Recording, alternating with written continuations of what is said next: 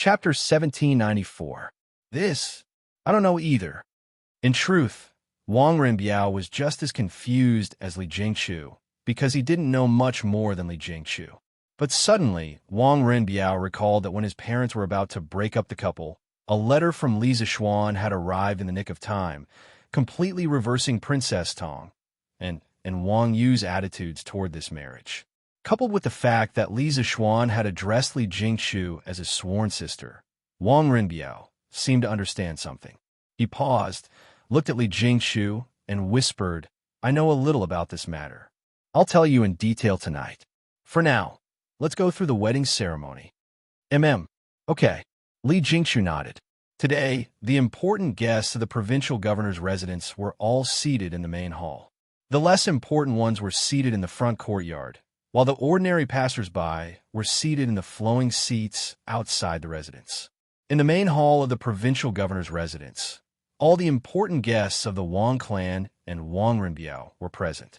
There were people from the Lu clan of Fanyang, the Li clan of Zhao County, the representatives sent by the Xiangzhou provincial governor to attend the wedding, and a few members of the imperial clan who were on the fringes of the court.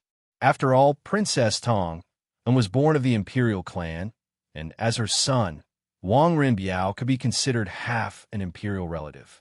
Now that Wang Renbiao was getting married, the imperial clan would definitely send people over. However, none of the favored princes had come. Li Er had only sent 2 princes who were on the fringes of the court. With the upcoming war, Li Chengxian, Li Ku, and Li Tai all had important matters to attend to. How could they have the time to come all the way here to attend a wedding? Even though he had sent 2 unfavored princes, this was already giving Princess Tong and Wang Yu a lot of face. If not for the fact that Li Er had a good relationship with Princess Tong, Anne's aunt, he probably wouldn't have sent anyone. I don't know about that either. In truth, Li Jingqiu was not the only one who was dumbfounded. Wang Renbiao was just as dumbfounded, because he did not know much more than Li Jingqiu. But suddenly, Wang Renbiao recalled the day when his parents were about to break up the couple. A letter from Li Zixuan had arrived in the nick of time, completely reversing Princess Tong and Wang Yu's attitudes toward this marriage. Combined with the fact that Li Zixuan had addressed Li Jingqiu as his adopted sister, Wang Renbiao immediately understood. He paused, looked at Li Jingqiu, and whispered, "I might know something about this. I'll tell you in detail tonight. Let's go through the wedding ceremony first." "Yes. All right." Li Jingqiu nodded. Today, the important guests of the provincial governor's residence were all seated in the main hall. Those of lesser importance were seated in the front courtyard, while the ordinary passers-by were seated in the flowing seating area outside the residence. In the main hall of the provincial governor's residence, all the important guests of the Wang clan and Wang Renbiao were present. There were people from the Lu clan of Fanyang, the Li clan of Zhao County, the representatives sent by the Xiangzhou provincial governor to attend the wedding, and a few members of the imperial clan who were on the fringes of the court. After all, Princess Tong was born of the imperial clan, and Wang Renbiao, as her son, could be considered half an imperial relative. Now that Wang Renbiao was getting married, the imperial clan would definitely send people over, but none of the favored princes had come. Li Tai had only sent 2 princes who were on the fringes of the court. With the upcoming war, Li Chengxian, Li Ku, Li Tai, and the others all had important matters to attend to. How could they have the time to come all the way here to attend a wedding? Chapter 1795. Poison Wine. Princess Tong had given him a cup of poison wine. Li Jingqiu, who had finally married the person she loved, was overjoyed. However, Princess Tong's words made her feel as if she had fallen into an ice cave. She had not expected that Princess Tong would not let her and Wang Renbiao off even now. However, she could not understand why Princess Tong would use such a method to kill her. After all, no one knew which of the 2 cups of wine was poisoned. If Wang Renbiao drank the poisoned cup, wouldn't Princess Tong lose her beloved son? Or perhaps Princess Tong had the antidote on her and would immediately save Wang Renbiao if he was poisoned. No, Princess Tong dared to gamble with Wang Renbiao's life, but Li Jingqiu did not. She thought back to the half a year she had known Wang Renbiao. From the time they first met, at the city gates, to the time they kept their distance because of their father's death, to the time when Wang Renbiao was bedridden due to his illness, to the time when they finally confessed their feelings to each other. Then, Wang Yu and Princess Tong and personally went to Qizhou to break them apart. In the end, for some unknown reason, she and Wang Renbiao still ended up together. After going through so much together, the two of them had long regarded each other as the most important part of their lives. Li Jingqiu had thought that after the storm, there would be a rainbow, and that after overcoming all obstacles, there would be a broad road ahead. However, Princess Tong's poison wine had instantly jolted her out of her beautiful fantasy. The world had not changed. The aristocratic families were still the same, and the difference in status still existed. It was impossible for her and Wang Renbiao to be together because they belonged to two different worlds. It was time to wake up from the dream. All right, mother, thank you for your concern. Wang Renbiao had no idea what Princess Tong and Li Jingqiu had been whispering to each other. When he heard this, he did not suspect anything and stepped forward to pick up a cup of wine from the tray. Wait! Seeing that Wang Renbiao's hand was about to touch the wine cup, Li Jingqiu panicked and hurriedly called out. As soon as she finished speaking, she quickly stepped forward and pushed Wang Renbiao's hand away from the wine cup. Then, she looked at her husband affectionately.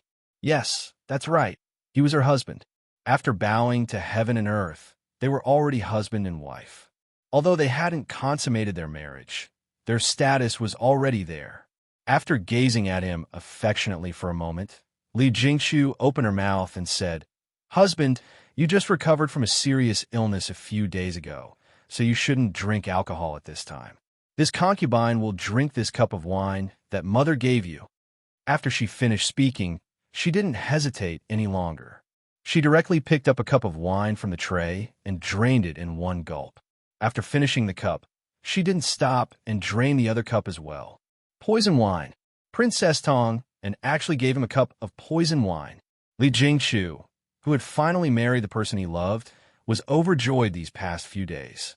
However, Princess Tong's words made him feel as if he had fallen into an ice cave. She didn't expect Princess Tong and to not let her and Wang Renbiao off even now. However, she couldn't understand why Princess Tong would use such a method to kill her. After all, no one knew which cup of wine was poisoned and which wasn't. If Wang Renbiao drank the poisoned cup, wouldn't Princess Tong lose her beloved son? Or perhaps Princess Tong had the antidote on her and would immediately save Wang Renbiao if he was poisoned. No, Princess Tong dared to gamble with Wang Renbiao's life, but Li Jingqiu didn't dare. She thought back to the half a year she had known Wang Renbiao. From the time they first met at the city gates, to the time they kept their distance because of their father's death, to the time when Wang Renbiao was bedridden due to his serious illness, to the time when they finally confessed their feelings to each other. After that, Wang Yu and Princess Tong personally went to Qizhou to break them apart. In the end, for some unknown reason, she and Wang Renbiao still ended up together. After going through so much together, the two of them had long regarded each other as the most important part of their lives. Li Jingqiu had thought that after the storm, there would be a rainbow, and that after overcoming all obstacles, there would be a broad road ahead. However, Princess Tong's poison wine had instantly jolted her out of her beautiful fantasy. The world hadn't changed. The aristocratic families were still the same aristocratic families, and the difference in social status still existed. It was impossible for her and Wang Renbiao to be together because they belonged to two different worlds. It was time to wake up from the dream. All right, mother, thank you for your concern. Wang Renbiao had no idea what Princess Tong and Li Jingqiu had been whispering to each other. When he heard this, he didn't suspect anything and stepped forward to pick up a cup of wine from the tray. Wait! Seeing that Wang Renbiao's hand was about to touch the wine cup, Li Jingqiu panicked and hurriedly called out. She quickly stepped forward and pushed Wang Renbiao's hand away from the wine cup.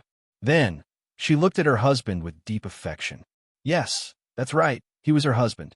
After bowing to heaven and earth, they were already husband and wife.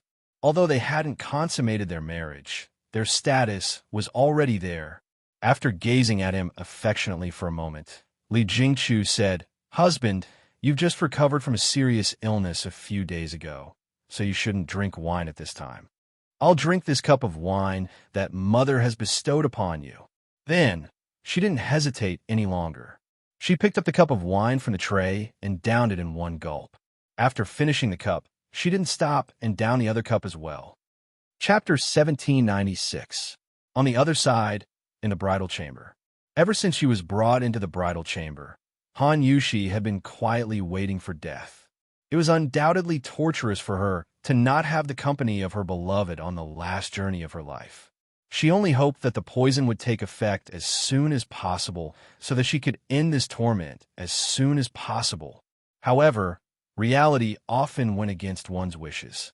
A quarter of an hour had passed, an hour had passed, and even 2 hours had passed. Li Jingchu still did not feel any discomfort in her body. After experiencing more than 2 hours of mental torment, she was now completely exhausted, both physically and mentally. She couldn't help but wonder if the 2 cups of wine that Princess Tong and gave her had been poisoned. After all, even if it was a slow-acting poison, it should have taken effect in 2 hours. However, if Princess Tong and didn't poison her, then what was the meaning of those words during the wedding ceremony? Was he just trying to scare her? Li Jingchu gradually fell asleep in the midst of this physical and mental exhaustion. Creak. After an unknown period of time, with a creak, the bedroom door was pushed open from the outside. Wang Renbiao walked in quickly from the outside. Upon entering the room, Wang Renbiao saw Li Jingchu lying on her side on the bed. Her eyes were tightly shut, and her face was haggard. She didn't even take off her shoes. Wang Renbiao instantly recalled what he said to Princess and when he entered the backyard. "Biao you've married a good wife. Oh, tell her later not to worry too much. No one in this residence will harm her life." Wang Renbiao's expression suddenly changed. He quickly walked to the bed and hugged Li Jingchu, whose eyes were tightly shut. He called out anxiously, "Jingchu, Jingchu, what's wrong? Wake up, wake up." When Wang Renbiao was shaking Li Jingchu suddenly opened her eyes. This made Wang Renbiao, who thought that something had happened to Li Jingchu, couldn't help but be shocked. He stared with a stunned expression. When Li Jingchu saw this, she couldn't help but ask, "Renbiao, what's wrong with you?"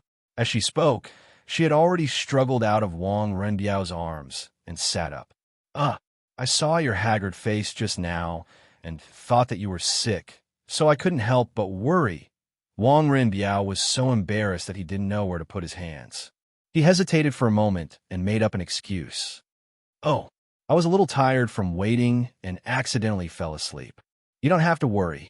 It was rare to hear such silly words from Wang Renbiao's mouth. Li Jingchu didn't tease him. Instead, she felt warmth in her heart. This was the feeling of being cared for by someone she loved. "I'm sorry for making you wait. I should have come earlier." Wang Renbiao held Li Jingchu's hand and looked at her delicate and slightly haggard face as he said softly, "No." Li Jingchu shook her head and said, "So many guests came to the estate today. You should be accompanying them in the front courtyard. According to the etiquette, doesn't every bride have to wait for the bride in the bridal chamber for a few hours? In my eyes, there are no rules or etiquette. As long as you don't suffer, it's fine." Wang Renbiao squeezed Li Jingchu's hand and said seriously. All of a sudden, he recalled what Princess Tong had said to him and asked seriously, "Jingchu, are you sure you don't feel any discomfort?" No. "Renbiao, why are you suddenly asking this?" Li Jingchu's heart skipped a beat when she heard Wang Renbiao mention this again. Did Wang Renbiao know something? But she still said so. Although she wasn't sure if Princess Tong had poisoned the wine or what kind of poison it was, she didn't intend to tell Wang Renbiao the inside story. Even if the wine was poisoned, she only wanted to die peacefully. She didn't want Wang Renbiao and Princess Tong to fall out because of this. Without the support of the Wang family, Wang Renbiao's life wouldn't be easy. I met my mother outside the courtyard just now. She said something very strange. She told me that you're a good girl and that you shouldn't worry unnecessarily. No one in this estate will harm your life. Wang Rinbiao hesitated for a moment, but still told Li Jingchu the truth. Li Jingchu was stunned. She had always been an intelligent person. If she still couldn't understand after hearing Wang Rinbiao's words, then she wouldn't be Li Jingchu. Clearly, Princess Tong and hadn't hidden any poison in the wine. She had only said that during the wedding ceremony to test Li Jingchu's sincerity toward Wang Renbiao and whether she was willing to die for Wang Renbiao at a critical moment. Princess Tong and no one in this estate will harm your life had two meanings. First, she had no intention of harming Li Jingchu's life, and this was only a test. Second, she meant that now that she had passed the test, no one in the Wang family would harm Li Jingchu again. So that's how it is. After understanding everything, Li Jingchu couldn't help but feel relieved. This test had tormented her physically and mentally, but she didn't resent Princess Tong, and she understood that Princess Tong had already made a huge concession for her to be with Wang Renbiao in the end.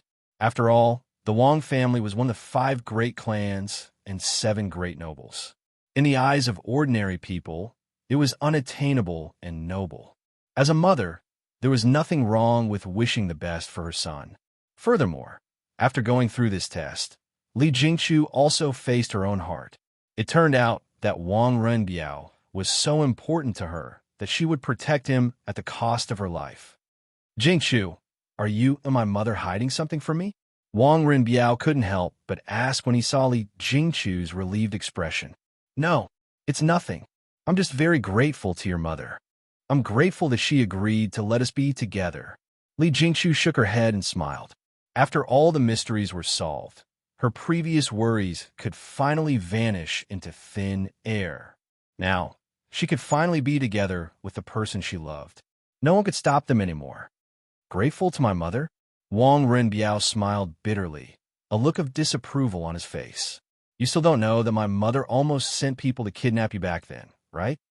Jingchu, I feel that we should be even more grateful to little Xian for being able to be together in the end. Back then, my father and mother changed their attitudes completely because of a letter that little Xian sent over. Wang Renbiao reached out and pulled Li Jingchu into his embrace as he sighed softly. The Marquis of Yuan? A letter? Li Jingchu was stunned. She suddenly recalled that half a month ago, she had seen Princess Tong and obstructing their marriage at every turn, and Wang Renbiao had fallen ill from his worry and was bedridden. Thus, she had written a letter and asked Lung Yuyao to use the provincial governor's estate's channels to deliver the letter to Li Zishuan. The letter that Wang Renbiao was talking about that changed Princess Tong Anne's attitude was very likely Li Zishuan's reply after he learned of the situation here. I was wondering when I became Marquis's adopted sister. It seems that Marquis acknowledged me as his adopted sister in that letter to persuade your father and mother to agree to our marriage. Li Jingchu suddenly realized something when she recalled the coronation ceremony of the provincial governor's estate today. That must be the case. Wang Renbiao nodded thoughtfully and said, but there's something I don't understand. Even if the Marquis of Yong acknowledged me as his adopted sister, it shouldn't have been able to change the princess's attitude completely, right? After all, the Wang clan is a 1,000-year-old clan. Li Jingchu frowned and asked in confusion. The relationship between an adopted brother and an adopted sister was clearly not as close as that between biological siblings. If she was Li Zishuan's biological sister, Princess Tong might agree to their marriage, but she was only Li Zishuan's adopted sister. In this case, it would be difficult. Wang Renbiao pondered for a moment before shaking his head. It's not completely impossible. Jingchu, you've underestimated the importance of little Xian in the eyes of us great clans. After all, how prestigious were the Qinghe Chui clan, Bowling Chui clan, and Xinyangjun clan? But in the end, they were all indirectly destroyed by little Xian. While the great clan's 1,000-year-old foundations are deep, they are no match for imperial power. Although little Xian is only a marquis, he is no less important than a king in the eyes of the great clans. Secondly, I'm guessing that Xiao Xian might have promised the Wang family some benefits in the letter in order to fulfill the marriage between us. Or perhaps he had shown enough determination in his heart to make our marriage happen, causing my father and mother to be wary of him. Right now, the aristocratic families are in a precarious situation. My father and mother aren't willing to offend a powerful marquis with unlimited potential. Perhaps they also felt a sliver of pity for me. Thus, they agreed to our marriage in the end. Although the second point was only Wang Renbiao's guess, it had to be said that his guess was infinitely close to the truth. Hearing this, Li Jingchu couldn't help but say, "Back then, I only wanted to ask Marquis to counsel you and help you resolve the knot in your heart. I didn't expect that Marquis would go to such an extent for us. I'm afraid I won't be able to repay this favor in this lifetime."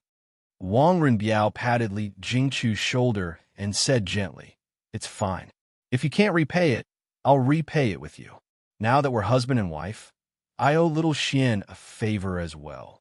Right, Jingchu, when we were performing the ceremony earlier, you still called me husband. Why aren't you calling me that now?"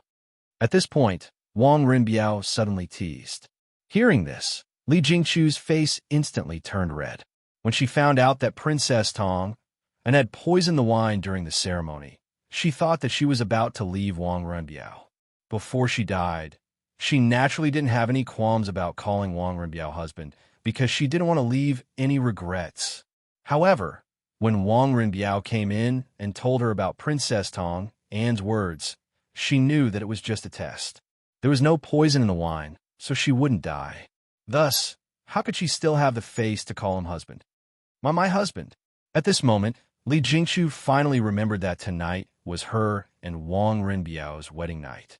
She bit her red lips and hesitated for a moment before finally calling out the two words, "My husband." Wang Renbiao's face lit up with joy. He looked at Li Jingchu affectionately and said, "Wifey." With that, the two of them hugged each other tightly. The wedding night was naturally filled with tenderness and endless scenery. There was no need to tell outsiders. Chapter 1797. Master, what exactly was written in the letter sent by the first elder? The provincial governor's residence, the study of the eastern courtyard. Princess Tong asked Wang Yu, who was sitting in front of a desk and reading. In the evening, the Wang family's first elder had sent a hidden guard to deliver a letter and a ruler to Wang Yu, but Wang Yu did not open the letter in front of everyone. Princess Tong understood Wang Yu's intentions, so she only came to ask after the guests had left. Hearing this, Wang Yu raised his head and pulled out an opened letter from under a stack of books. He handed it to Princess Tong and said, "Madam, take a look for yourself." Wang Yu's expression was emotionless, like an ancient well. Princess Tong couldn't help but frown, because this meant that there was no good news in this letter. She took the letter from Wang Yu's hands and opened it. She skipped the opening greetings and got straight to the point. It said, "Renbiao is getting married. This old man should have personally come to congratulate him, but Renbiao's wife is the daughter of a merchant. There are many voices of opposition in the clan, and they're all blaming you for not being able to stop the two of them. Renbiao is the eldest son of the first wife of the Wang family. The Wang family has been noble for generations, and for thousands of years, no eldest son of the first wife has taken a commoner as his wife. This time, Renbiao has ignored the clan's reputation and interest for his own personal feelings, violating a great taboo in the clan. However, you sent a letter a few days ago saying that the Marquis of Yong has a close relationship with Renbiao and Li Jingchu, and that the Marquis of Yong is doing his best to facilitate the marriage between the two. You are not willing to offend the Marquis of Yong. This old man can understand, but the other four elders of the clan do not, especially the second elder. He said that Renbiao's status as the eldest son of the first wife must be abolished and replaced with other descendants to inherit the Wang family's 1,000-year legacy. They have lived in the ancestral home for a long time and do not know that the world has changed. No matter how strong a clan is, it can no longer match imperial power. The Marquis of Yong is young and impetuous, and he is favored by the emperor. Moreover, he has a deep background in the court. The Wang family cannot completely offend him, or else they will follow in the footsteps of the Chui and Zheng families. Within the family, I can still stabilize the situation with my status as the Great Elder. You can do whatever you want outside. Now that you and Ren Biao are both provincial governors of a province, the heavy responsibility of revitalizing the Wang family rests on the two of you. As long as I am around, I will not allow anyone to take away Ren Biao's status as the eldest son of the first wife. However, I hope that Ren Biao can take this as a warning. In the future, he must not act recklessly and disregard the interests of the family. As the future head of the Wang family, he cannot live under the protection of others forever. Wang Bing, Master, what exactly was written in the letter sent by the first elder? In the study room of the eastern courtyard of the governor's office, Princess Tong and asked Wang Yu, who was reading in front of the desk. In the evening, the Wang family head elder sent a hidden guard to deliver a letter and a ruler to Wang Yu, but Wang Yu did not open the letter in front of everyone. Princess Tong and understood Wang Yu's intentions, which was why she had come to inquire after the guests had left. Hearing this, Wang Yu raised his head and pulled out an opened letter from under a stack of books on the desk. He handed it to Princess Tong and said, "Madam, take a look for yourself." Wang Yu's expression was emotionless, like an ancient well without any ripples. Princess Tong couldn't help but frown, because this meant that there was definitely no good news in the letter.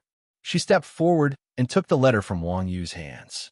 After opening the letter, she skipped the opening greetings and went straight to the main topic.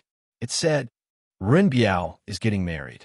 This old man should have personally come to congratulate him, but Ren Biao's wife is the daughter of a merchant. There are many voices of opposition in the family, and they're all blaming you for not being able to stop the two of them. Ren Biao is the eldest son of the first wife of the Wang family. The Wang family has been noble for generations, and for thousands of years, no eldest son of the first wife has taken a commoner as his wife. This time, Ren Biao has ignored the family's reputation and interest for his own personal feelings, which is a great taboo in the family. However, you sent a letter a few days ago saying that the Marquis of Yong and has a close relationship with Ren Biao and Li Jingchu, and that the Marquis of Yong and is doing his best to facilitate the marriage between the two. You are not willing to offend the Marquis of Yong, and because of this old man can understand, but the other four elders of the family do not, especially the second elder. He said that Ren Biao's status as the eldest son of the first wife must be abolished and replaced with another descendant of the family to inherit the Wang family's 1,000-year foundation. They have lived in the ancestral home for a long time and do not know that the world has changed. No matter how strong the family is, it can no longer match imperial power. The Marquis of Yong is young and vigorous, and he is favored by the emperor. Moreover, he has a deep background in the court. The Wang family cannot completely offend him, or else they will follow in the footsteps of the Chui and Zheng families. Within the family, this old man can still use my status as the first elder to stabilize the situation. You can do whatever you want outside. Now that you and Ren Biao are the provincial governors of a province, the heavy responsibility of revitalizing the Wang family rests on the two of you. As long as this old man is alive, I will not allow anyone to abolish Ren Biao's status as the eldest son of the first wife. However, I hope that Ren Biao can take this as a warning. In the future, do not act recklessly and disregard the family's interests. The future head of the Wang family cannot live under the protection of others forever. Chapter 1798. Husband, I saw on Datong Daily yesterday that the Yin Huang Chamber of Commerce is going to hold a fundraising event to raise military funds for the country. Father's carriage business was built by boss Lin Wenyuan of the Yin Huang Chamber of Commerce when he was alive. After father was killed, boss Lin still took care of my family, and the goods never stopped. Now that the Yin Huang Chamber of Commerce is calling for Tang Dynasty's merchants to raise military fund for the country, I also want to contribute on behalf of father. What do you think, husband? In the bridal chamber, after the husband and wife played for a while, Li Jingchu suddenly thought of something and said to Wang Renbiao seriously. Wang Renbiao thought for a while and said, Lin Wenyuan, I know this person. And wife, don't forget that your husband is also a member of the Yanhuang Chamber of Commerce, so I will also send people to participate in this fundraising event. Wife, you don't have to worry about it. After seeing the headlines on Detong Daily yesterday, Wang Renbiao had already ordered Leng Yuyao to send a letter to the shopkeeper of the Craftsman Pavilion in Chang, in City, asking him to bring 30,000 strings of cash to the fundraising event. Li Jingchu thought for a moment and shook her head. No, husband, sending people to participate is your kind intention. I'm doing my part for father. This money must be paid by the Li family. Although the Li family is not as rich as the Wang family, we can still take out 2,000 to 3,000 strings of cash. But the fundraising event will be held the day after tomorrow. Even if I want to participate, I'm afraid it will be too late. Although Qizhou was only 200 to 300 miles away from Chang'an City, she was a woman. It was impossible for her to ride a horse, so she usually took a carriage. The carriage's speed was not as fast as riding a horse. Moreover, she had just gotten married and her parents-in-law were still in Qizhou. It was not appropriate for her to go out at this time. Hearing this, Wang Renbiao smiled and said, Since wife insists on donating alone, then it's easy to do. Tomorrow morning, I will send a letter to the shopkeeper of the Craftsman Pavilion in Chang, in City, and ask him to donate another 2,000 strings of cash in the name of the Li family when he participates in the fundraising event. What do you think, wife? Li Jingchu smiled and said, That's great. Then I'll have to trouble you, husband. As for the 2,000 strings of cash, I'll ask Yuan to go back and get it for you tomorrow. Husband, don't be in a hurry to refuse. Although we are a family now, this is of heaven of heaven. Wang Renbiao could not help chuckling and said, Okay, then I won't refuse. The couple continued to be intimate for a while before Wang Renbiao suddenly said, Jingchu, if there comes a day when I'm no longer the eldest son of the Wang family and I can't get any resources or help from the Wang family, will you still be willing to be with me?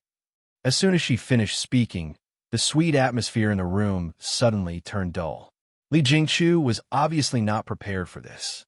She was stunned and asked doubtfully, Husband, why did you suddenly say that? Wang Renbiao sighed and said, Wife, do you still remember the letter and ruler sent by the Wang family's great elder this afternoon? The grand elder of the Wang family is my grandfather, who is also the previous patriarch of the Wang family. Grandfather has been very strict with me since I was young. This time, I went against the will of the family and married you. It is very likely that I have angered all the elders in the family. If my guess is correct, the ruler that grandfather sent me today is a warning to me to be careful when dealing with people and things. As for the elders, it is very likely that they will remove my status as the eldest son of the Wang family and change it to another descendant of the family to be the future successor. This way, I will become the abandoned son of the family. Not only will I not receive any support from the family in the imperial court, even for my daily expenses, the family will not give me a single cent. The reason why Mother was so strongly against our marriage was because she was worried about this. Li Jingchu thought for a while and could not help but ask, But husband, didn't you just say that the elders of the Wang family do not dare to completely offend the Marquis of Yong'an? Wang Renbiao shook his head and said, This is not the same. Now that you and I are married, the elders did not do anything to stop us. This is giving Xiao Xian face. But regarding who will be the future successor of the family, this is an internal matter of the Wang family. Not only Xiao Xian, even the current emperor cannot interfere. If my guess is correct, then I might become a poor provincial governor, a penniless one at that time. Your husband does not really care about the status of the eldest son of the Wang family, but I am afraid that I will implicate you and cause you to suffer together. Husband, what are you saying? Li Jingchu hurriedly said, What this concubine likes is the righteousness and knowledge of husband, not the power of the Wang family. Even if husband leaves the Wang family, this concubine is willing to love and stay together with husband until death. You and I are one as husband and wife, so we should share weal and woe. Moreover, I have said before that I will continue to manage the Li family's business. Even if I lose the support of the Wang family, this concubine will be able to ensure that husband does not have to worry about food and clothing. Husband only has to be a good provincial governor and bring benefits to the people of Qizhou. Although the Wang family is powerful, the appointment of officials in the imperial court is decided by His Majesty. If husband is able to love the people like his own children and is honest and upright, then even without the support of the Wang family, husband will be able to have a smooth life in the imperial court and will be entrusted with important tasks by His Majesty. After hearing Li Jingchu's explanation and analysis, Wang Renbiao was greatly moved. He pulled Li Jingchu into his embrace and said in a gentle voice, "My wife can see things clearly. With a wife like this, what more can a husband ask for? Rest assured, my wife, I, Wang Renbiao, will not let you down in this life." This was an oath, and also his promise to Li Jingchu. Li Jingchu raised her head to look at Wang Renbiao's face and said softly, "All right, husband, it's getting late. It's time to sleep. Tomorrow morning, we still have to serve tea to parents-in-law. We can't be late." Li Jingchu was still a little afraid of her mother-in-law, Princess Tong, and All right, Wang Renbiao nodded and said.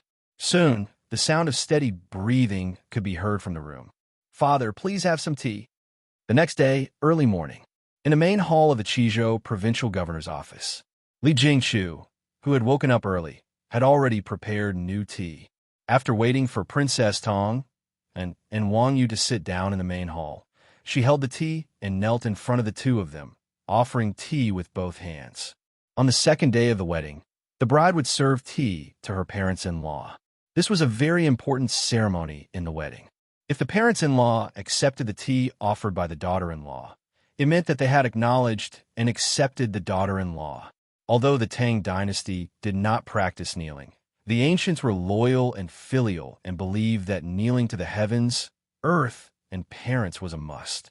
Therefore, when the bride offered tea, she naturally had to kneel. All right. Wang Yu smiled and reached out to take the tea. Although Li Jingchu's marriage into the Wang family had caused Wang Renbiao a lot of trouble, what was done could not be undone. Moreover, Li Jingchu had become Li Zixuan's godsister. As a father-in-law, he naturally had no reason to make things difficult for his daughter-in-law. "Mother, please have some tea." After Wang Yu finished his tea, Li Jingchu took another cup of tea from the tray, carried by the maidservant behind her, and offered it to Princess Tong and with both hands. Princess Tong did not accept the tea immediately. She looked at Li Jingchu indifferently and thought to herself, "This girl is quite pretty. No wonder my cousin is so infatuated with her." After a moment, Princess Tong took the teacup from Li Jingchu's hands. She lifted the lid and took a sip before returning it to Li Jingchu. You may rise." "Many thanks, mother." Hearing this, Li Jingchu finally heaved a sigh of relief. She got up and bowed to Princess Tong. "Now that you and my cousin are husband and wife, you should respect and love each other. The Wang family is the royal clan of the Great Tang. As the matriarch, you should not only manage the affairs of the estate well, but also do your best to help my cousin. Do you understand?" Princess Tong sternly said to Li Jingchu. "Many thanks for mother's teachings. Jingchu will remember them all." Li Jingchu curtsied and replied, Princess Tong nodded. Although she had always been very dissatisfied with Li Jingchu, even wanting to have her destroyed, after yesterday's ordeal, she found Li Jingchu even more pleasing to the eye. At this moment, she took off a jade bracelet on her wrist and said to Li Jingchu, "This jade bracelet was given to me by mother. This jade bracelet was given to me by my mother when I got married. Now, I'm giving it to you. Wear it well and don't lose it." Since she had recognized this daughter-in-law as an elder, she naturally had to express her gratitude. However, her gesture made Li Jingchu feel flattered.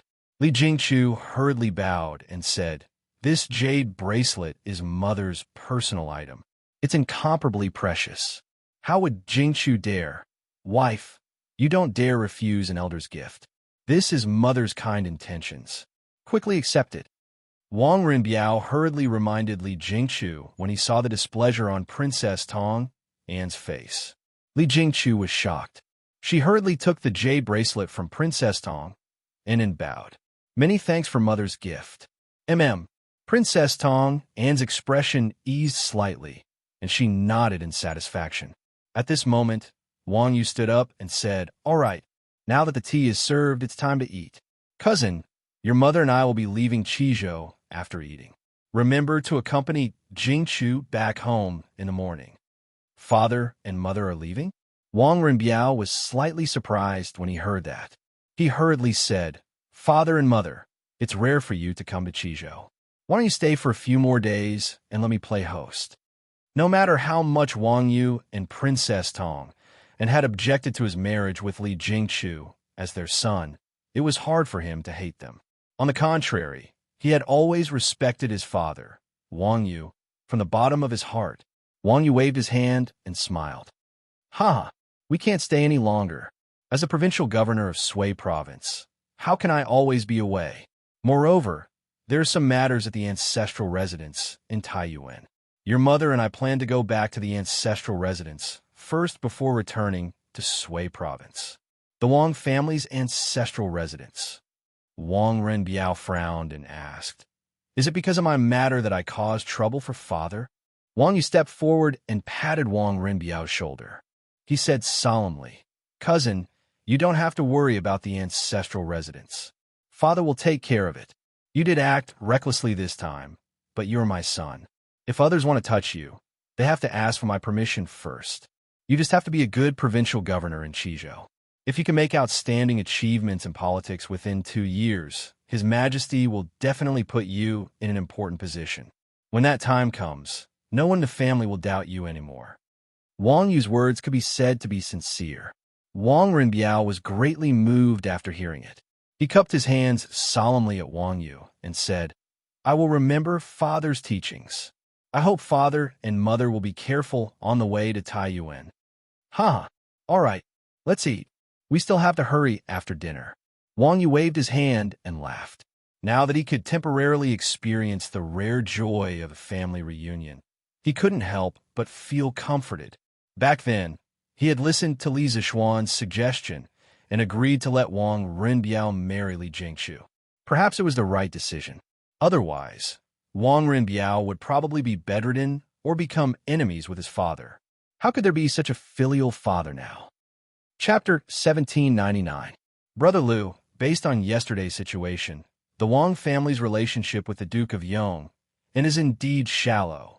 In an inn in Yong County in Qizhou, Li Jingxian, who had just woken up from his hangover, met Lu Chengqing in a private room to drink tea. The tea was top-notch divine tea. A small place like Qizhou naturally didn't have such tea. Li Jingxian had brought it himself when he came to Qizhou. In the past, he liked money, power, and beauties. Ever since the Yinhuang Chamber of Commerce introduced the divine tea, he had another hobby, and that was divine tea. The fragrance of the tea lingered in the air. After a moment of silence, Li Jingxian spoke. "Why go to this extent? Brother Li, don't forget that Wang Yu is still the emperor's son-in-law. His relationship with the royal family is shallow. Now, he has close ties with Li Zixuan, and Li Zixuan is the vanguard of the emperor's suppression of the aristocratic families. Tell me, is the Wang family's heart with the emperor or the aristocratic families?" Lu Qingqing fiddled with the teacup with one hand and fanned himself with the other. He looked like an elegant young master as he spoke casually. Li Jingxuan's gaze darkened. One Li Zixuan is already so difficult to deal with. If the Wang family is in cahoots with Li Zixuan, then won't we have no chance to regain our former glory? Lu Qingqing raised his head and said, "Jingxian, the world has changed. It's no longer the 5 families and 7 aristocratic families. There's only the 3 families and 4 aristocratic families left. Among them, there's the Li Tang royal family and the ambiguous Wang family of Taiyuan. In terms of strength, we're already at a disadvantage. In the past, the 7 aristocratic families were led by the Chui family. But now, the Wang family has the emperor's support and Li Zixuan's help. I'm afraid they'll rise above the Liu and Li families." Brother Liu, based on yesterday's situation, the Wang family's relationship with the Duke of Yong is indeed shallow. In an inn in Yong County in Qizhou, Li Jingxian, who had just woken up from his hangover, met Lu Chengqing in a private room to drink tea. The tea was top-notch immortal tea. A small place like Qizhou naturally didn't have such tea leaves. Li Jingxian had brought it himself when he came to Qizhou.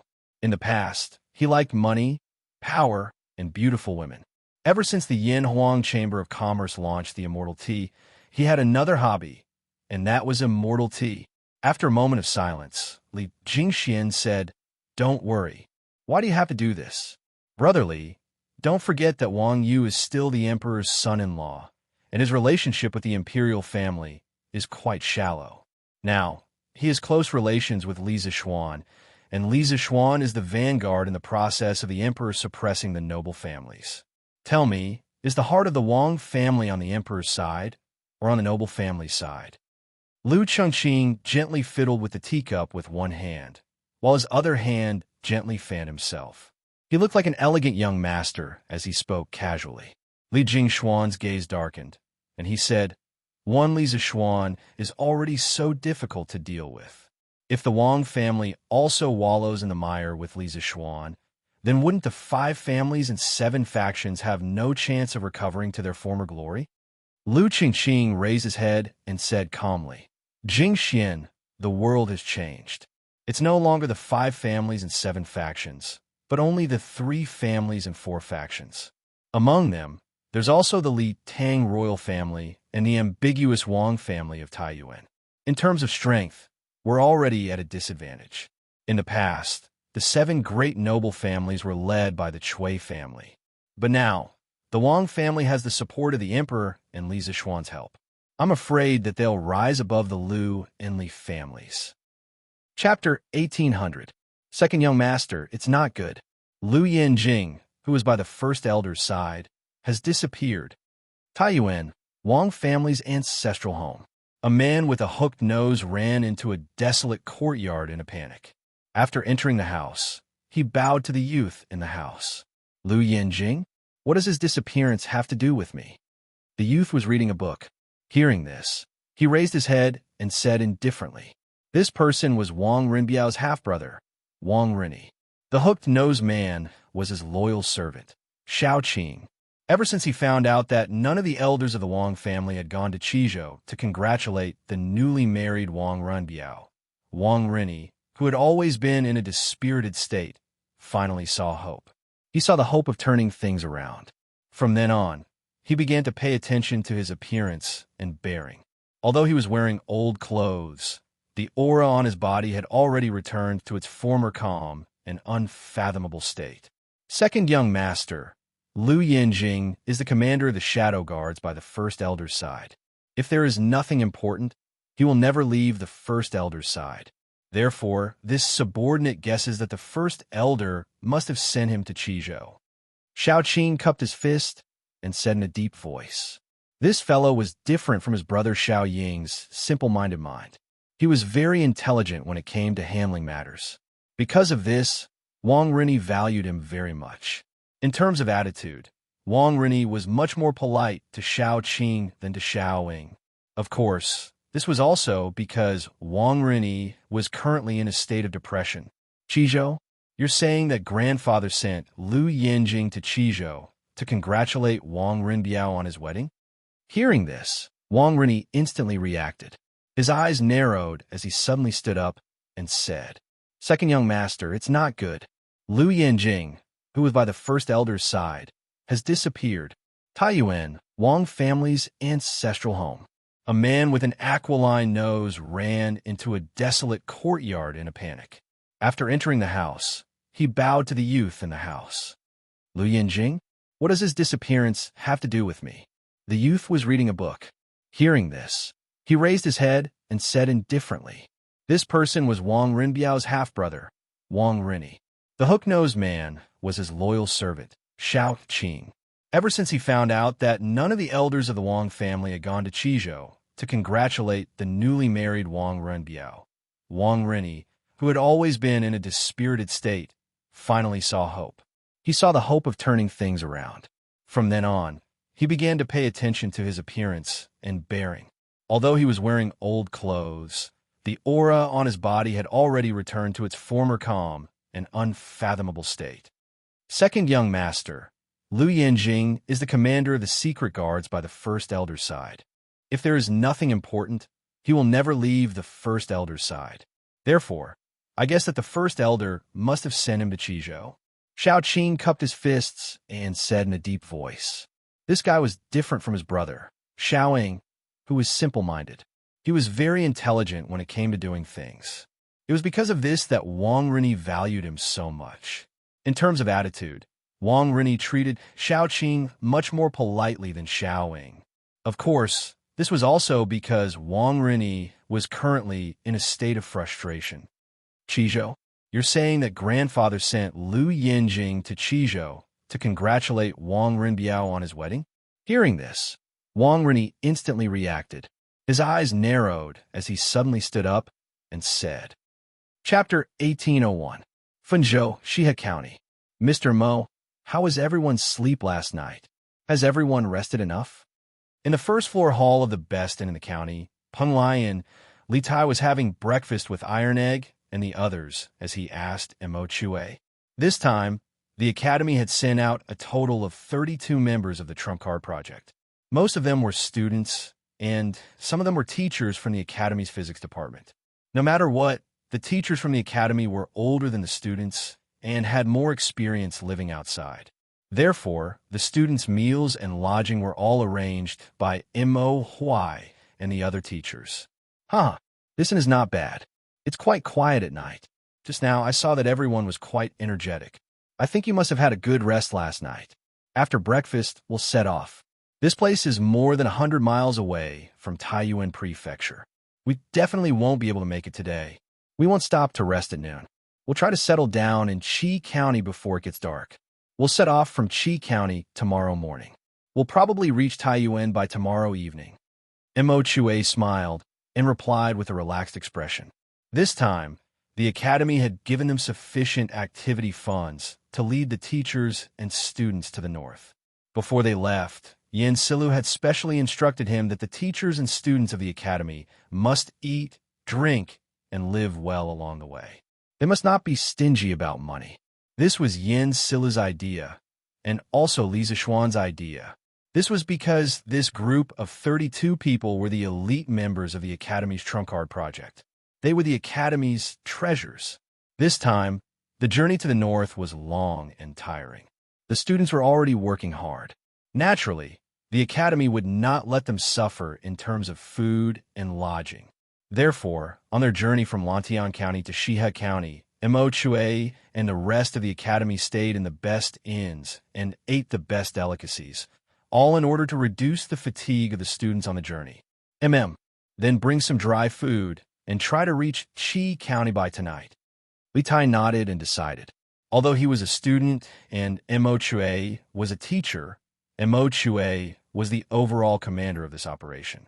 The final decision-maker should naturally be him.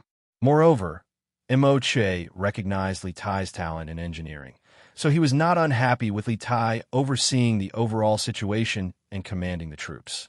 On the contrary, he was happy to help Li Tai by his side. Although Li Tai was born in the royal family and had a certain level of command ability, he was still young and did not have as much life experience as Mo Chue. Often, Mo Chue needed to step in at times like this. After the two came to an agreement, Du Guxin walked in from outside and whispered into Li Tai's ear, "Your Highness, this general has already ordered the scouts to open up a path. The rest of the army can move out at any time and wait for your Highness to leave the city." Even though Mo Chue had booked the entire inn last night, and there were no other guests in the main hall, Du Guxin, who was used to being in the army, had a strong sense of vigilance. He still chose to speak in such a manner to avoid revealing the whereabouts of Li Tai and the rest. This time, accompanying the teachers and students of the academy to the north was 1,000 imperial guards led by Dugu Xin and Dugu Feiying. Because this mission was confidential, they did not alert the local government. When they came to a county, only the people of the academy entered the city to stay in the inn, while the Imperial Guards were secretly stationed outside the city. Under normal circumstances, Dugu Xin would bring a few personal guards to protect Li Tai, while Dugu Feng would lead the army outside the city. It was not that Li Tai and Mo Chue were discriminating, but that the physical fitness of the students and teachers of the academy was definitely not as good as Dugu Xin and the others, who had been in the army for many years. This journey was already very tiring. If they were to sleep in tents outside the city like the Imperial Guards, most of the people in the academy would have collapsed before they reached Taiyuan. Are the resources of the academy safe? Li Tai nodded and asked softly. The main purpose of their journey to the north this time was to build a telegraph relay station. When they left Lantian County, 3 of the carriages in the academy's team were loaded with the machinery, parts, and other materials needed to build the telegraph relay station. Such important things naturally couldn't be brought into the city or into the inn. If they encountered thieves, then their journey would be in vain. Therefore, the Imperial Army under Dugu Xin had been guarding the Academy's materials all along the way. "Don't worry, Your Highness. The resources are safe," Dugu Xin replied briefly. To be able to take away 3 carriages of the Academy's resources under the protection of 1,000 Imperial Guards, unless the enemy could send 5,000 soldiers to kill all of the Imperial Guards, it was impossible to take away the resources of the Academy. "That's good." Li Tai nodded. At this time, he was almost done eating. He stood up and said to Iron Egg, Meng Wenhao, Mo Chue, and the others, "Everyone, hurry up and eat. After eating, go back to your rooms and pack up. We will leave the city in 7 minutes." "Yes," everyone answered in a low voice. Not far away, the innkeeper and the manservant did not dare to make a sound when they saw this scene. They did not even dare to look in their direction because Dugu Xin and the people around him all had swords in their hands. It was obvious that they were not people to be trifled with. Those who did business knew that it was better to avoid trouble. The innkeeper had instructed his servants to serve Li Tai and the others carefully last night. He did not ask anything that should not be asked. He only thought that Li Tai and the others were some powerful people passing by from another county. If possible, he would not provoke them. 7 minutes later, the 32 people of the academy, including Dugu Xin and the others, all left the inn and walked out of the city gate. As for the cost of the accommodation, Mo Chue had already settled it with the innkeeper. "Innkeeper, who do you think these people are?" Their carriages were all made by the Wonderful Taste Pavilion. After Li Tai and the others left, the servant of the inn could not help but ask, "Perhaps they're the young masters of some family on a trip." Although the shopkeeper was also curious, he indifferently replied to the manservant's words. Then that slightly plump youth must be that rich family's young master, and that person who just walked in must be their family's guard. But I saw those youths sitting beside that young master. They don't seem to be his family's servants." The servant pinched his chin and made a serious guess. Smack! However, as soon as he finished speaking, the shopkeeper's palm landed on the back of his head. The shopkeeper angrily roared, "Brat, do you have nothing better to do? Why do you care who they are and where they come from? Get someone to clean the table and tidy up the guest room." The servant jumped to the side in pain and rubbed the back of his head. "Oh, I'll go right away." Curiosity killed the cat. This kid will suffer sooner or later. The innkeeper muttered to himself as he watched the servant's back. However, his attention was quickly attracted by the stack of Tang Yuan on the counter in front of him. This was the money that Mo Chue paid him for the room just now. Peng Lion was the largest in Shihe County. There were nearly 50 guest rooms. Li Tai and the others had booked the inn this time. The money for a night's stay was not small. "Who cares what they're doing?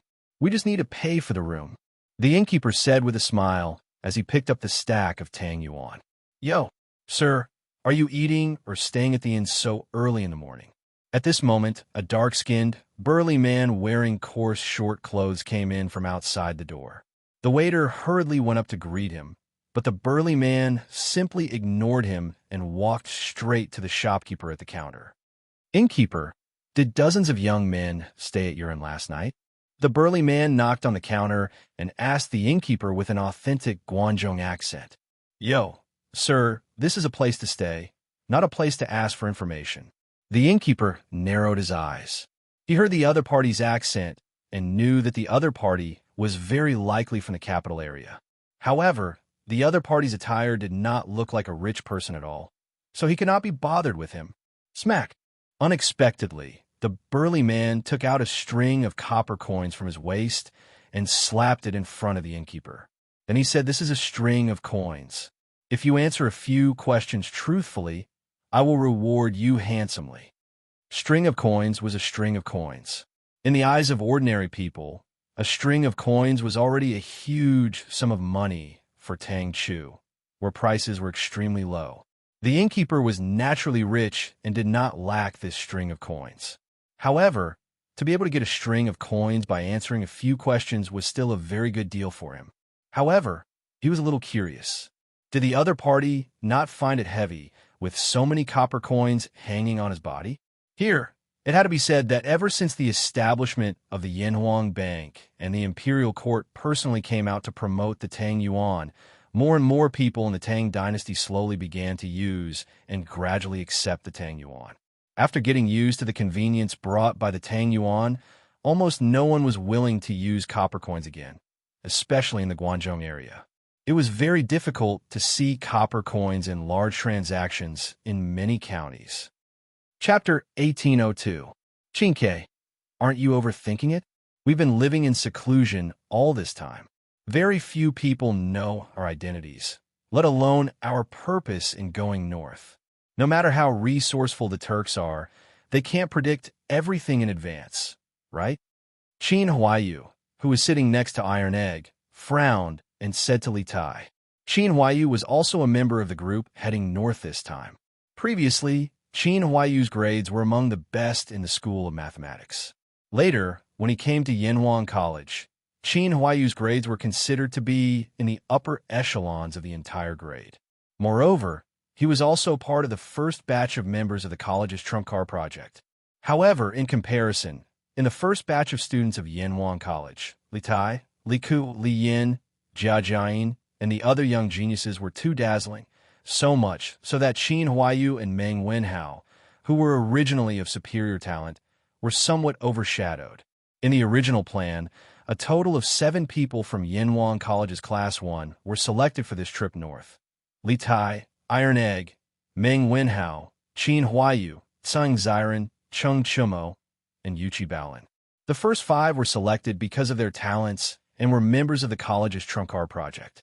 Cheng Chumo and Yuchi Baolin were selected because of their martial arts. They were considered to be the most powerful among the students of Yanhuang College.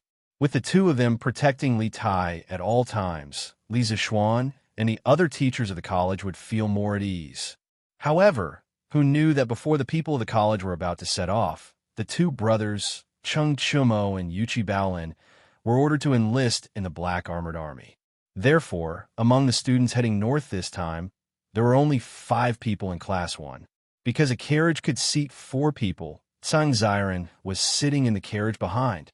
Huayu, although you're right, there's no such thing as an impenetrable wall in the world. Who knows if the Turks have planted spies in Chang'an? When the Tuju Estate preceptor entered Yanhuang College, he must have found out through some channels that the college has something he wants. This time, we can't let our guard down. Li Tai frowned and shook his head. It had to be said that little fatty was quite cute when he was serious.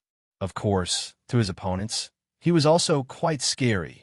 Yes, if that's the case, we really have to be careful. Qin Huayu nodded thoughtfully and said, "Just as you said, Taiyuan is fine. After all, Yunzhou is in the northern border of the Tang Empire, bordering the Turks. After we go to Yunzhou, we must be very careful. I suggest that the people of the academy should not leave the site of the imperial army to avoid accidents." Li Tai felt the same way. "And when we go to Yunzhou from Taiyuan, I will tell General Dugu. Along the way, we have to be alert and vigilant. I have a feeling that the Turks won't let us build the relay station smoothly." Hearing this, Iron Egg, Qin Huayu, and Meng Wenhao cupped their hands and replied, "Yes."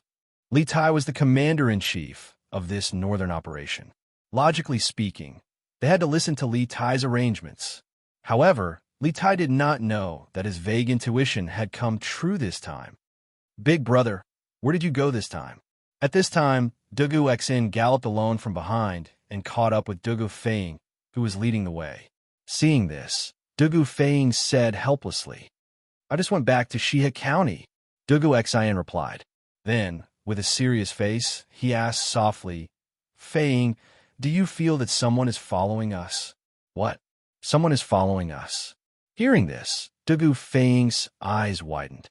Without thinking, he replied, "Big brother, are you kidding me? There are so many of us.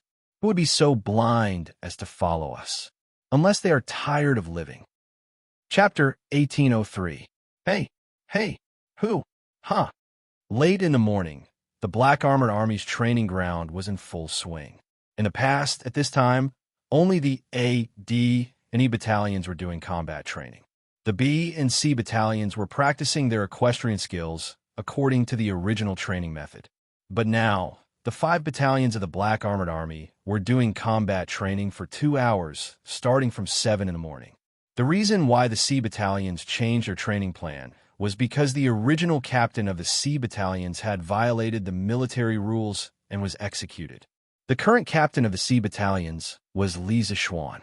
The B battalions made the change because Qiu Xingong had requested Sun Tao to do so. A few days ago, Qiu Xingong had instructed Sun Tao to secretly learn from Li Zishuan's new training manual. This was because Li Zishuan's rules included hunting, which required the soldiers to have a certain level of close combat ability. In order to win this competition, Qiu Xingong had no choice but to copy Li Zishuan's new training manual. Ever since Zhang Kongyan had fallen from the horse, Qiu Xingong's influence in the Black Armored Army had been reduced by more than half. Now, only the B battalion was under his control. Of course, what made him even more furious and fearful was Li Er's imperial edict that day. In front of all the soldiers, Li Er had punished him with a cane. This caused him to lose all faith in the Black Armored Army. Even though he was extremely furious in his heart, he didn't dare take revenge on Li Zishuan right now, because he understood that the punishment of 30 strikes was Li Er's warning to him. If he dared to do anything, then Li Er would definitely not let him off easily. To Qiu Xingong, since he couldn't do it secretly, he would do it openly. He wanted to lead the B battalion to defeat the E battalion in the competition in a few days. He wanted to completely destroy Li Zishuan's reputation and make Li Zishuan understand that Li Zishuan was completely inferior to him in terms of training soldiers. Therefore, Qiu Xingong had been coming to the training ground more frequently than before. To be precise, he was coming to the B battalion more frequently than before. Even though it was part of the military's job to supervise the training of the soldiers, Qiu Xingong was still the general of the Black Armored Army. No one dared to say anything when he came to visit. Not far from the B battalion's training ground was the C battalion's training ground. Li Zishuan happened to be patrolling the C battalion's training ground. "Stop! Are the two of you training or playing house? Get your facts straight. The ones standing in front of you are Turks. Are you going to use such soft movements to attack the enemy?" At this moment, Li Zishuan saw a pair of soldiers fighting with extremely perfunctory and weak movements. He couldn't help but stomp his foot and loudly berate them. Swoosh! At this moment, a burly man suddenly appeared beside Li Zishuan. Without another word, the man stepped forward and kicked the 2 soldiers in front of Li Zishuan to the ground. He then pointed at the 2 soldiers and scolded them loudly. "You're a traitor? You're a traitor. Pang Guang, Du Zidong, you 2 bastards always slacked off during training when Zhang Kongyan was here. Now that Sergeant Li is the C battalion's lieutenant, you 2 are still slacking off. If you don't want to train, get out of the C battalion as soon as possible. Don't tarnish the reputation of the Black Armored Army." The burly man was the C battalion's lieutenant, Gao Gong. Chapter 1804. Training was a long and arduous process. At the same time, it was also a process that constantly stimulated one's potential. To shorten this process, they had to increase the amount of training at an appropriate time and not keep the same amount. Even though the soldiers of the Wu Battalion were the recruits of the Black Armored Army, they were not real recruits. Before they came to the Black Armored Army, They were the elites of the 12 guards of the capital. Naturally, their individual military and physical qualities were impeccable. The amount of training that Li Zishuan gave them was mainly for them to familiarize themselves with the training in the new drill.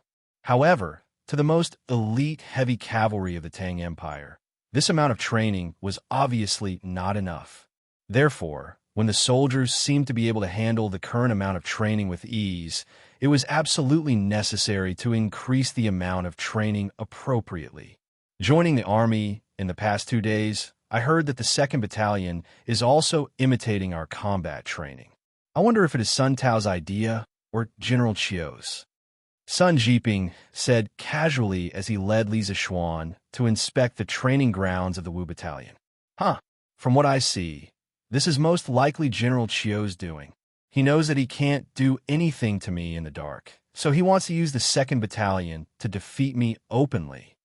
Hearing this, Li Zishuan chuckled and said he had interacted with Sun Tao before and knew that even though this person was on Qiu Xingong's side, he still had some pride and wasn't as unprincipled as Zhang Kongyan.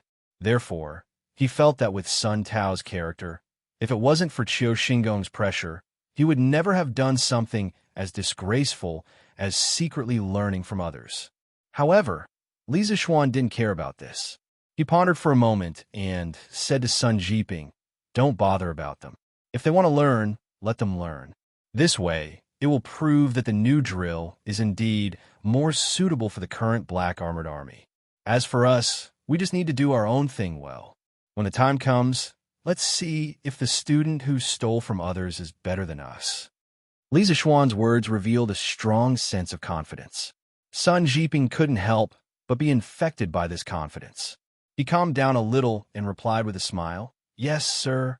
Li Zishuan thought for a moment and said, "As for combat training, I just discussed with Gao Gong. In the future, everyone will have to rotate their opponents every day. This way, we can prevent them from colluding with each other and not working hard during training. Find some time in the afternoon to talk with him and discuss a rotation method. In the future, the combat training of the A, C, D, and E battalions, they will be rotated according to this method." Hearing this, Sun Jiping's eyes lit up and he praised, "Switching opponents is a good idea. I will discuss this with Deputy Gao during lunch." Li said. Li Zan nodded his head. Also, in the combat competition 3 days later, I plan to let the soldiers of the 4 battalions participate in it. I want to see how the strength of the soldiers of the E battalion is compared to the other battalions. Therefore, Jiping, in the next 2 days, let the brothers focus on their combat training. When he first came up with the new training program, he stipulated that there would be a combat competition every 7 days. This was to improve the combat ability of the soldiers. However, his original intention at that time was to let each battalion compete internally. Now he changed his mind. Now that he was in charge of the 4 battalions, he naturally had to treat everyone equally. Good. Then for the next 3 days, after every afternoon, I will let the soldiers take out an hour to practice their combat skills. However, I hope that in the aspect of combat, I can impart more experience and skills to my brothers. After all, you are a martial arts master. Sun Jiping didn't even think about it before he cupped his fist and replied. Li Zishuan pondered for a moment and nodded his head. All right, I will take some time to come and watch. However, the purpose of combat is to kill people. The techniques involved have nothing to do with the realm of martial arts. It is all about how efficiently and simply to defeat the opponent.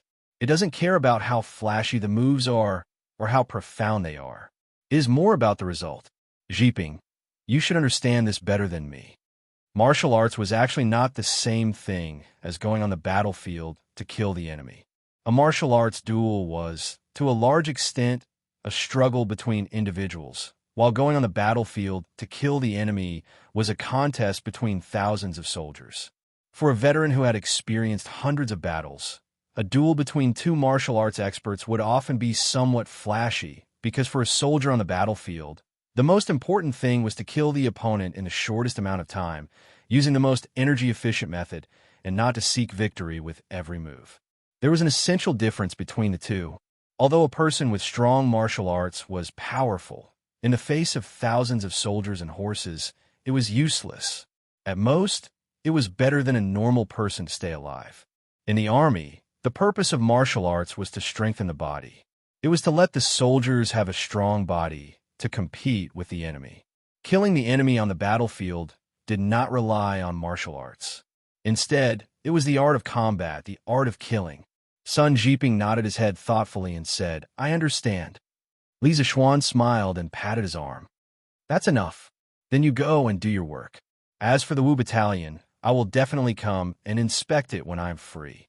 "Yes, join the army." Sun Jiping cupped his fist and accepted the order.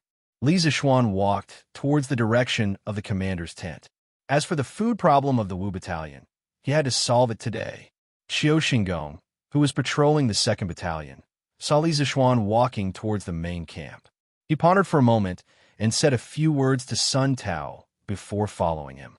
Reporting to the general, Li Zishuan requests to see you. In the commander's tent, Duan Jishuan was sitting on the couch and reading military documents. At this time, the guard outside the tent came in and bowed. "Please." Duan Jishuan raised his head and said one word lightly. Using "please" instead of "let him in," it was enough to show that Li Zishuan's position in his heart was higher than before. In the end, it was because of the imperial edict from the heir last time. Yes, the guard accepted the order and left. After a while, Li Zishuan walked in. Because the soldiers in the camp were all wearing military armor, there were not many rules here. Li Zishuan just cupped his fist and said to Duan Jishuan, "Greetings to the general." Duan Jishuan had already put down the documents in his hand. He smiled and waved his hand. "You don't have to be so courteous in front of me." After a pause, Duan Jishuan asked doubtfully, "The soldiers should be practicing in the drill ground right now, right? You aren't in the drill ground, but you came to the commander's tent. You should be looking for me for something, right?" It was said that old people were shrewd. This saying was true when used on Duan Jishuan. Li Zishuan stepped forward and cupped his fist. "The general is wise. I am here to ask the general for a favor." "Say it." Duan Jishuan's face showed an "I knew it" expression. Then he nodded. Li Zishuan then opened his mouth. "Actually, I am here for the rations of the soldiers of the Wu Battalion. I heard from Field Officer Sun that a month ago, the Deputy General of the 2nd Battalion, Chen Datong, brought people to the Wu Battalion's kitchen to snatch the raw meat." Sun Jiping's argument was to no avail. Later on, General Qiu proposed to have the 5 battalions compete with each other. The weakest one would only be able to provide 1 meal of meat a day. In the end, the Wu Battalion became the last. Until now, the soldiers in the battalion can only eat 1 meal of meat a day. Is this true? Hearing this, Duan Jishuan finally knew the real purpose of Li Zishuan's visit. He couldn't help but frown. "Last month, I was busy with the affairs of the imperial court and was often not in the army. Most of the military affairs in the battalion were handled by Xingong. But I heard about this matter later on. But at that time, the bet had already been made, and I couldn't do anything about it." Li Zishuan said seriously, "The general is wise." At that time, the soldiers of the Wu Battalion were just transferred from other guard stations in the capital to the Black Armored Army. They didn't even know each other. And in the other 4 battalions, there were some old soldiers of the Black Armored Army. For the Wu Battalion, this competition was already unfair. How could the bet count? Haha, what Field Officer Li said is wrong. Right after Li Zishuan finished speaking, a person walked in from outside the tent. It was Qiu Xingong. He came in front of Li Zishuan and bowed to Duan Jishuan. Then he turned to Li Zishuan and said, "At that time, the soldiers of the Wu Battalion all agreed to the bet willingly. No one forced them. You can't deny the bet just because the Wu Battalion ended up last, right? Even the scoundrels in the marketplace know to admit defeat. Field Officer Li, are you trying to make the brothers of the Wu Battalion even worse than the scoundrels in the marketplace? It's this old B** start again. He's really haunting me." Li Zishuan couldn't help but complain in his heart. He really hated Qiu Xingong to the core. He didn't want to fight with Qiu Xingong, but Qiu Xingong kept pressuring him. This made him very unhappy. Li Zishuan's principle was, if you make me unhappy, then I'll make you unhappy too. There were some things that he didn't want to fight for, but now he had no choice but to fight for it. Oomph. General Chiu's words are really beautiful. But the cause of this matter was Deputy General Chen Datong of the 2nd Battalion and his men stealing the rations of the Wu Battalion. General Chiu should know about this, right? Facing Qiu Xingong, this old be-starred, who was trying to twist the truth, Li Zixuan snorted coldly and said, "It's said that people fight for their dignity, and Buddha fights for an incense stick.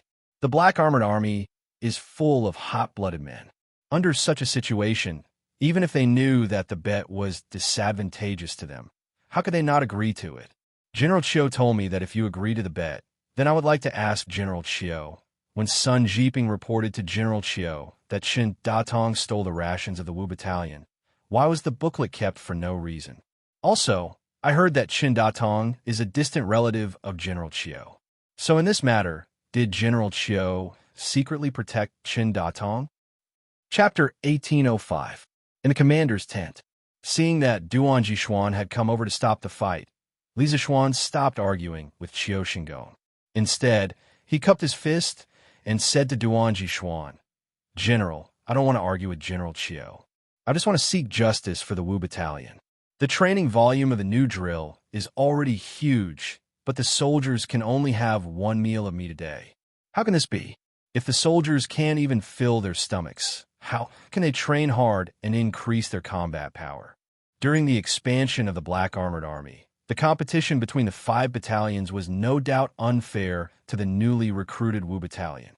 I can't let the competition between E Battalion and Wu Battalion in 5 days be unfair as well. Therefore, I hope that the general can restore the rations to the Wu Battalion. If the rations are really limited, then I am willing to raise my own rations so that the soldiers of the Wu Battalion can have 2 meals of meat a day, just like the other battalions. For a soldier, the daily training was undoubtedly very taxing on physical strength, especially now that the soldiers of the Wu Battalion were using the new drill. The daily physical strength consumption of each person was even more terrifying than before. A huge amount of physical strength consumption often required a large amount of food to replenish their physical strength. This was a very simple truth that everyone understood.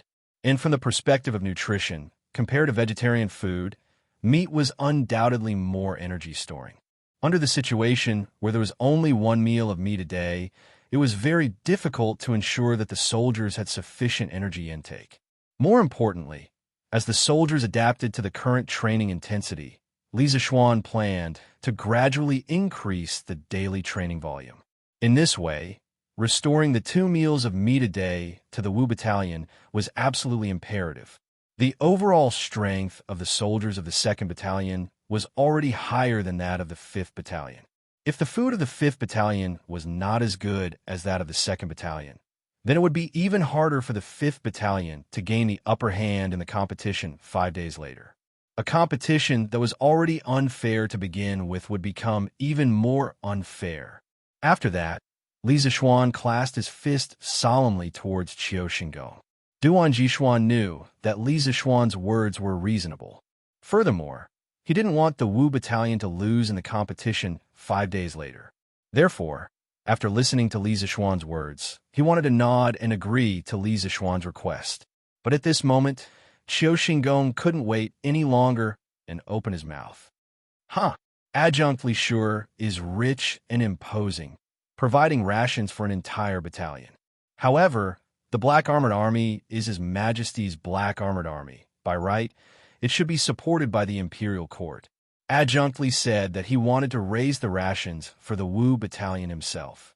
Is he trying to raise the Wu Battalion's rations to raise his private army? Qiu Xingong's words were truly heartrending. He wanted to kill Li. Qiu Xingong also knew that if the current situation was maintained, it would undoubtedly be more beneficial for the 2nd Battalion. If Li Zixuan achieved his goal, then the gap between the Wu Battalion and the 2nd Battalion would shrink even further. Therefore, whether it was for public or private reasons, he had to stop Li Zixuan. Li Zixuan's heart trembled, but his expression didn't change.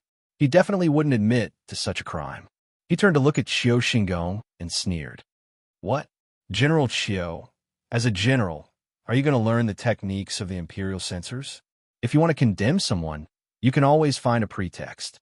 I joined the army just to let the soldiers eat their fill and train well so that they can fight for the country in the future. Why did I become an unpardonable traitor in General Chio's mouth? Also, I wonder if General Chio has seen the Datang daily the day before yesterday. The rise and fall of the country is the responsibility of the people. When the merchants of the country know that the country is in trouble, they are willing to raise funds for the country.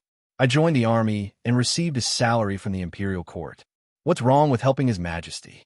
Don't tell me that watching coldly from the side like General Chio is the way to be loyal to the country. Hearing this, Chio Shingon was instantly enraged. When I followed His Majesty to the battlefield to kill the enemy, you didn't even speak yet. How dare a mere brat teach me the way to be loyal to the country? Why don't you weigh your own weight? At this point, Chio Shingon had already decided to shed all pretense of cordiality. Therefore, this old man kept calling Li Zishuan a brat. It was obvious that he was extremely angry at Li Zishuan. All right, everyone shut up. Seeing that Li Zishuan and Chio Shingon were getting more and more out of control, Duan Jishuan finally couldn't help but shout. The Black Armored Army was just expanded a few months ago. Right now, the most important task is to intensify the training and increase the overall strength of the Black Armored Army. Regardless of whether it is the 2nd Battalion or the 5th Battalion, they're all part of the Black Armored Army. Why should we divide them?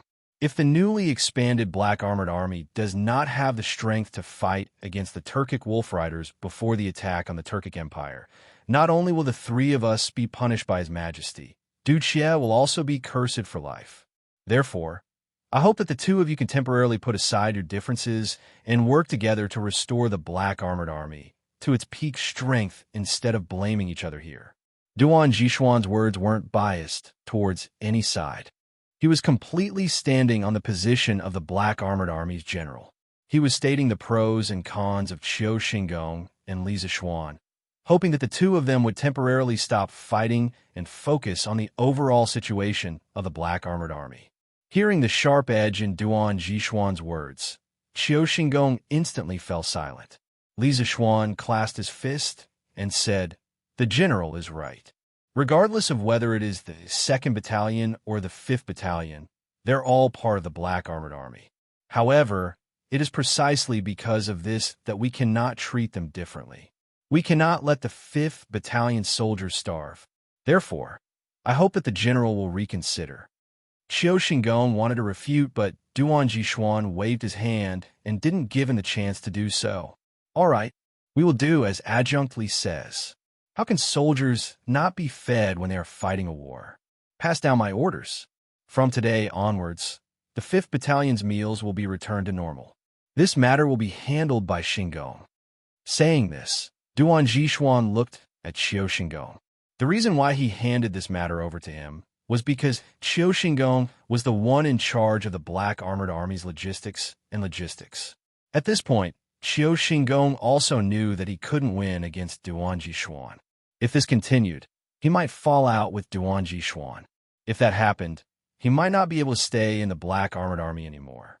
Therefore, he could only clasp his fist and said, "Yes, sir." After that, he looked at Li Zishuan, his eyes filled with unwillingness. Then he clasped his fist and said to Chio Shingon, "I still have military matters to attend to. I shall take my leave first." Go ahead, Shingon." Duan Jishuan nodded. Chio Shingon immediately turned and left. Only Duan Jishuan and Li Zishuan were left in the commander's tent. Duan Jishuan looked at Li Zishuan and said, "Adjunct Li, you were a little rash today. Although you were right in this matter, I don't wish for you and Shingon to be at loggerheads in the Black Armored Army. Just like what I said earlier, the Black Armored Army's priority now is to seize the time to train and increase the overall strength of the army. I hope you can understand my painstaking efforts." Hearing this, Li Zishuan nodded and said, "Of course I understand your painstaking efforts. The reason why I joined the Black Armored Army is to increase the strength of the Black Armored Army. What I said earlier was indeed a little too extreme. However, it was all for the sake of the 5th Battalion and the Black Armored Army. Please forgive me. In the future, I will not take the initiative to argue with General Chiu. The Black Armored Army's training will be our priority. Duan Jishuan had taken good care of Li Zishuan in the army. Hence, Li Zishuan didn't make any promises. His words showed that he knew when to advance and when to retreat. He gave Duan Jishuan some face and also made his attitude clear. If others didn't offend him, he wouldn't offend them. As long as Qiu Xingong didn't provoke him, he wouldn't offend him. If Qiu Xingong bullied him, he wouldn't let him off easily. Duan Jishuan could of course hear the hidden meaning in Li Zishuan's words. He was already quite satisfied with this. After interacting with Li Zishuan for so many days, he knew that Li Zishuan wasn't someone who was willing to be taken advantage of. It wasn't easy for Duan Jishuan to make such a concession. He didn't expect Li Zishuan to not retaliate when hit or scolded. That wasn't Li Zishuan's style. Good. With your words, I can rest assured. You could go back to your work. Duan Jishuan patted Li Zishuan's shoulder and smiled. I'll take my leave. Li Zishuan clasped his fist and turned around to leave the commander's tent. After leaving the commander's tent and returning to the area where the Wu Battalion was located, the soldiers had already finished their combat training and were starting to train their arm strength. It could be seen that the soldiers of the Wu Battalion were doing push-ups and pull-ups with ease. Just as Li Zishuan had guessed, the soldiers had gradually adapted to the current training method and volume. After all, they were once the elites of their respective guard stations. Their physical fitness was undeniable. Now, if they wanted to continue to improve, then the only way was to increase the volume of training. Li Zishuan didn't plan to tell them about the plan to increase the volume of training and the news that the Wu Battalion would be eating 2 pieces of meat a day. This was because it would disrupt the soldiers' training rhythm. It was best to tell them after the afternoon training. Plus, the Wu Battalion already had meat for lunch. If he didn't tell them, the soldiers wouldn't know that the meals in the Wu Battalion were going back to normal. After watching the soldiers train for a while, Li Zishuan turned around and went to inspect the other battalions. Although the Wu Battalion's overall strength was at the bottom of the Black Armored Army, it was the best training camp among the 4 battalions. Now that the Wu Battalion was going to increase the volume of training, Li Zishuan thought that after 2 days, the A Battalion, C Battalion, and D Battalion would also have to increase the volume of training. Duan Jishuan was right about one thing. The Black Armored Army was a whole. The A, B, C, D, and E battalions were all members of the Black Armored Army. The reason why Li Zishuan sent him to be the Black Armored Army's adjutant was to improve the overall strength of the Black Armored Army, not just the strength of one battalion. Because of this, he was more concerned about the competition between the Wu Battalion and the B Battalion in 5 days. Only then could the 5 battalions of the Black Armored Army be completely unified in their training methods. Dang, dang, dang. In the blink of an eye, it was already dusk. The gong sounded on the drill ground, signaling the end of the training. After a hard day, the soldiers could finally heave a sigh of relief. Soon they could eat and sleep. Gather in the Wu Battalion. Sun Jiping didn't announce the disbandment of the Wu Battalion. Instead, he asked everyone to gather. Li Zishuan and Sun Jiping stood in front of the soldiers. Li Zishuan nodded at Sun Jiping. Sun Jiping then looked at the soldiers and said loudly, I've called everyone here to announce 2 important things. First, from tomorrow onwards, the training load of the soldiers in the Wu Battalion will be increased by 30%. In other words, you will have to run 13 miles in the morning, do 130 push-ups and 20 pull-ups to pass the test. Those who can't complete the training will be punished by 30%. In addition, the training in the Wu Battalion will end half an hour later every day. The extra half hour will be used to practice martial arts. 3 days later, we will participate in the martial arts competition together with our brothers from the A Battalion, C Battalion, and D Battalion. Everyone's eyes widened as they looked at each other. The training load was increased by 30%, and the training time was increased by half an hour. This was crazy. Everyone looked at each other. Although it was hard for them to accept, they didn't say anything because of their good military training. What the F***CK? This Sun Jiping is too much of a scammer. I've just gotten used to the training in the Wu Battalion, and now he wants to increase the training load for everyone. This is too much of a scammer. Chung Chimo wanted to protest, but seeing that no one was making a sound, he thought of the strict military rules of the Black Armored Army. He could only swallow the words that were on the tip of his tongue back into his stomach and curse Sun Jiping inwardly. What he didn't know was that Sun Jiping was just a scapegoat. The one who made this decision was Li Zixuan, not Sun Jiping. Seeing the expressions on everyone's faces, Sun Jiping knew that although they didn't say anything, they must be dissatisfied in their hearts. So he smiled and said, "The second thing's good news for you. From today onwards, the food supply of the Black Armored Army will be back to normal. Everyone can have 2 meals of meat every day. You can eat as much as you want." To the soldiers of the Wu Battalion, this was really good news. Life in the army was already tough, and they had to go through all kinds of tough training. Under such circumstances, they could only have 1 meal of meat every day. How could those tasteless meals fill their stomachs? Now that they heard that the food supply of the Wu Battalion was back to normal, everyone couldn't help but cheer. "Oh, Field Officer Sun is awesome. Field Officer Sun is awesome." Chung Chimo, who was cursing in his heart just now, also cheered along with everyone else. He thought to himself, it's not a loss to be able to have 2 meals of meat every day and have 30% more training load. The cheers gradually washed away the slight unhappiness of the soldiers. Just as Chung Chimo thought, to them, under such tough training, they could have 2 meals of meat every day. Even if their training load was increased by 30%, it was still not a loss. "All right, dismissed. Go to the kitchen to eat. There's meat in the kitchen tonight." Sun Jiping smiled and waved his hand. "Oh." All the soldiers cheered and rushed to the kitchen. Before this, they couldn't eat meat at night. Chapter 1806. Hee.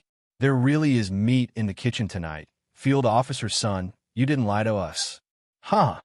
Outside the kitchen of the Wu camp, Chung Chimo winked at Sun Jiping, who was still queuing up after he got his food.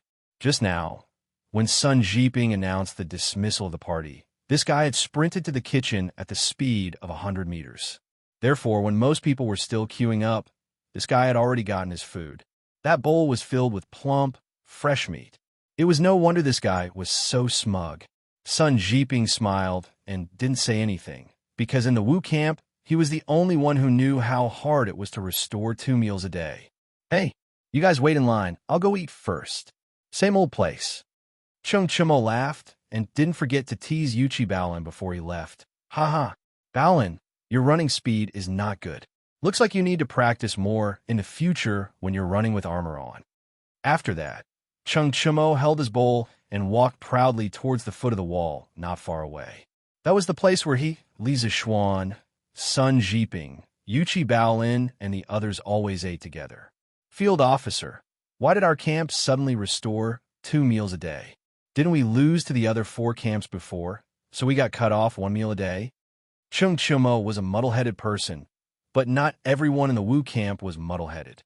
There were still people who wanted to know why the normal food supply was restored. A big guy who was queuing beside Sun Jiping and Li Zixuan asked Sun Jiping.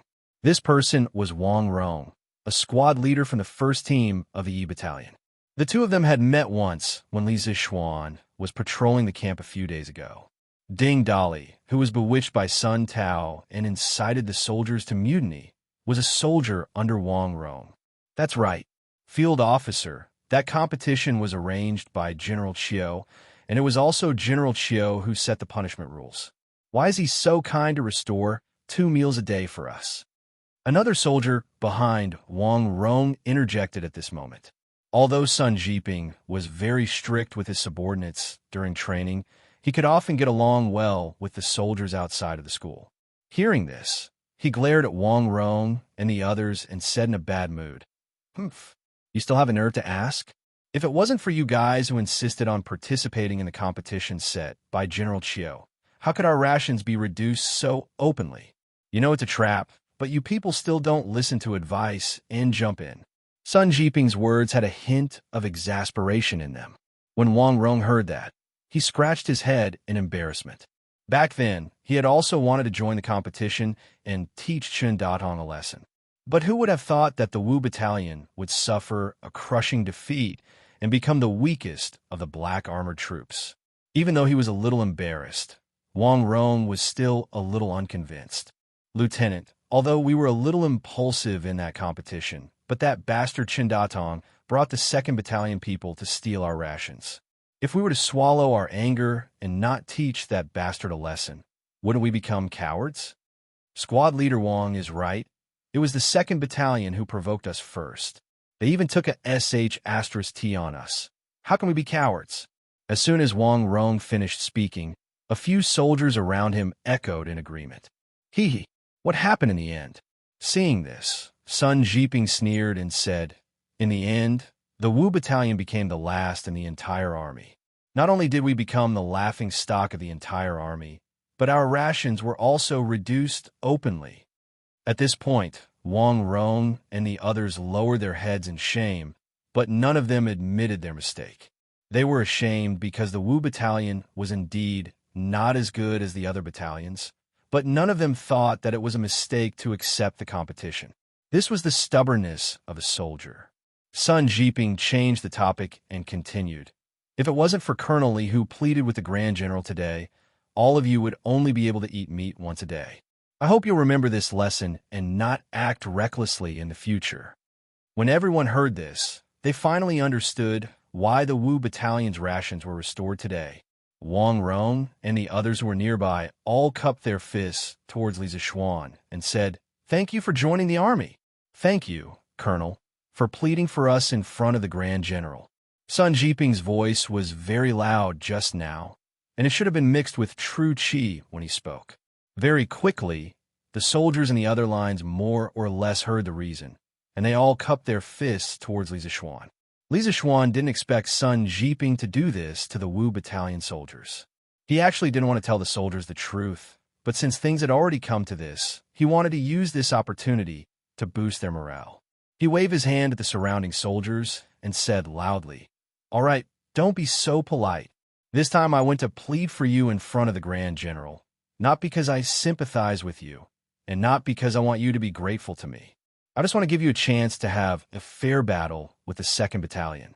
More than a month ago, the competition between the 5 battalions of the Black Armored Army was extremely unfair to the Wu Battalion soldiers who were all new recruits. At that time, you all took the initiative to accept the challenge, so I won't blame you. Similarly, Field Officer Sun won't blame you either. Because a real man is born in this world, there are things that you can do and things that you can't do. You can be killed, but you can't be humiliated. You all knew that you were no match for them, but you still accepted the challenge. This proves that you all have backbone and courage. The reason why you all lost in the end was because the Wu Battalion had just been established.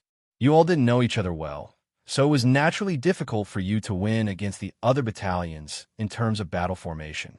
A person's backbone and courage are innate, but strength can be nurtured.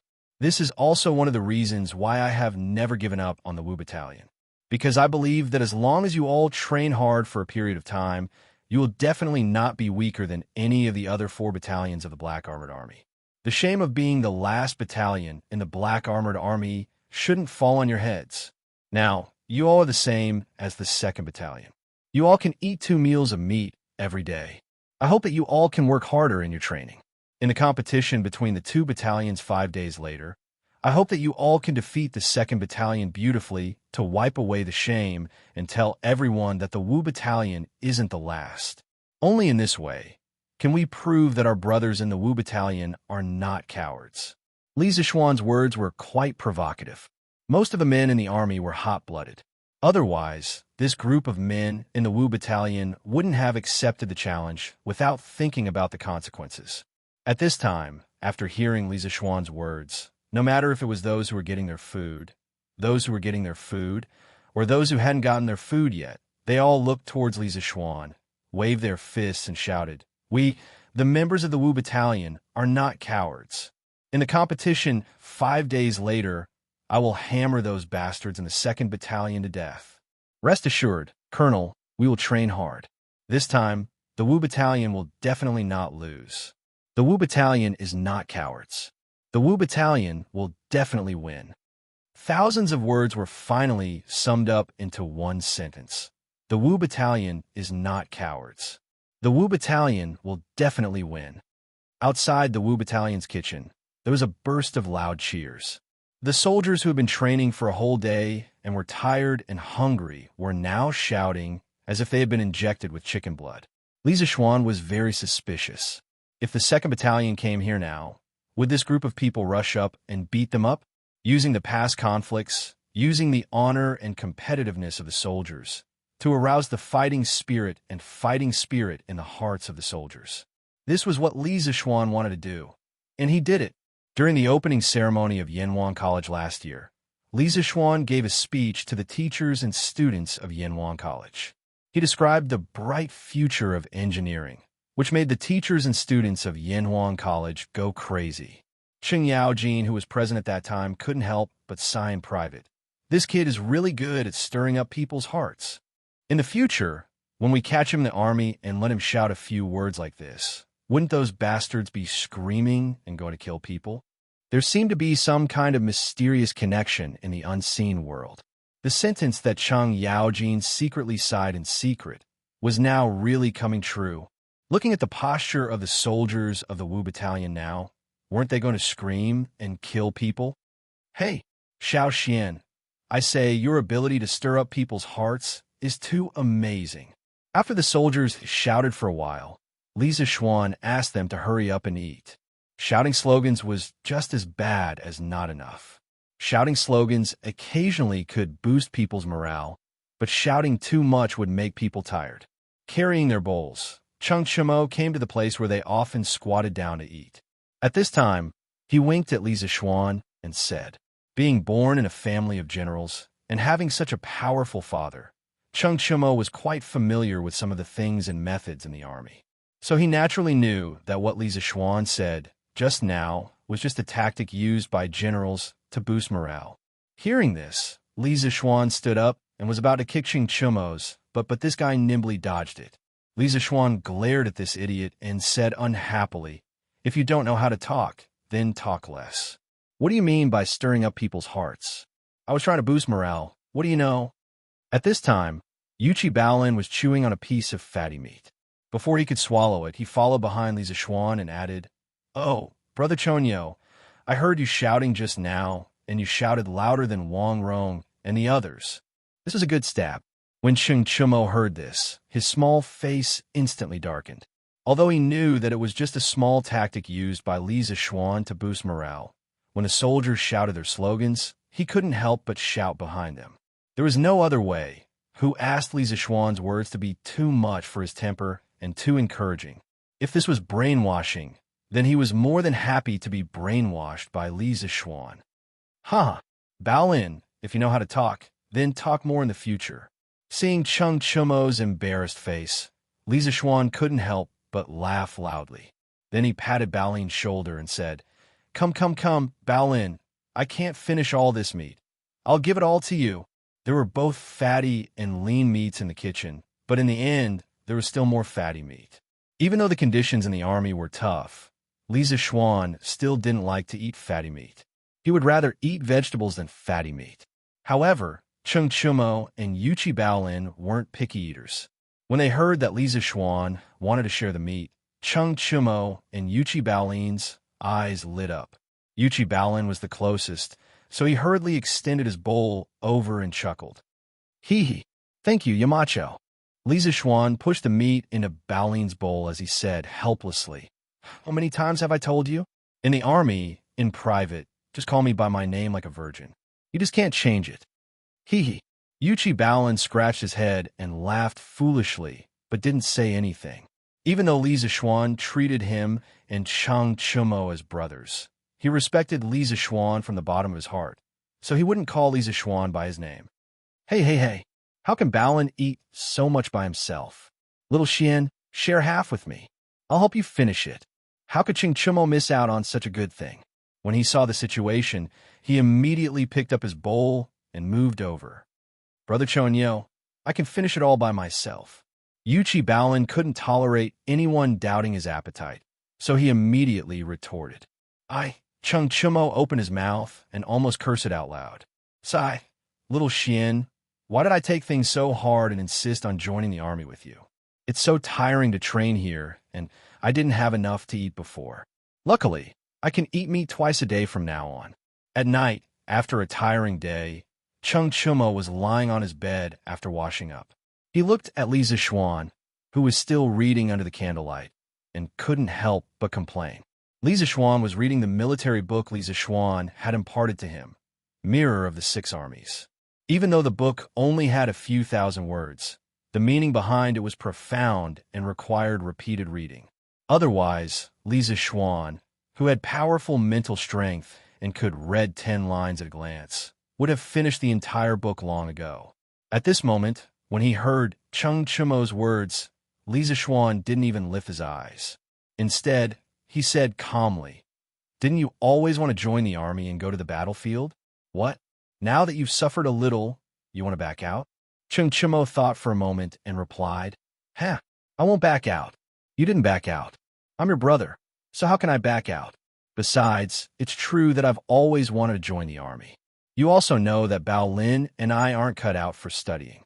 How can studying compare to going to the battlefield and killing enemies? It's just that the Black Armored Army isn't a place for people to stay, especially that new training manual of yours.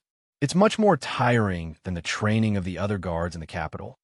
After a pause, Chung Chumo suddenly said, "I was just thinking that if I didn't come with you to the Black Armored Army, I would have gone up north with Qin Ke to fix the telegraph relay station. We could go sightseeing, eat good food, and drink good wine. Wouldn't that be much better than staying in the army?" Qin Ke. Hearing Chung Chumo mention Qin Ke, Li Zixuan couldn't help but frown. A hint of worry appeared on his face. He said calmly, "This time, Qin Ke is bringing people up north because she has an important mission. Do you think she's going sightseeing and eating good food? As long as you can ensure that she doesn't have to worry about anything, I hope that you can accompany her instead of following me to the army." Sigh. At this point, Li Zixuan stood up, his face full of worry. Chapter 1807. What's wrong? Little Xian, why do you sound like Qin Ke will be in danger this time? In the tent, Chung Chumo quivered after hearing Li Zixuan's words and quickly asked. His words clearly revealed a sense of concern. Before last year, Chung Chumo had deliberately kept a distance from Li Tai. At that time, Li Tai and Li Chengxian were fighting for the throne in the palace. Chung Chumo could not allow his son to get involved, so whether it was Li Chengxian or Li Tai, he had always kept a distance from them. However, after Yinhuang College was established and he had been Li Tai's classmate for more than a year, the two had established a certain friendship. Although they were not as close as brothers, they were still good friends. Thus, after hearing Li Zixuan's words, Chung Chumo was slightly nervous. Yuchi Baolin also had the same reaction. The latter sat up from the couch and looked worriedly at Li Zixuan. "Of course there is danger." Li Zixuan nodded and said in a low voice, "Now that the Tang Empire and the Turks are at daggers drawn and both sides have deployed their troops at the border, a war could break out at any moment. At such a sensitive time, if Qin Ke brings the Academy's teachers and students north, it will attract the attention of the Turk spies in the Tang Empire. Although I heard from General Duan that His Majesty has sent 1,000 Imperial Guards to escort the Academy to the north, and the leaders of the two brothers Dugu Exan and Dugu Feiying, it is easier to dodge an open spear than an arrow in the dark. 1,000 Imperial Guards cannot protect Qin Ke and the others at all times. If the Turks really want to secretly attack Qin Ke and the others, they are likely to succeed." Chung Chumo panicked when he heard this. He hit his head and said irritably, "Then what should we do? Little Xian, you always have a lot of ideas. Quickly think of something. We can't let anything happen to Qin Ke and the others, right? Why you and Iron Egg are still inside." At the very beginning, Chung Chumo had thought that this trip to the north was just a training mission assigned by the Academy to Li Tai. Anyway, they were in the Tang Empire and would not encounter any danger.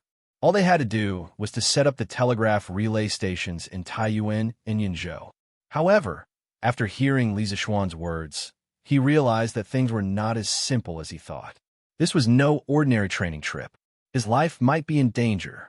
At this moment, Chung Chumo could not help but regret not going north with Li Tai, Iron Egg, and the others.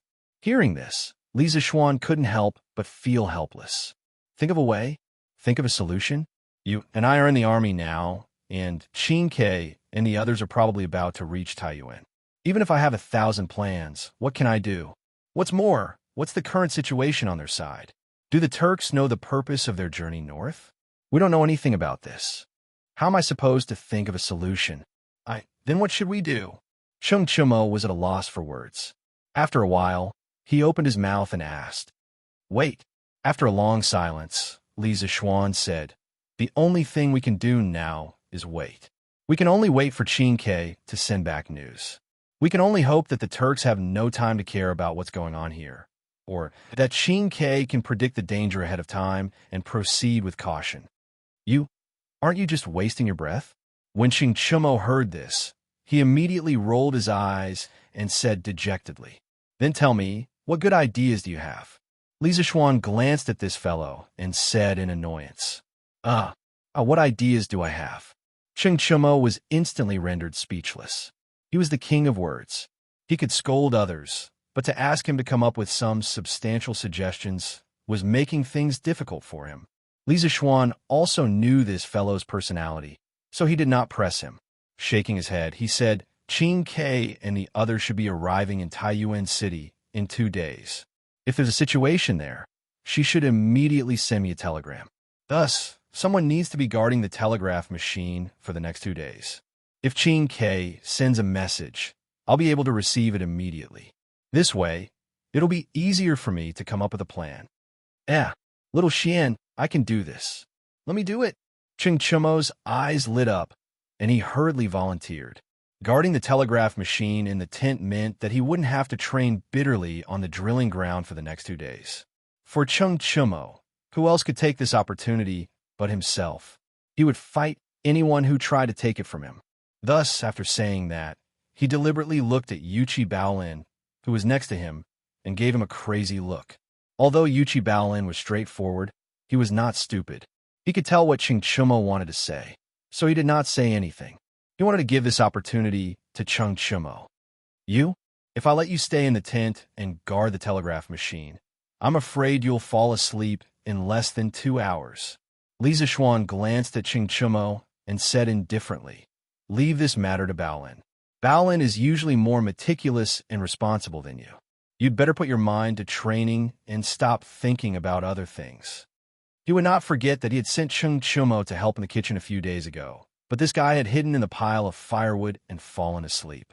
Although Qing Chumo had coincidentally stumbled upon Zhang Kanyan's plot, it also showed how unreliable this guy was. Furthermore, Baolin's martial arts realm was slightly higher than Qing Chumo's, so Li Zixuan did not want Qing Chumo to miss the next 2 days of training. Otherwise, this guy would fall further and further behind the rest. Little Xian, you can't do this. I promise, I'll guard the telegraph machine well and won't slack off. Hearing that, Qing Chumo was dumbfounded. Li Zixuan was not moved at all. He looked at Baolin and asked, Baolin, I'll leave this matter to you. You should be fine, right? I don't need you to translate the message. When the telegraph machine rings, just get someone to call me over. Baolin looked troubled. He looked at Qing Chumo, who was shaking his head at him, and then at Li Zixuan. After hesitating for a while, he finally nodded and said, Yamacho, don't worry. I'll take care of the telegraph machine for you. He did not want to disappoint Li Zixuan.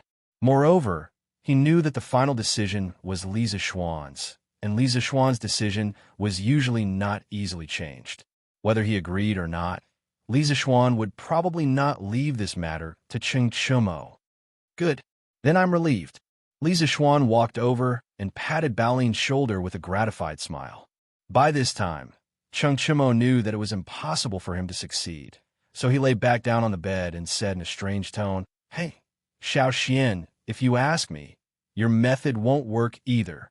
You just said that we're all in the army, but Qin Ke and the others are far away in Taiyuan. Even if they send you a telegram, you won't be able to help them in time.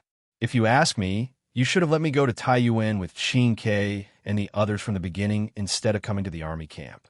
With a master like me protecting them, who cares what kind of monsters come? Old Chung, will cut them all down with a knife. It was easy for this guy to brag. Li Zixuan could not help but laugh. You? A master? Master. Master. Yes, how could I forget him? He wanted to mock Chung Chumo, but he suddenly thought of someone.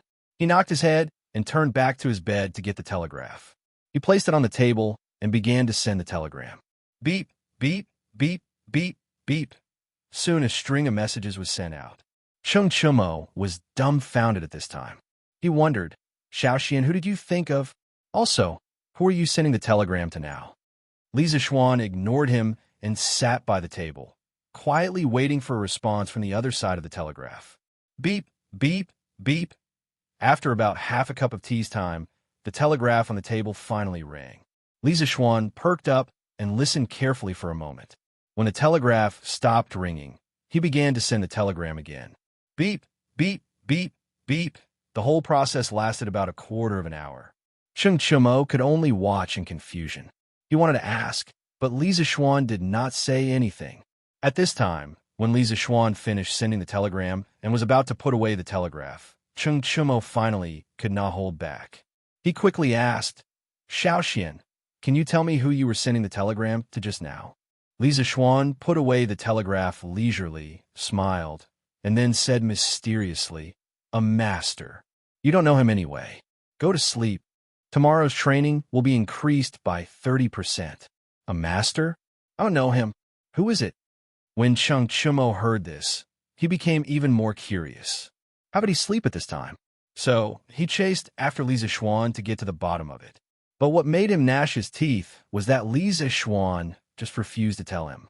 If he could beat Li Zixuan would probably have been beaten up 800 times by now. The moon was bright and the stars were sparse. Taiyuan, Wang family's ancestral home. At this time, most of the people in the deep courtyard had already gone to bed. An old man in a gray robe with high cheekbones and gray hair came alone to the grievance hall on the west side. In terms of physiognomy, cheekbones corresponded to power. Generally speaking, people with high cheekbones had a great desire for power. Second elder, you're here? Please come in. When he arrived at the entrance of the grievance hall, a man came out and bowed to the old man. Second elder? This old man was the second elder of the Wang family of Taiyuan, Wang Kuei, Wang Bing's younger brother. In the history of the North, in order to avoid Li Yuan's father, Li Kuei, Wang Bing was changed to Wang Kong. The man who came out to greet him was Xiao Qing. The old man only paused for a moment. He didn't even look at Xiao Qing before he walked towards the grievance hall. As for the guards at the entrance of the grievance hall, it was unknown where they went tonight. As a result, there was no one guarding the entrance of the grievance hall. Rini greets second elder. When Wang Kuei came to the grievance hall, a young man dressed neatly walked out of the room quickly. Then, he respectfully bowed 5 steps in front of Wang Kuei. Wang Kuei's gaze fell on Wang Rini. He was silent for a long time before he said indifferently, I heard that you came to find me for an extremely urgent matter. Moreover, it concerns the life and death of my Wang family of Taiyuan. Now that I'm here, you can speak. Wang Rini straightened his body and said calmly, This grievance hall is not a place to talk. Second elder, please move to the side hall for a chat. Finished speaking, Wang Rini made an inviting gesture. Wang Kuei hesitated for a moment before he nodded and said, Okay, then I'll listen to you speak. If I find out that you're exaggerating and trying to scare me, I won't let you off easily. Finished speaking, Wang Kuei flicked his sleeves and walked towards the inner room. Chapter 1808. Can you speak now? Taiyuan, Wang family ancestral residence, grievance hall. Wang Kuei walked into the side hall and sat down at the head of the table. He looked at Wang Rini and said expressionlessly, Since Wang, you had imprisoned Wang Rini here last year and forbade any member of the family from stepping into the grievance hall. Wang Kuei had taken a certain risk by coming here tonight. However, as the second elder of the Wang family, it was easy for him to send away the guards outside the courtyard. If Wang Renbiao could say something that piqued his interest tonight, he would naturally be happy. If not, then Wang Renbiao would not have a good time. I heard yesterday that my eldest brother got married in Qizhou, and the person he married is the daughter of a merchant. What is second elder's opinion on this? Wang Rini cupped his hands and said. Wang Kuei frowned and said unhappily, Humph. This is your eldest branch's matter. What opinion can this old man have? Now the Wang family of Taiyuan has lost all face because of your eldest branch. Members of aristocratic families had always been insufferably arrogant, and the innate superiority in their hearts was deeply ingrained. Wang Kuei was the staunchest opponent of Wang Renbiao, marrying Li Jingchu among the elders of the Wang family. Even with Li Zixuan's letter, he still opposed this marriage. In his view, Li Jingchu was not worthy of marrying into the Wang family, and even less worthy of marrying the eldest son of the Wang family. Li Zixuan had no right to interfere in the Wang family's affairs. Therefore, Wang Kuei did not approve of Li Zixuan's letter. Hearing this, Wang Rin's expression did not change, but he was laughing in his heart. He cupped his hands again and said, "The Wang family is a 1,000-year-old family, and my eldest brother is the eldest son of the Wang family. This matter is indeed lacking in consideration. However, second elder, have you thought about why my father, who has always put the family's interests first, agreed to my eldest brother's marriage this time?" Wang Kuei's face darkened. He frowned and said, "What do you mean?" Wang Rin was neither flustered nor slow as he said seriously, "My father is scared. My grandfather is also afraid. That's why no one dares to stop my elder brother's marriage." This time, without waiting for Wang Kuei to ask, Wang Rin continued, "Rin heard that the woman my big brother married was recognized as his foster sister by the Marquis of Yong. Now, the Marquis of Yong, and is in the limelight in the imperial court. Not only did he become a marquis at such a young age, he was even conferred the position of provincial governor of a province by the emperor. He is in charge of the military and political power of a province. He recognized that woman as his adopted sister because he wanted to facilitate this marriage. In the past few years, the aristocratic families have been in a state of turmoil, and the suppression of the aristocratic families by the imperial power has become an indisputable fact. My father and grandfather are unwilling to offend the Marquis of Eternal Peace, so they have chosen to acquiesce in this matter. They lowered their heads to the Marquis of Yong, and which is the same as lowering their heads to the imperial court. My big brother, as the eldest son of the first wife, ignored the interests of the clan and committed such a grave mistake. He should have been stripped of his status as the eldest son of the first wife. But because of the intervention of the Marquis of Yong, and nothing happened. It's laughable that our Wang family's 1,000 years of glory is now lowering our heads to a small marquis. Truly laughable. Towards the end, Wang Rin's deliberately calm face lost some of his composure. His voice also became filled with unwillingness and madness. "Shut up." Although Wang Kuei did not approve of the marriage between Wang Renbiao and Li Jingchu, he would not allow others to humiliate the Wang family. After all, he was the second elder of the Wang family. At this moment, a trace of understanding flashed across his furious eyes. He looked at Wang Rin and sneered. "It seems that you are very jealous of your big brother and want to borrow this old man's strength to replace him? Dream on. You're only a bastard son of the eldest son. What right do you have to dare to covet the position of the future head of the Wang family?" Chapter 1809.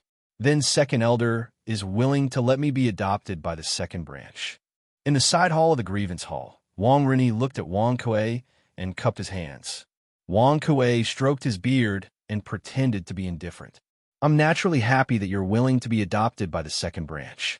Your second uncle has been married for many years and still doesn't have a son. You being adopted by him can be considered as fulfilling a wish of mine for many years. However, you have to get your father's consent. After all, you're his son." Wang Rin's face flashed with resentment when he heard this. He said coldly, "Humph. He never had a son like me in his heart. Otherwise, he wouldn't have imprisoned me here for an outsider, and he wouldn't have sent my mother back to the ancestral home from Sui province. Since he doesn't have a son like me in his heart, what right does he have to stop me from being adopted?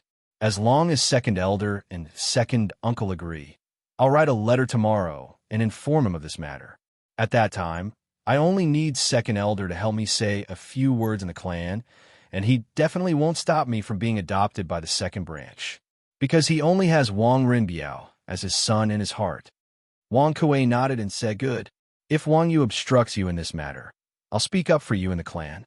Hong hasn't had a son for many years. I believe that big brother, third brother, and fourth brother will give me some face." Wang Rini wanted to be adopted by the second branch, and the second branch just happened to have no children. The two sides really hit it off. In that case, Rini thanks second elder. Wang Rini's expression had returned to normal at this time. He cupped his hands and said to Wang Kuei. Wang Kuei's face turned solemn, and he said in a deep voice, "Then can you tell me your plan now?" Compared to taking in a grandson, Wang Kuei was undoubtedly more concerned about how to strengthen the Wang family and seize the family's power. He was very dissatisfied with the Wang family's current decline.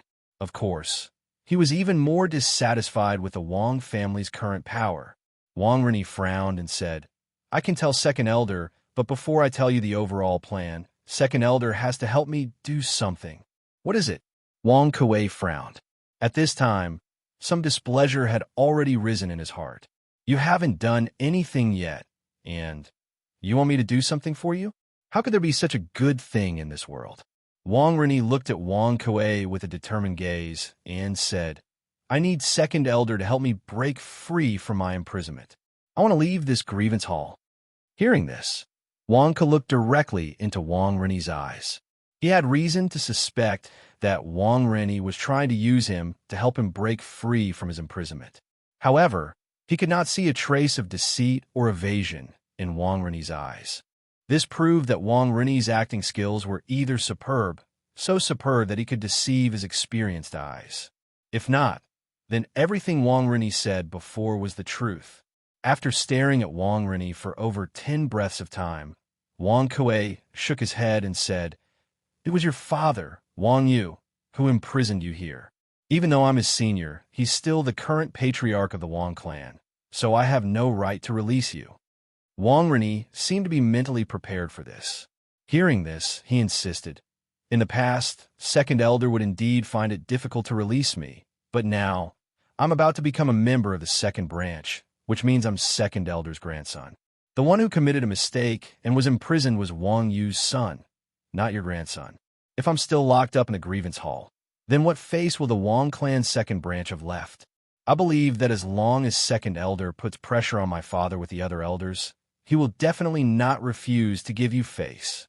Moreover, this plan can't do without me. Only when I leave the grievance hall can the plan succeed.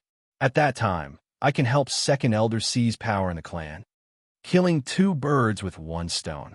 Wang Rini's initiative to be adopted by the Wang clan's second branch was really killing two birds with one stone. Not only could he gain Wang Kuei's trust, but he could also use this to get out of his current predicament. Just think about it. The Wang clan's second branch only had Wang Hong, but he didn't have a son for so many years. If this continued, the Wang clan's second branch was likely to be cut off. In this case, if Wang Rini took the initiative to be adopted by the second branch, Wang Kuei only needed to sell his pitiful image in the clan, and the other elders of the Wang clan would agree to let Wang Rini be adopted by Wang Hong. After Wang Rini was adopted by the second branch, Wang Yu couldn't continue to imprison Wang Rini. Could he? That would be equivalent to slapping the second branch in the face. Although the Wang clan's first branch was stronger than the second branch in terms of strength, between the two branches, at least on the surface, they had to maintain harmony. Therefore, on this matter, Wang Yu was very likely to compromise. At that time, Wang Rini would be able to get what he wanted and completely regain his freedom. Wang Kuei's eyes narrowed. After hearing Wang Rini's words, he quickly understood the crux of the matter. He couldn't help but feel a wave of emotions in his heart. This Wang Rini was so young, but his mind was so meticulous. If he was adopted by the second branch, he might really be able to help the second branch seize power in the clan in the future. Boy, you've thought it through quite thoroughly. This old man will agree to this matter. Tomorrow, you will write a letter to your father, and this old man will first discuss the matter of your adoption with big brother and third brother. Once you are adopted by the second branch, this old man will naturally help you leave the grievance hall. After pondering for a moment, Wang Kuei said lightly, If Wang Runi was adopted by the second branch and released from prison, it was in the interest of the second branch. Wang Kuei had no reason to disagree. Of course, what Wang Kuei cared about most was the plan that Wang Runi mentioned. "Thank you, second elder." Hearing this, Wang Runi couldn't help but let out a long sigh and cupped his hands. At this point, his purpose of inviting Wang Kuei over tonight had basically been achieved. "Since this old man has promised you, then I will definitely do it. Now, can you tell this old man about your plan?" Wang Kuei stroked his beard and asked somewhat impatiently. Wang Runi smiled mysteriously and took a step forward. Of course. In a dim and dilapidated room, several youths were bound to wooden stakes with iron shackles on their hands. Their hair was disheveled, and their bodies were riddled with wounds. There were also several bloody marks on their faces. Around them stood several burly soldiers. Judging from their leather armor, they were actually Turkic soldiers. "Smack, hurry up and speak. What is your purpose in coming to Taiyuan?" One of the Turkic soldiers suddenly whipped one of the youths in the face. In an instant, another deep bloody mark appeared on the youth's face. But what was strange was that this Turkic soldier actually spoke in Han, and he spoke very fluently. He didn't seem like a Turkic at all, but a native of the Central Plains. Tui. Unexpectedly, the youth didn't seem to feel any pain. Instead, he spat a mouthful of bloody saliva on the soldier's face and mocked, "Dream on.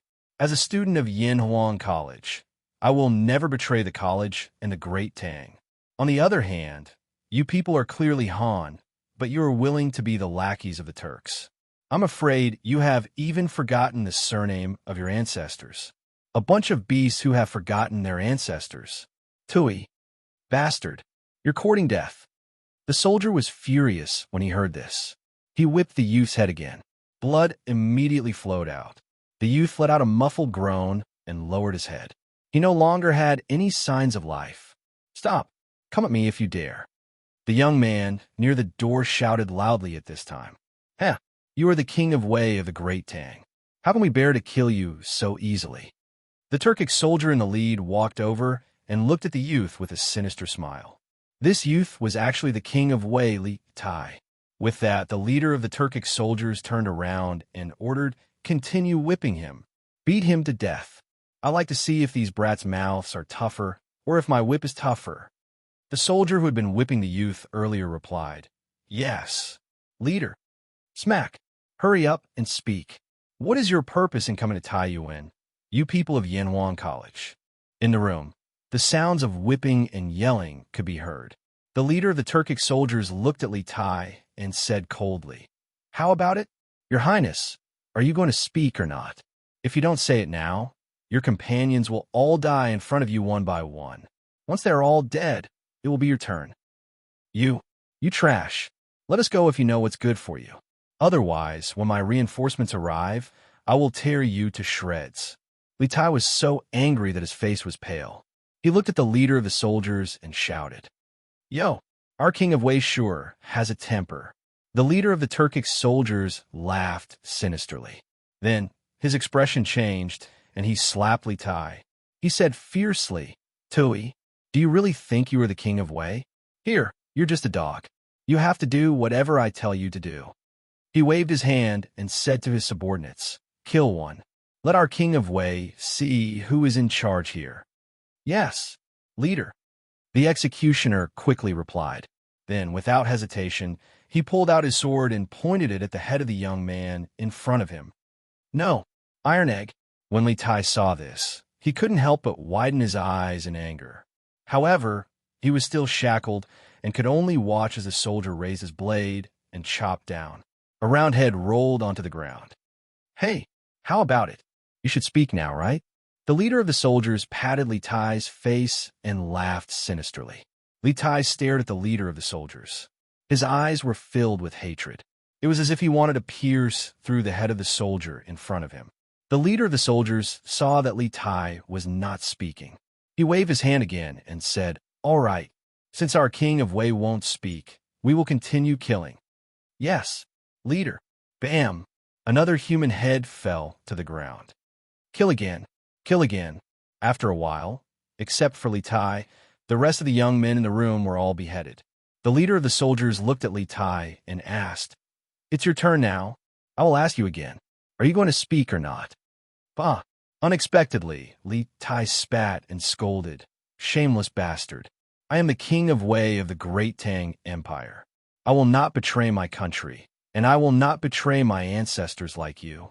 If you want to kill me, just do it. You are courting death." The leader of the soldiers wiped the saliva off his face. Then he pulled out his scimitar and stabbed it at Li Tai's chest. "No, don't." Imperial Palace, West Court, Li Zheng Palace. Empress Zhang's son suddenly sat up on the bed. She was panting heavily, and her forehead was drenched in sweat. Her face was full of panic. "Guanyin maid, what's wrong?" Li Er, who was sleeping, also sat up when he heard the commotion. He patted Empress Zhangsuan's shoulder and asked softly, "So, it was a dream." Empress Zhang's son only reacted when she heard Li Er's voice. She couldn't help but mutter to herself. Chapter 1810. Guanyin maid, you're saying that you dreamed that Qin Ke was captured by the Turks? In Empress Zhangsuan's chambers in the Imperial Palace's West Court, Empress Zhang's son, who had just awoken from her nightmare, gave Li Er a brief account of her dream. Li Er frowned thoughtfully. Empress Zhang's son still had lingering fears. It was clear that she had yet to recover from her dream. She tightly gripped Li Er's hand and said in a trembling voice, "Erlang, this concubine feels that this isn't a dream. This dream is too real. Moreover, Qin Ke and the others should be arriving in Taiyuan soon. Do you think that something has happened to Qin Ke?" It was said that a mother would worry when a son traveled 1,000 li. Moreover, Li Tai had never been so far from the imperial palace since his birth. Moreover, the Great Tang and the Turks were currently at daggers drawn. So how could Emperor Zhang's son not worry? Hearing this, Li Er's heart couldn't help but sink. He was originally slightly worried about Li Tai's safety. Otherwise, he wouldn't have sent so many imperial guards to follow Li Tai up north. At this moment, when he heard Empress Zhang's son narrate such a realistic nightmare, Li Er couldn't help but have a bad premonition in his heart. Despite this, Li Er's expression remained normal. He lightly patted Empress Zhangsuan's back and comforted her. "This is just a dream. Guanyin maid, don't think too much. Qin Ke has 1,000 imperial army soldiers protecting her, and the two brothers of the Dugu clan are both top-class experts. Nothing will happen to her, much less in Taiyuan. Taiyuan Prefecture has 70,000 soldiers, and there are several barriers between Taiyuan and the Turks. What you saw in your dream can't possibly be real. Relax and don't think too much." These words were not only for Emperor Zhang's son to hear, but also for himself to hear. In his view, Li Tai's defense was so strong that it was impossible for what Emperor Zhang's son had seen in her dream to happen. But this concubine's heart is still not at ease. "Erlang, has there been any news from Qin Ke recently?" Empress Zhang's son patted her chest and panted a few times before turning to Li Er. She was already suffering from qi, and although she had gradually recovered after half a year of recuperation, she suddenly felt that it was a little difficult to breathe when she was agitated. Li Er also clearly felt Empress Zhangsuan's abnormality. He held Empress Zhangsuan's hand and said, "Qin Ke hasn't sent back a message yet, but that's the best news. He brought a telegraph with him on this trip. If something happens, he'll definitely send a telegram back immediately. If you're still worried, I will have someone send him a telegram tomorrow morning to ask about the situation on his side. Don't worry too much for now. Relax, and continue to rest. It's still early before daybreak." Li Er's affirmative tone made Empress Zhang's son feel slightly at ease. She let out a light sigh and said with a nod, "All right, Erlang, remember to send a telegram to Qin Ke tomorrow. Also, send someone to inform me when Qin Ke returns." Ordering the emperor to do things was somewhat out of line for the empress, but Li Er and Empress Zhang's son had been husband and wife since young and had deep feelings for each other. He naturally would not care about this. He smiled and comforted, "Guanyin's servant, don't worry. If there is news tomorrow, Zheng will send someone to inform you. Now go to sleep." Thank you very much, Your Majesty." Empress Zhang's son smiled, as if relieved of a heavy burden. The two of them lay down again. After a while, the sound of steady and regular breathing sounded in the bedchamber. Your Majesty, the notice of conscription has been urgently sent to all the provinces and counties. The Ministry of War has formulated a conscription plan for all the provinces and counties. All the provinces and counties are actively selecting elites. It is estimated that in a few days, the elites of the provinces and counties will enter the capital one after another. When the time comes, the 150,000 troops will be stationed on a plain south of Chang and city at the foot of Nyosho Mountain, with Fengshui at the back and building toward the east. Fengshui, one of the 8 rivers of Chang'an, was located in Shi County south of Chang'an City. It was also about 20 miles east of Nyosho Mountain. In the morning court, Li Jing, the minister of the Ministry of War, reported to Li Er the recent progress of the imperial court's preparations for war. Among them, he inevitably mentioned Li Er's request to conscript the soldiers into the capital. Although Chang'an City was the largest city in the world, it had a population of 1 million. Don't underestimate this population. Cities in this era were not like modern times where they were all high-rise buildings. The floor area ratio of residential houses was very low. Many nobles and officials often had mansions of hundreds of acres. Under such circumstances, it was not easy for Chang'an City to accommodate 1 million people. It was already the limit that they could fit into the 12 garrison camps in the capital. There was really no ready-made place to build another army camp for 150,000 troops. Therefore, the 150,000 elite soldiers recruited from all over the country could only be stationed outside the city. The location of the military camp had to be near a water source. Hearing this, Li Er nodded in satisfaction and said, "The 150,000 troops will be stationed in one camp. The location of the camp is very important. The bank of Fengshui in the south of Chang'an City is a good place. Li Jing, hear me. The Ministry of War is to immediately set up a camp by the bank of Fengshui in the south of the city. The Ministry of Works and the Ministry of Revenue will allocate all the resources needed. When the 150,000 elite soldiers arrive, immediately begin training." Li Jing cupped his fists and accepted the order. This old official receives the order. Li Er nodded and then looked at Xiao Yu among the civil officials. He said in a deep voice, "Xiao Yu, this old official is here." Xiao Yu stepped forward and cupped his fists. Li Er opened his mouth and said, "Today, there will be a sum of military funds added to the Ministry of Revenue. This sum of military funds will be used to supply the 150,000 elite soldiers that are about to enter the capital. Minister Xiao, you must make sure that the soldiers do not lack their armor and food, and even more so, do not affect their training progress." Xiao Yu frowned and cupped his fists. He asked, "This old official is bold to ask, Your Majesty, is this military fund from the fundraising event that will be held in Lantian City this afternoon?" Hearing this, the rest of the officials in the Taiji Palace all perked up and listened attentively.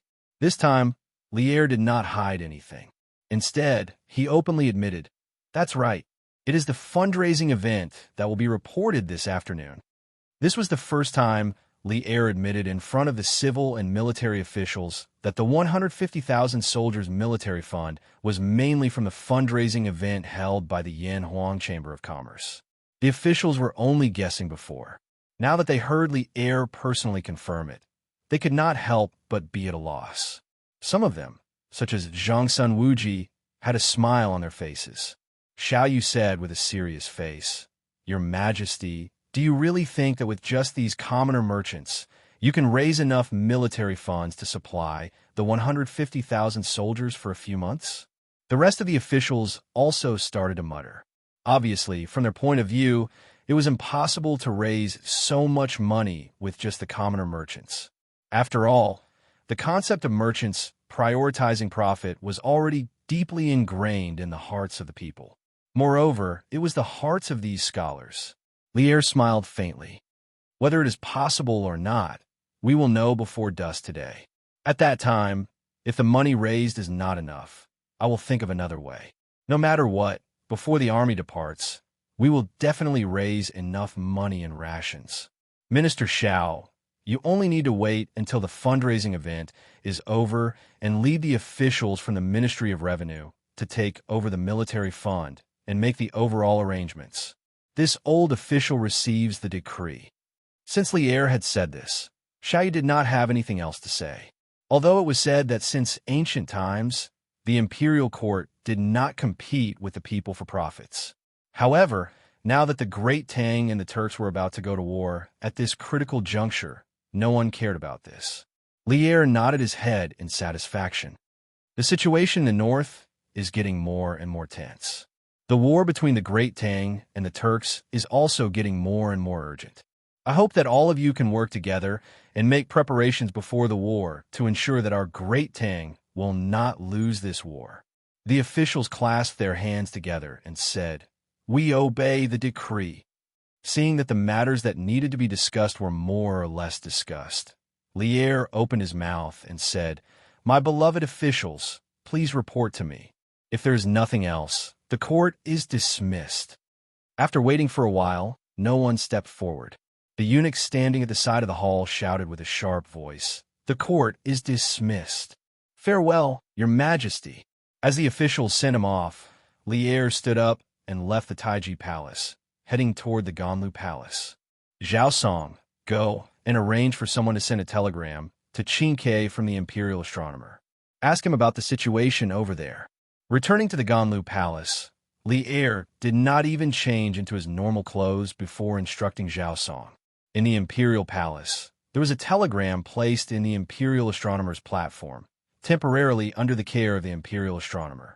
The function of the Imperial Astronomer was to observe the astronomical phenomena, calculate the solar terms, and set the calendar. From the Qin, Han, to the Southern dynasties, the Imperial Astronomer was in charge of the astronomical calendar. The Secretary Province of the Sui dynasty was under the Imperial Astronomer Chao.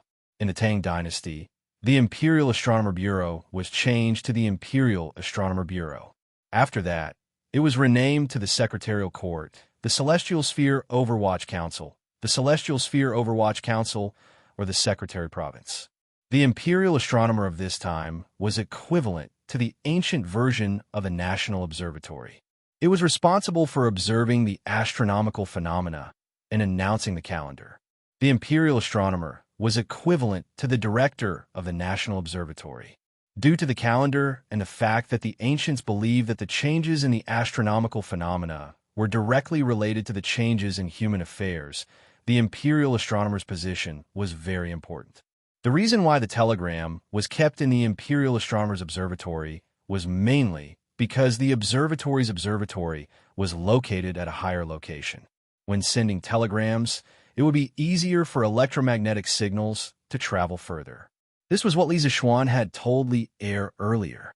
Back when Guan City was quelling the rebellion, Liu brought the telegram to the pagoda of the Sonyue Temple, hundreds of miles away, to send a message to the academy. This was the principle behind it. Before the telegram relay station was built, this was the only way to increase the distance of the telegram. Although the increase was limited, it was still enough to send messages from Chang and to Taiyuan. Besides the telegram, Lier had already sent several palace eunuchs to Yanwan College to learn how to use the telegram. Thus, even if Li Tai was not in the palace, there were still people in the palace who knew how to use the telegram. Understood. Zhao Song bowed and accepted the order, then turned and left. Call Li Junxian over to see us. After Zhao Song left, Li Er ordered one of the eunuchs in the hall. Understood. The eunuchs bowed and left. This general pays respects to your majesty. A few moments later, Li Junxian strode into the hall and bowed. Rise. Seeing Li Junxian, Li Er put down the memorial in his hand and walked up to Li Junxian. We called you here today because we have a task for you. Li Junxian cupped his fists and said, Your Majesty, please give your orders.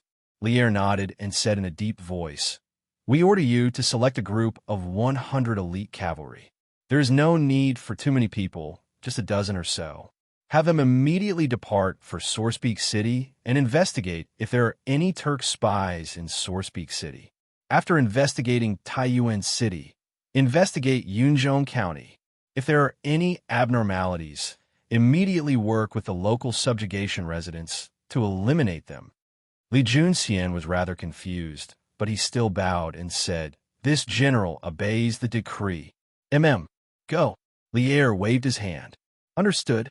This general will take his leave." Li Junxian cupped his fists and left. Chapter 1811. Although Li Tai's capture by the Turkic spies was only a dream of Empress Zhang's son, the ancients believed in ghosts and gods. In this era, people generally believed that dreams were the revelations of gods or the guidance of ghosts, foretelling something that would happen in the future. For example, King Wu dreamed that the three gods told him, "I must send you to suppress Yinzhou." King Wu believed that this was an order from the three gods. As expected, he sent troops to suppress Yinzhou. This was a direct explanation and self-possession. Another example was when Yin Gaozong dreamed of Fu Shuo and found Fu Shuo. Although he didn't know Fu Shuo's name in his dream, he saw Fu Shuo's appearance. He believed that if the heavens gave him such a person in his dream, he would definitely find such a person. In ancient times, there were specialized dream diviners, or dream interpreters. From this, it could be seen that the ancients valued dreams far more than modern people. As Li Tai's birth mother, Empress Zhangxuan's heart was connected to her son. Although Li Er didn't seem to care about her sudden dream, he couldn't help but worry. He knew that although there were 1,000 imperial guards following Li Tai north, and Li Tai's destination was in the Tang Empire, so it seemed unlikely that something would happen. However, Li Tai's group was in the open while the local forces were in the dark. As long as the enemy grasped the right opportunity, they might have a chance. Before entering Yanhuang College, Li Tai was one of Li Er's favorite sons. In the years since he entered Yanhuang College, Li Tai's outstanding performance in Yanhuang College had brought a lot of glory to Li Er. Li Er was naturally concerned about his safety. Therefore, it wasn't enough to send someone to ask about Li Tai's current situation. Li Er also directly sent a group of 100 riders to Taiyuan to secretly spy for Li Tai. Qi County, in a guest room of an inn, Li Tai, who had just finished breakfast, was going back to his room to pack up and prepare to follow the main group to the first destination of this trip, Taiyuan City. Suddenly, the telegraph rang. Beep, beep, beep, beep. Who is sending me a telegram? When Li Tai heard this, he stopped what he was doing. He quickly placed the telegraph machine on the table, took out a pen and paper, and began to record the code. "It's a telegram from a palace." After translating the message, Li Tai couldn't help but mutter in his heart. At first, he thought it was a telegram from Li Zishuan. Although he was slightly surprised, Li Tai's hands did not stop. He immediately replied with a string of codes. On the one hand, it was to confirm his identity. On the other hand, it was to ask the other party what the telegram was about. Beep, beep, beep, beep, beep. Imperial City, Imperial Observatory. "He's back. His Highness has replied." Zhao Song and another eunuch were eagerly waiting beside a telegraph. After waiting for a while, the telegraph finally rang. The eunuch could not help but exclaim excitedly, "Quick, see if it's His Highness who replied. Then, ask His Highness what's going on over there. Did he encounter any danger on the way?" Zhao Song could not help but heave a sigh of relief. As long as Li Tai replied, it meant that at least Li Tai was safe. From Li Er's tone earlier, he could roughly tell that Li Er was worried about Li Tai's current situation. While heaving a sigh of relief, Zhao Song could not help but urge the eunuch. "Yes, supervisor." The eunuch quickly responded, then began to record and translate the message sent by Li Tai. After a while, the eunuch finished translating the code. As he sent the telegram to Li Tai, he replied to Zhao Song, "Supervisor Zhao, it is indeed His Highness Prince Wei on the other end of the telegraph. His Highness asked why we were contacting him. I am replying to him now." Zhao Song nodded and said, Good." After sending the message, they waited for about 15 minutes before the telegraph rang again. The eunuch skillfully translated the message, then stood up and replied to Zhao Song, "Supervisor His Highness said that they are currently in Qi County Town. They are expected to reach Taiyuan City this evening. His Highness also said that they did not encounter any danger along the way. He hopes that His Majesty and Her Highness will be at ease. This is the message sent by His Highness. I have translated it. Please take a look, supervisor. After saying that, the eunuch handed Zhao Song a piece of paper. Zhao Song reached out and received it. Now that he had received a confirmation from Li Tai, he could finally heave a sigh of relief. Zhao Song glanced at the contents of the paper, then said to the eunuch, "Tell Prince Wei that His Majesty hopes that he will be careful along the way. If he encounters any danger, he is to reply to the palace immediately." Of course, Lier did not say this to Zhao Song. However, Zhao Song could guess what Lier was thinking. Understood. The eunuch responded, then returned to his seat to send a message. Zhao Song kept the letter and instructed the eunuch, "We'll return to Taiji Palace to report to His Majesty. We have to keep an eye on this telegraph machine day and night. If there's any news from Wei Wangdan, remember to inform us immediately, understand?" As the eunuch sent the message, he quickly nodded and replied, "Understood. I understand." Only then did Zhao Song leave, satisfied. Ganlu Palace. "Your Majesty, Prince Wei sent news that they are currently in Qi County Town. They are expected to reach Taiyuan City this evening. His Highness also said that they did not encounter any danger along the way. He hopes that His Majesty and Her Highness will be at ease. This is the message sent by His Highness. Please take a look, Your Majesty." Zhao Song, who had just returned to Ganlu Palace from the Imperial Astronomer, immediately handed the translated message from Li Tai to Lier. When Lier heard this, he immediately put down the memorial in his hand and waved to Zhao Song, saying, "Present it." "Yes, Your Majesty." Zhao Song naturally agreed, then walked in front of Lier and handed him the message. Lier reached out to take it and immediately opened it to read. The specific content of the message was naturally more than what Zhao Song had said. It included Li Tai's greetings to Lier and Empress Zhongsun, as well as what he had seen and heard along the way. However, the core meaning was similar to what Zhao Song had said just now. Soon, after Lier finished reading, a smile appeared on his face. He handed the letter back to Zhao Song and instructed, "Send this letter to the Empress. She must be worried sick at this moment." "Yes, Your Majesty." Zhao Song took it with both hands, then turned around to make the arrangements. Qi County Town. After sending the telegram, Li Tai finally walked out of the room with his luggage. In fact, when he was sending the telegram, Iron Egg came in to rush him. However, seeing that he was sending the telegram, Iron Egg left without saying anything. Everyone from the academy was waiting for him in the carriage outside the inn. "I'm sorry to have kept you all waiting." Carrying the luggage, Li Tai jumped onto the carriage of Class 1 and saluted Iron Egg, Qin Huayu, and Meng Wenhao. "It's okay. We didn't wait long. Since you're here, Qin Ke, let's set off." Qin Huayu shook his head, then lifted the curtain and said to the coachman, "Let's go." The carriage moved slowly. As usual, Dugu Xan led 2 of his personal guards and rode in front of the carriage to open the way. In the carriage, Iron Egg could not help but ask, "Chinke, I saw you sending a telegram just now. Was it for my master?" Although Li Zishuan had not personally taught Iron Egg martial arts for a long time, Iron Egg was still very respectful and concerned about this cheap master. Therefore, when he saw Li Tai sending a telegram to someone else, he subconsciously thought that it was from Li Zishuan. Hearing this, Qin Huayu and Meng Wenhao also looked over. This was the advantage of the telegraph in terms of confidentiality. Even if someone saw you sending a telegram, they would not know who you sent it to or what message you sent. If it was a phone call, the result would be different. Li Tai shook his head and said, "It's not from Yamacho. It's a telegram from the palace. Father and mother are worried about my safety and ordered the people from the Imperial Astronomer to send a telegram to ask about our current situation. They also want us to be careful."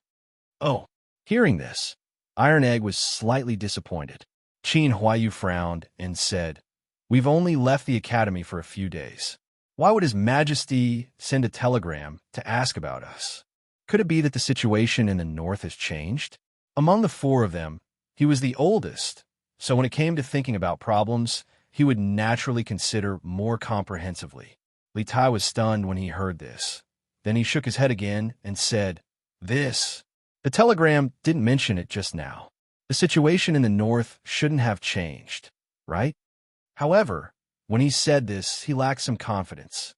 After a moment of silence, Iron Egg said, "No matter what, I feel that after we reach Taiyuan or Yunzhou, no one should act alone to avoid accidents. Although there are so many Imperial Guards protecting us this time, if we are not careful, we will still give the enemy an opportunity to attack." Li Tai nodded and said, "Iron Egg, you're right. Then we'll do as you say. When we reach Taiyuan, I'll inform Mr. Mo Chue and our classmates." The group quickly left Qi County and arrived at the official road outside the city. Here, 1,000 Imperial Guards were already waiting on the official road. The two sides met up and headed toward Taiyuan City. "How is it? Wang Tao, did Fang send back any news?" Outside the carriage, Dugu Xin called in the Deputy General and asked in a low voice. Yesterday, when they left Shihe County, Infan Province, Dugu Xin decided to send Dugu Fang to lead a team of elites and sneak into Taiyuan City in plain clothes. They were to secretly investigate whether there were any hidden dangers in the city. It was better to nip them in the bud. The Deputy General cupped his fists and said, "General, no messenger from General Fang came back last night or this morning." "Okay, I got it." Dugu Xin patted his head. Even if Dugu Xin had sent something amiss in Source Peak City, he wouldn't have been able to send news back so quickly. Based on the travel time, Dugu Fang and the others should have only arrived at Source Peak City yesterday evening. Thinking of this, Dugu Xin ordered his deputy general, "When we're about to reach Taiyuan City, I'll lead 50 elite soldiers into the city with His Highness. You take the rest of the soldiers with this general's order and settle down in the camp of Taiyuan Subjugation House. If there's any situation, I'll send someone to inform you. If there's no time to inform, then use fireworks as a message." Dugu Xin understood that the power hidden in the dark was the most terrifying. He didn't want to expose all of his power in the open. Otherwise, the enemy would target his power in the open and make very specific plans. This would be very disadvantageous for them. In addition, the Curious Pavilion Workshop had invented fireworks last year before the New Year, making Yanhuang College the most beautiful boy on New Year's Eve. However, some people saw an additional value in the beautiful fireworks, and that was to send messages. Dugu Xin had brought a few fireworks produced by the Curious Pavilion Workshop this time. This general obeys. The Deputy General cupped his fists. Chapter 1812. How is it, Zhangdafu? Did you find anything? Taiyuan City, Tongfu Inn, Yellow Room 4. A middle-aged man pushed open the door and walked in, then closed the door behind him. A young man inside immediately came forward and asked anxiously. This young man was Dugu Fang, and the middle-aged man was a soldier of the Imperial Army named Zhangdafu. He was one of the 30 Imperial Army elites that had followed Dugu Fang into Taiyuan City. Taiyuan was the place where the dragon rose. Li Yuan raised his army from Taiyuan in the past. Although the size of the city was not as big as Chang, and it could still be considered the largest city in the north of the Great Tang. Therefore, Taiyuan later became the northern capital of the Great Tang's three capitals. The three capitals of the Tang dynasty were respectively the western capital Chang, the eastern capital Luoyang, and the northern capital Taiyuan. As the largest inn in Taiyuan City, Tongfu Inn could not be said to be small. Just the guest rooms alone numbered 1 to 200. Because of Taiyuan City's special geographical location, merchants traveling from the northern border to the Central Plains would usually pass through this place. As a result, Tongfu Inn's business was very good all year round. Dugu Fang and the others had arrived at Taiyuan City around 5 in the afternoon yesterday. When they arrived at Tongfu Inn, there just happened to be several empty rooms, so Dugu Fang arranged for them to stay there first. Taking advantage of the darkness of the night, some Imperial Army experts with better lightness skills conducted a thorough investigation of the several hundred guest rooms in the inn. In the morning, Dugu Fang had sent Zhang Dafu and several waiters to inquire about some information. At this time, Zhang Dafu had come to report the results to Dugu Fang. Replying to General, according to this subordinate's investigation, a group of Turks indeed stayed at this in the day before yesterday.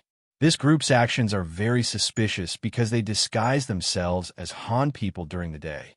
Others might not be able to see it, but I, Zhang Dafu, have fought Turks on the northern border before, so how could I not see it? This group seems to be led by a middle-aged man called Zhu Hongsheng, but I reckon that this name is definitely fake. This Zhu Hongsheng is currently staying in the Sky Room. According to the waiters of the inn, he usually goes out at 7 in the morning and only comes back in the afternoon. I've already had my brothers keep an eye on him. Zhu Hongsheng, a Turk disguised as a Han? This Tong Fu in is indeed fishy. Dugu Feiying's eyes brightened. Hadn't he infiltrated Taiyuan City in advance to capture the Turkic spy? However, even he didn't expect that things would progress so smoothly. Since the waiter said that this Zhu Hongsheng will go out around 7 a.m., then send 2 vigilant brothers who are good at Qinggong to follow him. See what he's going to do and who he's meeting, then report the information to me. After pondering for a while, Dugu Feiying instructed Zhang Dafu. Although Zhu Hongsheng was very suspicious, he did not have any direct evidence to prove that Zhu Hongsheng was a spy sent by the Turks to Taiyuan City. To catch a thief, he still had to take the stolen goods. Yes, Zhang Dafu cupped his fists and accepted the order. Just as he was about to turn and leave, Dugu Feiying called out, "Wait." Zhang Dafu turned around and saw Dugu Feiying rubbing his chin and pondering for a moment. Then he said, "Have 2 brothers keep an eye on Zhu Hongsheng, then have the rest of the brothers scatter around the city. See if there are any other unfamiliar faces in Taiyuan City in recent days. Oh, ask the guards or beggars at the city gate. They should know." Tongfu Inn was only one of the main places that Dugu Feiying was investigating. Out of caution, he also wanted to thoroughly investigate other places besides the inn. This was the task that his big brother had given him yesterday. On the other hand, from a personal point of view, he really did not want any accidents to happen to the people from Yanwang College. This was because he still admired Li Zixuan very much. In terms of martial arts, Li Zixuan had taught him and his brother a lot. However, Taiyuan City was so big that it was impossible to thoroughly investigate the city in a short time. Even if he mobilized the power of the entire Taiyuan City government, it was still impossible.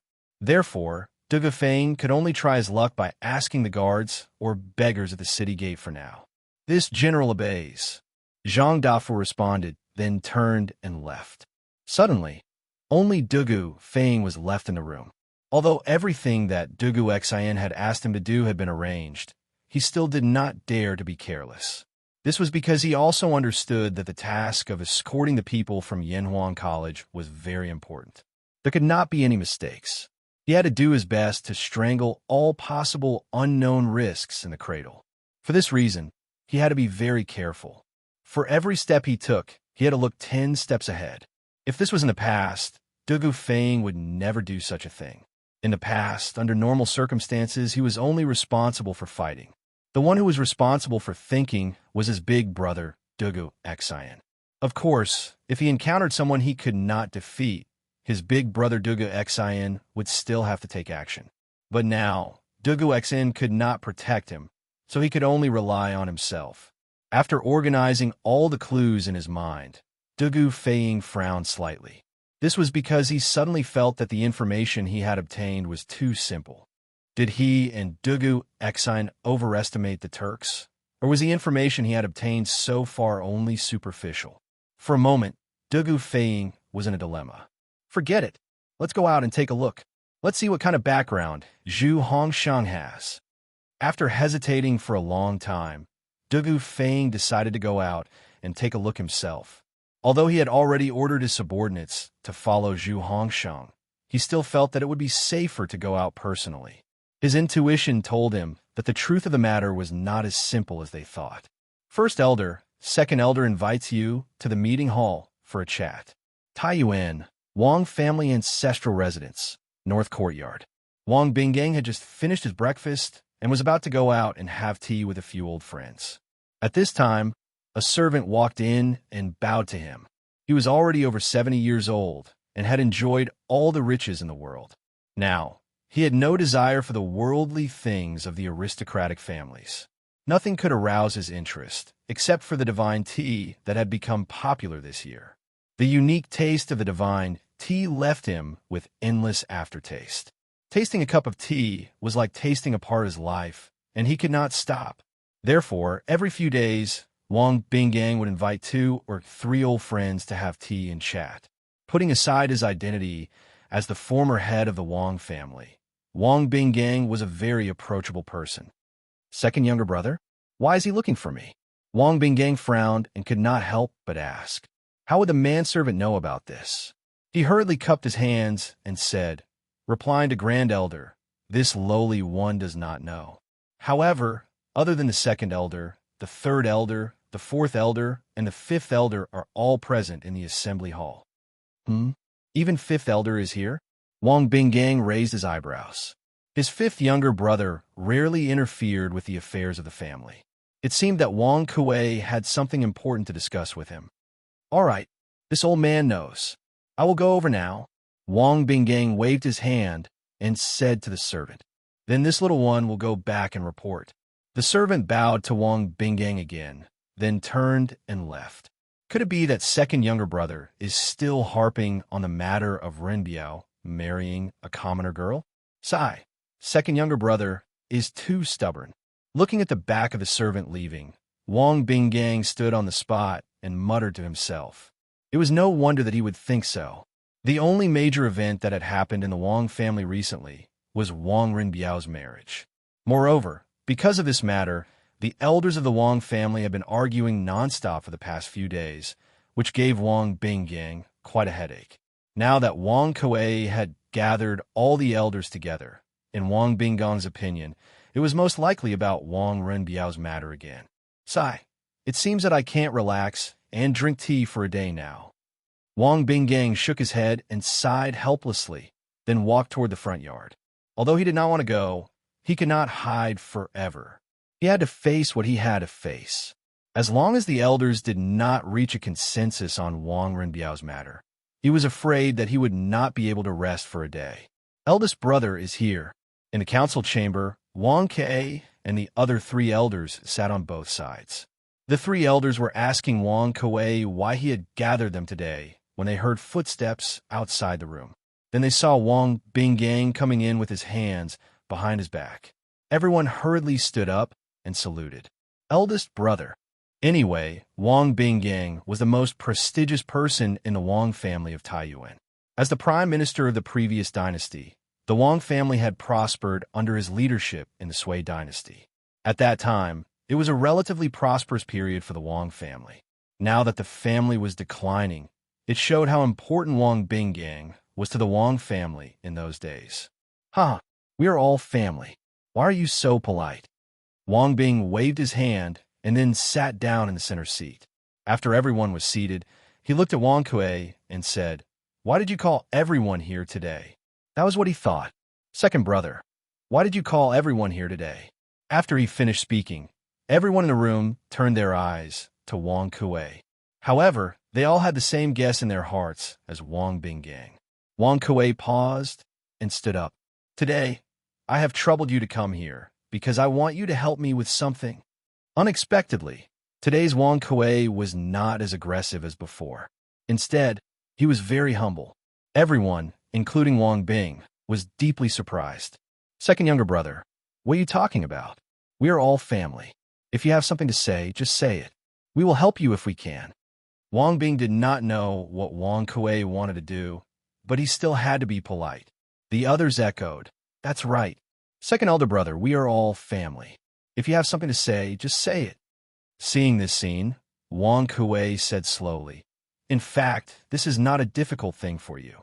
You all know that my Honger has been married for many years and has no children until now. Seeing that my second branch is about to die, I, as his father, am anxious in my heart. This old man wanted to let one of the clan's heirs be adopted by Honger, but whose child isn't a treasure? This old man also understands that my brothers love their grandchildren. So after thinking about it, I feel that only the second son of you Er's family is the most suitable. This child had committed a mistake and was imprisoned in the ancestral home. According to you Er's intention, He was to be imprisoned for his entire life. Instead of that, it was better to let Hong-er adopt him, change his appearance, and start new. In any case, as long as we old fellows don't say anything, outsiders won't know. Elder brother, what do you think? Chapter 1813. Adopted.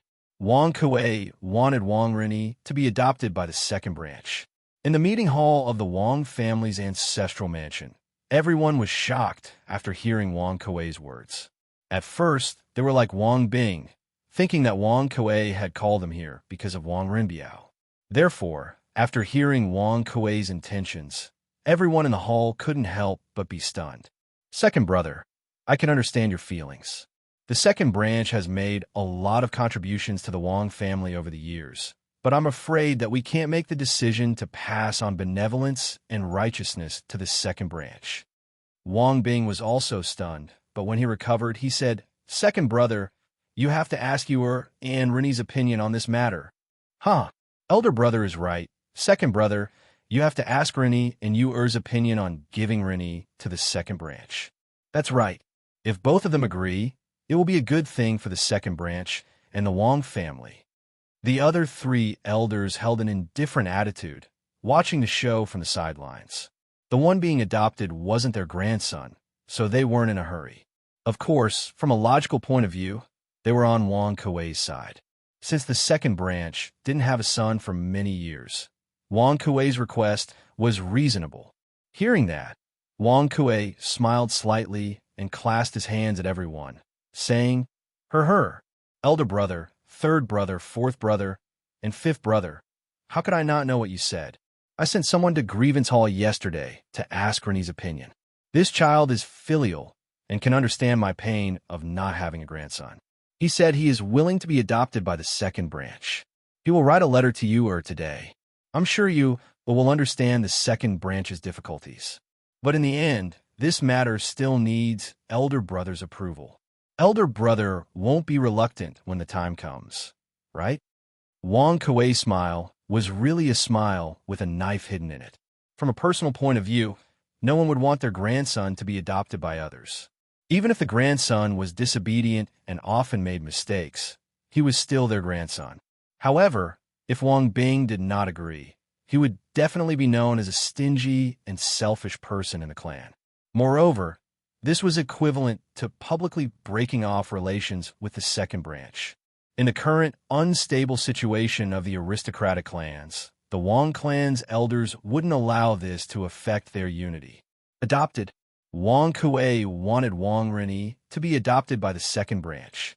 In the meeting hall of the Wang family's ancestral mansion, everyone was shocked after hearing Wang Kuei's words. At first, they were like Wang Bing, thinking that Wang Kuei had called them here because of Wang Rinbiao. Therefore, after hearing Wang Kuei's intentions, everyone in the hall couldn't help but be stunned. Second brother, I can understand your feelings.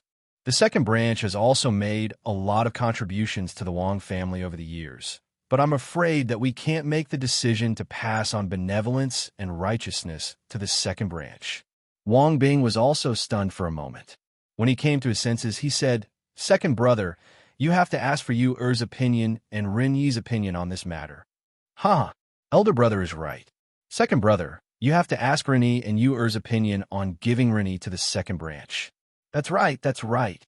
If both of them agree, it will be a good thing for the second branch and the Wang family. The other three elders held an indifferent attitude, watching the show from the sidelines. The one being adopted wasn't their grandson, so they weren't in a hurry. Of course, they were on Wang Kuei's side. The fact that the second branch had no children for many years was an indisputable fact. Wang Kuei's request was reasonable. Chapter 1814. Master, when we return to the clan, second elder and the others will definitely use cousin's marriage to make things difficult for you. Has Master thought of countermeasure? On the official road from Qi County to Taiyuan, a convoy was escorting a carriage northward. Princess Tong and looked at Wang Yu and asked. On the way from Qizhou to Taiyuan Prefecture, they had to pass through Qi County as well. However, unlike Li Tai's group from the Yin Wang Academy, Wang Yu's group did not travel too heavily. Instead, They traveled light and traveled much faster. Moreover, Wang Yu was in a hurry. Even if they stayed at an inn in the county at night, they still set off before dawn. If not for this, they might have run into the Yanhuang College group on the road. But even though they had been on the road, Princess Tong and did not show much fatigue. This was all thanks to the carriage they were riding in. This carriage was the one that Li Zixuan had sent to Wang Renbiao as a wedding gift on the day of his wedding. Last year, when Li Zixuan had just transmigrated, he had established the Curious Pavilion Workshop. At the time, the Curious Pavilion's first luxury product was a new type of carriage. With its extremely small wheel friction, outstanding shock-absorbing performance, and spacious interior, the Curious Pavilion's new carriage became an instant hit, quickly winning the favor of the upper echelons of the Great Tang. After that, with the establishment of Yanhuang College, Li Zixuan's painstaking efforts to create a system of production, learning, and research gradually took shape. The Curious Pavilion Workshop's technology and R&D capabilities gradually increased. Over the past year, the new carriage had not remained unchanged. Rather, it had been gradually improved as the Curious Pavilion Workshop's technology improved.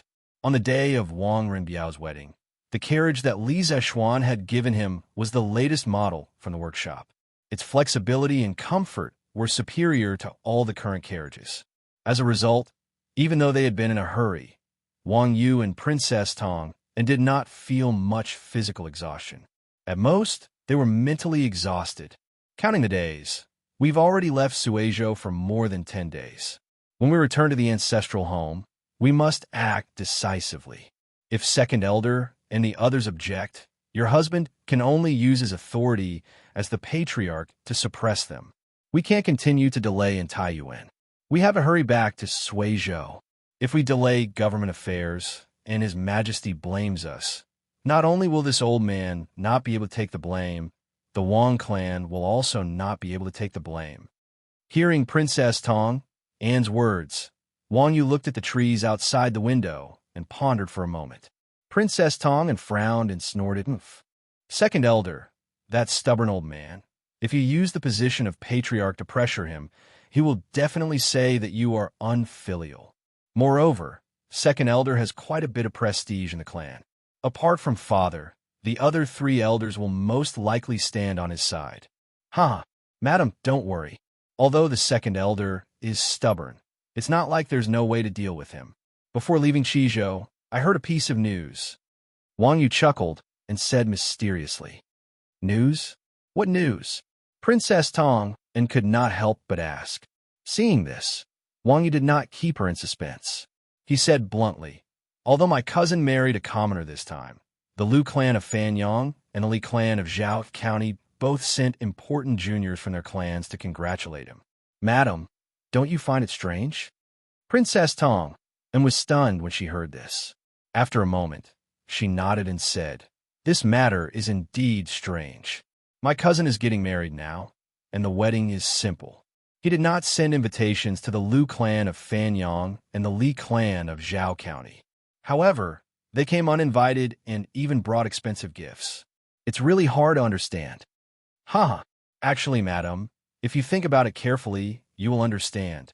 Wang Yu chuckled and said, In the 4th month of this year, during the Battle of Guan City, the Imperial Army directly destroyed the main forces of the Chui clan of Bowling, Chui clan of Qinghe, and Zheng clan of Xingyang. Only 4 of the 7 great clans were left, and that included the imperial family.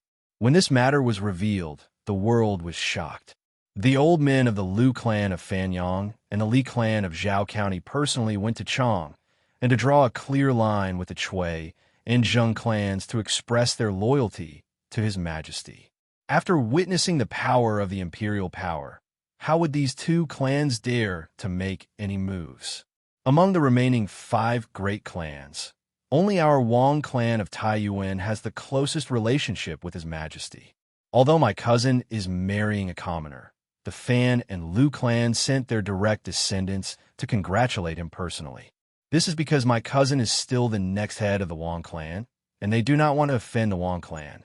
As for the matter of Jingchu being the sworn sister of the Marquis of Yong, they definitely did not know before coming to Qizhou. This is a pleasant surprise for them. This trip to Chizhou did not offend the Wang clan, but also indirectly sold the Marquis of Yong An's favor. It can be said that they killed two birds with one stone. Princess Tong thought for a moment and said with a frown, Master's analysis seems to be reasonable. In the past, the Chui clan of Qinghe was the strongest among the 7 great clans. After the Battle of Guan City, the great clans all bowed their heads and pledged their loyalty to His Majesty. Whether it was true or not, the imperial court's strength is stronger than the great clans. This is an indisputable fact. However, Master said that Li Jingqiu, being the sworn sister of the Marquis of Yong, was a pleasant surprise for Lu Chengqing and Li Jingxian. Isn't this a bit too much? What ability does Emir Li Zishuan have to make the Lu and Li clans curry favor with him? As Li Er's aunt, Princess Tong, and believed that the great clans were afraid of the imperial power. However, she did not believe that Li Zishuan was a person that the Lu and Li clans would fight to curry favor with. Ha! Madam, you are wrong.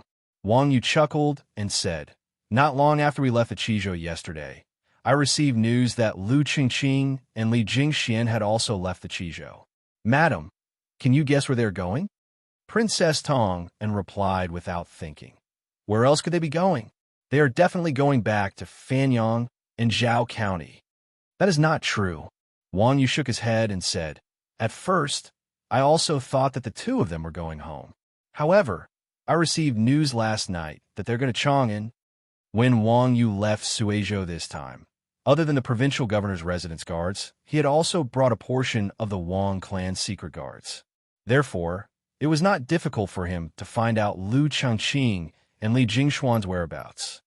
Chang'an? Even the elders of the Fan and Li clans do not dare to go to Chang'an easily. What are they going to do there? Princess Tong was puzzled when she heard this. Wang Yu leaned against the sofa in the carriage and tapped his finger on the sofa's armrest. He smiled and said, I am guessing that they are not going to Chang'an City, but to Lantian County outside Chang'an City. Madam, don't forget that there is a donation gathering in Lantian County this afternoon. The person behind the scenes is the Marquis of Yong. Princess Tong also knew about the donation gathering. She opened her mouth and said in surprise, Master, you are saying that the 2 of them are going to participate in the donation gathering? How is that possible? The money from the donation gathering will be sent to the Imperial Palace in the end. Wang Yu smiled faintly and said, Why is that not possible? If Madam does not believe me, then just wait and see. By tomorrow morning, at the latest, the news of the eldest sons of the Lu and Li clans participating in the donation gathering will reach Taiyuan. Princess Tong was silent. Although Wang Yu's analysis was reasonable, she still found it hard to believe. Seeing this, Wang Yu continued, Lu Chengqing and Li Jingxian participating in the donation gathering is not only giving face to the Marquis of Yong, but also showing their loyalty to His Majesty and the imperial court. This is killing 2 birds with 1 stone. Moreover, Madam, don't underestimate the Marquis of Yong. He is the wealthiest businessman in the world. His products are sold well in every province and county in the world. Even the carriage we are riding now comes from the workshop of Strange Taste Pavilion. Yuan compiles dictionaries and lowers the price of books. All the scholars in the world are grateful to him. In addition, he founded Yanwang College and recruited talents from all over the world. Although the college was founded less than a year ago, it is already showing signs of greatness. Even the Turkic Kaghan covets the knowledge of Yanhuang College and sent the imperial advisor to steal the books of the college. In time, the students of Yanhuang College will become the pillars of the country. Li Zishuan will have students all over the world. With such a deep foundation, who in the Great Tang would dare to touch him? Even the Son of Heaven would have to be wary of him. Yu Wu is a disciple of spiritual master, and backed by the celestial master path of Mount Longhu. According to Lung Yu Yao, he is a grandmaster realm martial artist. There are few martial artists of the same age who can match him. Now that he is in the Black Armored Army, if he gains military merits in the war with the Turkic Kaghanate, he might even be promoted to a duke. In addition, half of the generals in the imperial court are on good terms with him. with Li Jing, Cheng Yaojin, Qin Xiong, Yuqi Jingde, and the other old generals looking after him. Who would dare to touch him? Furthermore, he was a marquis at the tender age of 20 and was even conferred the title of provincial governor of a province. Among the civil and military officials of the imperial court, apart from Zhang Sun Wuji and Fang Xianling, who else was more favored by the emperor than the Marquis of Yomen? As long as he doesn't do anything foolish, he will definitely reach the top of the court and have a limitless future. Many people have underestimated his value. Those two brats from the Liu clan and Li clan have good eyes. Wang Yu could tell that Princess Tong and didn't place much importance on Li Zixuan, so he had patiently analyzed the situation to her. Seeing Wang Yu so serious, Princess Tong and couldn't help but turn grave. Before this, she had never imagined that Li Zixuan would be so outstanding, but after hearing Wang Yu's analysis, she had to admit that Li Zixuan was truly the most outstanding youth of the Great Tang Empire's younger generation. Wang Yu's second point in particular made her tremble in fear. Once Yanwang College matured, Li Zixuan's strength would rapidly increase. At that time, the Li clan behind Li Zixuan would become an existence on par with the 5 clans and 7 nobles. Who was more awesome, born into a great clan or creating one? Surely everyone knew the answer? Now I seem to understand why Master valued Li Zixuan so much. It seems like it's not a bad thing for cousin to make such a friend. After a long silence, Princess Tong sighed. That's naturally not a bad thing. On the contrary, it's a blessing for the Wang clan. Wang Yu couldn't help but chuckle. His eyes flashed with determination as he said, "When we return to the ancestral home this time, your husband must protect cousin's status as the eldest son of the first wife." Even the brats from the Liu and Li clans can see the potential in the Marquis of Yong. This old man doesn't believe that the elders in the clan can't see it either. If second elder and the others remain stubborn, then your husband can only ask grandfather to step in. Chapter 1815. The Tang Dynasty's Taiyuan city was built on the foundation of Jinyang City. Although it was not as large as Chang and City, the structure of the city was much more complicated.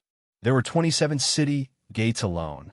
According to legend, the ancient city of Jinyang was built by Dong Anyu during the spring and autumn period. In the records of the Grand Historian, it was said Jibo attacked Zhao Xiangzi in Jinyang and drew the water of Fun to flood the city. Northern Qi's emperor, when Xian built the Daming Palace on the ruins of Jinyang City and expanded it into a city, calling it Daming City. The city was 40 feet tall and had a circumference of 4 li. There was another city north of Daming City. Eastern Wei's Emperor Shaojing built the Jinyang Palace there. During Emperor Wen's time, it was renamed New City. During Emperor Yang's time, he expanded the Jinyang Palace of Eastern Wei's Emperor Shaojing, and the city was also enlarged. The enlarged New City was 40 feet tall and had a circumference of 7 li. During the 16th year of Emperor Wen's reign, Emperor Wen built a Tsang city that was connected to the New City on the east side. This city was 40 feet tall and had a circumference of 8 li, forming 3 connected cities. This was the initial appearance of Taiyuan City during the Tang Dynasty. However, during the Tang Dynasty, Taiyuan City underwent 2 major expansions. The first was during the Jingguan period, when Emperor Taizong appointed the famous General Li Xingli to guard Taiyuan. During this period, Li Zhili built an east city on the east bank of Fen River in the 11th year of Jingguan's reign. The second was during Wu Zetian's reign, when Shui Shenxing built a central city on Fen River, connecting the east and west cities.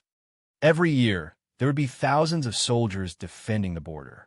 At this point, Taiyuan's West City, East City, and Central City were combined into one, becoming the Great Tang's most important military barrier in the north. However, at this time, Taiyuan City did not have a West City, East City, or Central City. The main body of Taiyuan City was the West City of Taiyuan City, and the city was split into Taiyuan Prefecture City and Jinyang County. Taiyuan Prefecture City was also known as the Provincial City, and it was the core region of Taiyuan City. The provincial city contained 3 other cities: Daming City, New City, and Song City. Jinyang County was the administrative center of Jinyang County, and it was located 2 lees south of the prefecture city. Oh, are you Boss Juya? Taiyuan Prefectural City, Great Brightness City, Market Square, Chu Family Ironware Shop. A slightly plump, middle-aged man dressed in luxurious clothes walked in. The shop's attendant went up to greet him. At first glance, the middle-aged man looked familiar. After carefully sizing him up for a while, he finally recognized the middle-aged man and couldn't help but exclaim in surprise. "Yes, is your shopkeeper here today? I'm here for him." The middle-aged man nodded and asked the servant. He was speaking in Chinese. Although he was fluent, it sounded a little stiff. The manservant hurriedly nodded and said, "Yes, yes. The shopkeeper is in the back hall. Boss Zhu Xia, please take a seat. This little one will go and report to him." "Yes." The middle-aged man nodded, and the servant turned and left. After waiting for about half a cup of tea's time, the servant walked out from the back hall and warmly said to the middle-aged man, "Boss Juya, my shopkeeper invites you to the back hall for tea. This way, please." After saying that, the servant made an inviting gesture. The middle-aged man nodded and stood up. "That's good. Lead the way. Boss Juya, please wait a moment," the servant suddenly said. Then, he quickly walked to the front of the shop. First, he looked around. Then, he actually hung a closed sign on the door and closed the shop. One must know that it was broad daylight now. It was not even noon yet. Most of the shops in the city had just opened for business. "Boss Juya, please." After doing all that, the servant came in front of the middle-aged man and said. The middle-aged man looked at the servant approvingly and said, "Good." The 2 of them, one in front and one behind, walked towards the back hall. Outside the ironware shop. "General, not long after Zhu Hongsheng went in, the ironware shop closed. It's only 7:30 in the morning. Most of the shops in the city have just opened. There must be something fishy going on." A man in martial arts clothes cupped his fist and said to Dugu Feiying. It turned out that the middle-aged man who entered the ironware shop was the merchant Zhu Hongsheng that Dugu Feiying and the rest were chasing. Since the moment Zhu Hongsheng stepped into the ironware shop, he had entered Dugu Feiying and the rest's surveillance. "Yes. Did you hear what they said in the shop?" Dugu Feiying's heart skipped a beat as he asked. The soldier cupped his fist and replied, "General, when we were outside the shop, we vaguely heard the servant call Zhu Hongsheng Boss Juya. Not long after, the servant came in and closed the door. He must have entered the back hall. Furthermore, this Zhu Hongsheng's real name should be Juya." Hearing this, Dugu Feiying looked around and could not help but frown. He originally wanted to use his qin gong to fly to the roof and eavesdrop on the conversation between Zhu Hongsheng and the person inside. However, it was broad daylight and the city had just opened. There were many people and merchants coming and going. In broad daylight, with so many people watching, how could he fly to someone else's roof to eavesdrop? No, his name is not Juya. His surname is Juya. Dugu Feiying sighed helplessly and said, "The Western Turkic Khaganate has a separate tribe called the Shadawa tribe. The Shadawa tribe is divided into the Juya tribe and the Qi branch. The leader of the Juya tribe is called Zhu Yiqilan. Everyone in the tribe has the surname Juya. It seems like this Zhu Hongsheng is from the Shatuwa tribe of the Western Turkic Khaganate. However, why would someone from the Shadawa tribe suddenly appear in Taiyuan? And why would he disguise himself and act so sneakily?" At this time, the Shadawa tribe was not very famous. Many people in the Central Plains had not heard of them. Only Dugu Feiying, who came from a family of generals, knew about them. The Shadawa tribe was a mixture of many ethnic groups. Its ethnic origins included the Turkic, Huayha, and Sut, the 9 families of Zhaowu, ethnic groups. Within each ethnic group, there were also several tribes. It could be considered a minority tribe with a complicated mix of members. In the early Tang dynasty, the Shadawa tribe was an unremarkable tribe. There were very few records of them in the literature of the Tang dynasty. The Shadawa tribe only rose to prominence at the end of the Tang dynasty. After the Daibei dynasty, the Shadowhua tribe became an all-powerful tribe in China's history. They suppressed the Huangshao uprising, fought for hegemony in the Central Plains, controlled the House of Tang, and eventually established the later Tang, later Jin, and later Han dynasties in the Central Plains. In that case, this Zhu Hongsheng must be from the Turkic Khaganate. General, do you want me to arrest him? The soldier cupped his fist and suggested to Dugu Feiying. If we arrest him based on this, I'm afraid it will bring us trouble. Before we arrest him, we must investigate his background and his purpose in coming to Taiyuan City.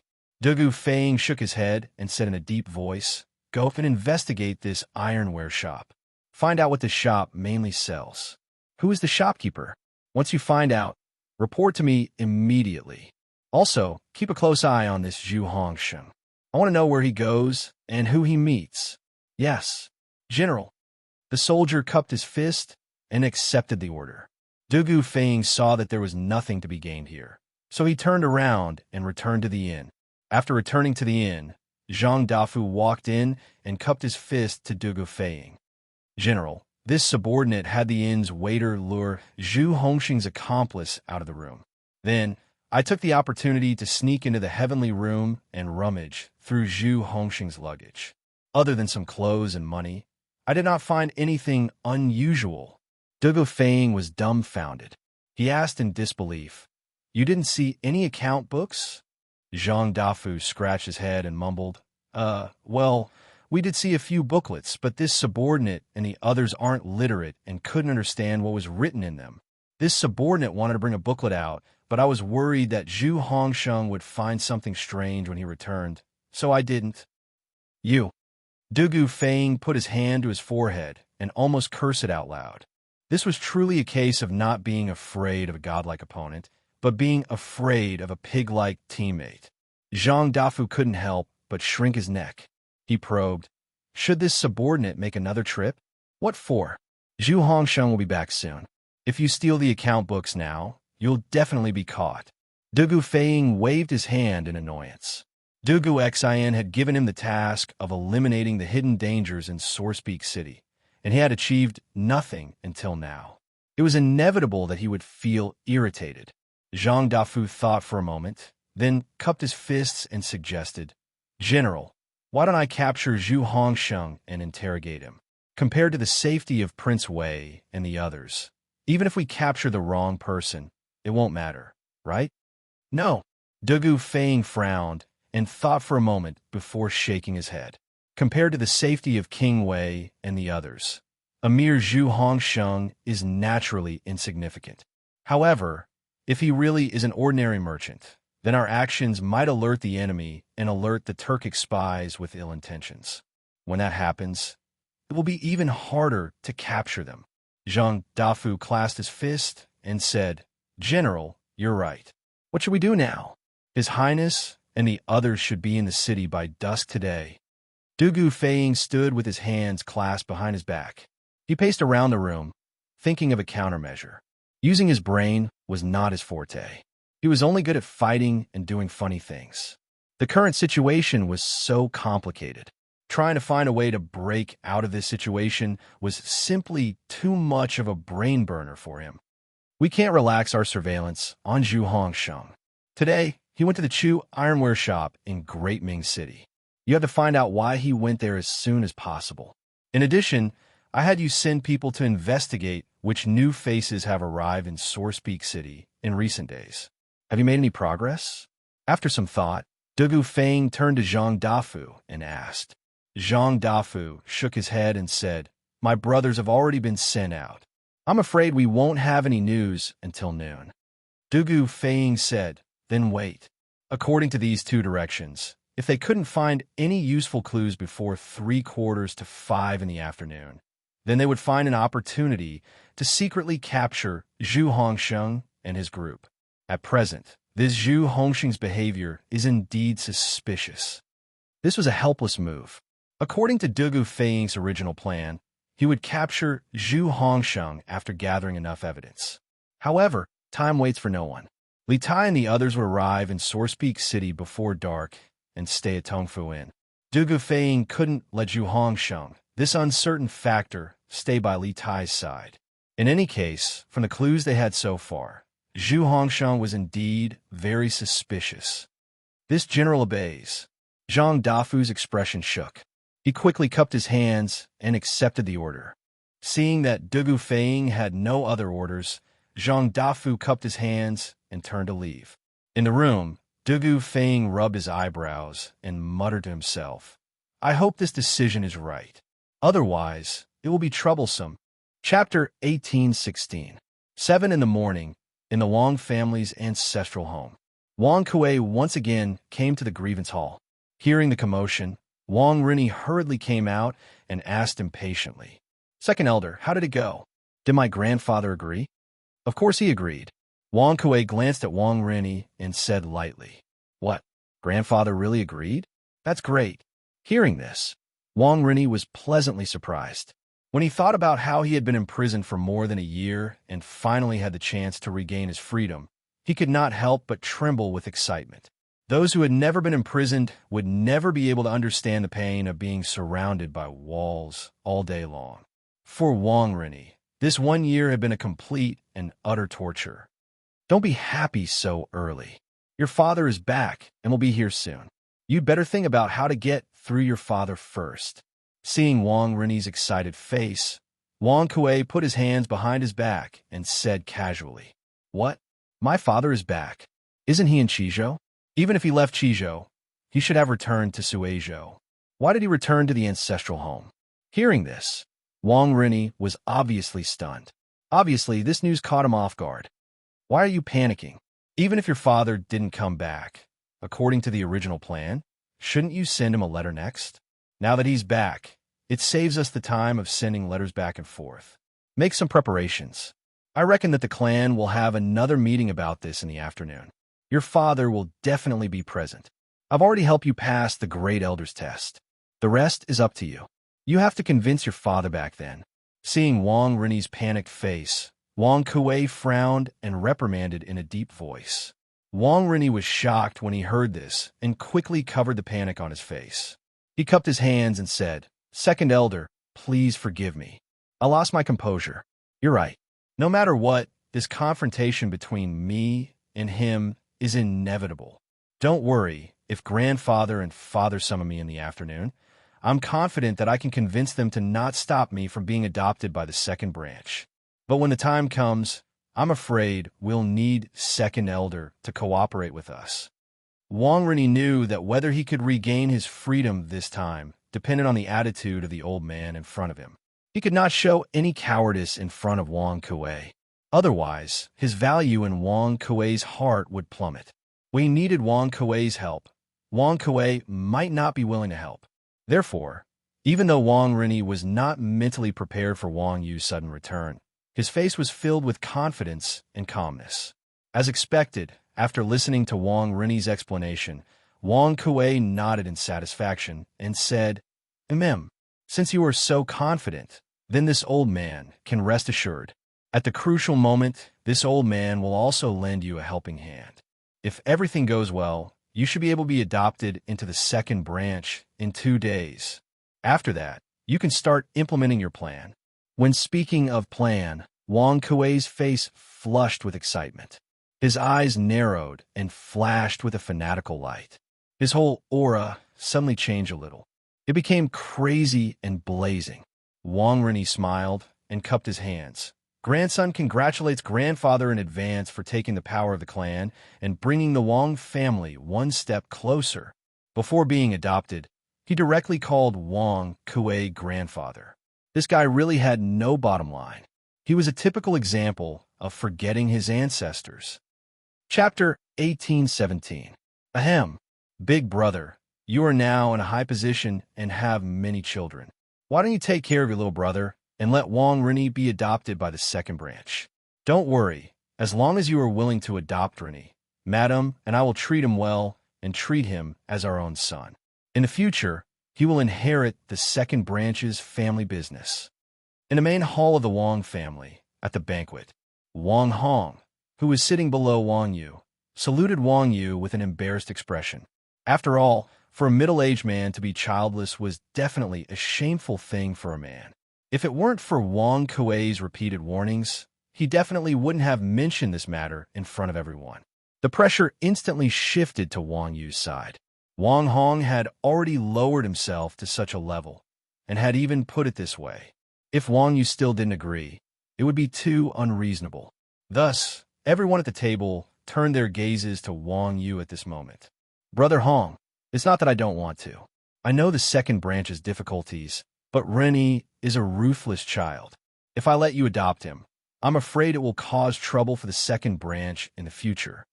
After a long silence, Wang Yu finally found a reason to reject Wang Hong.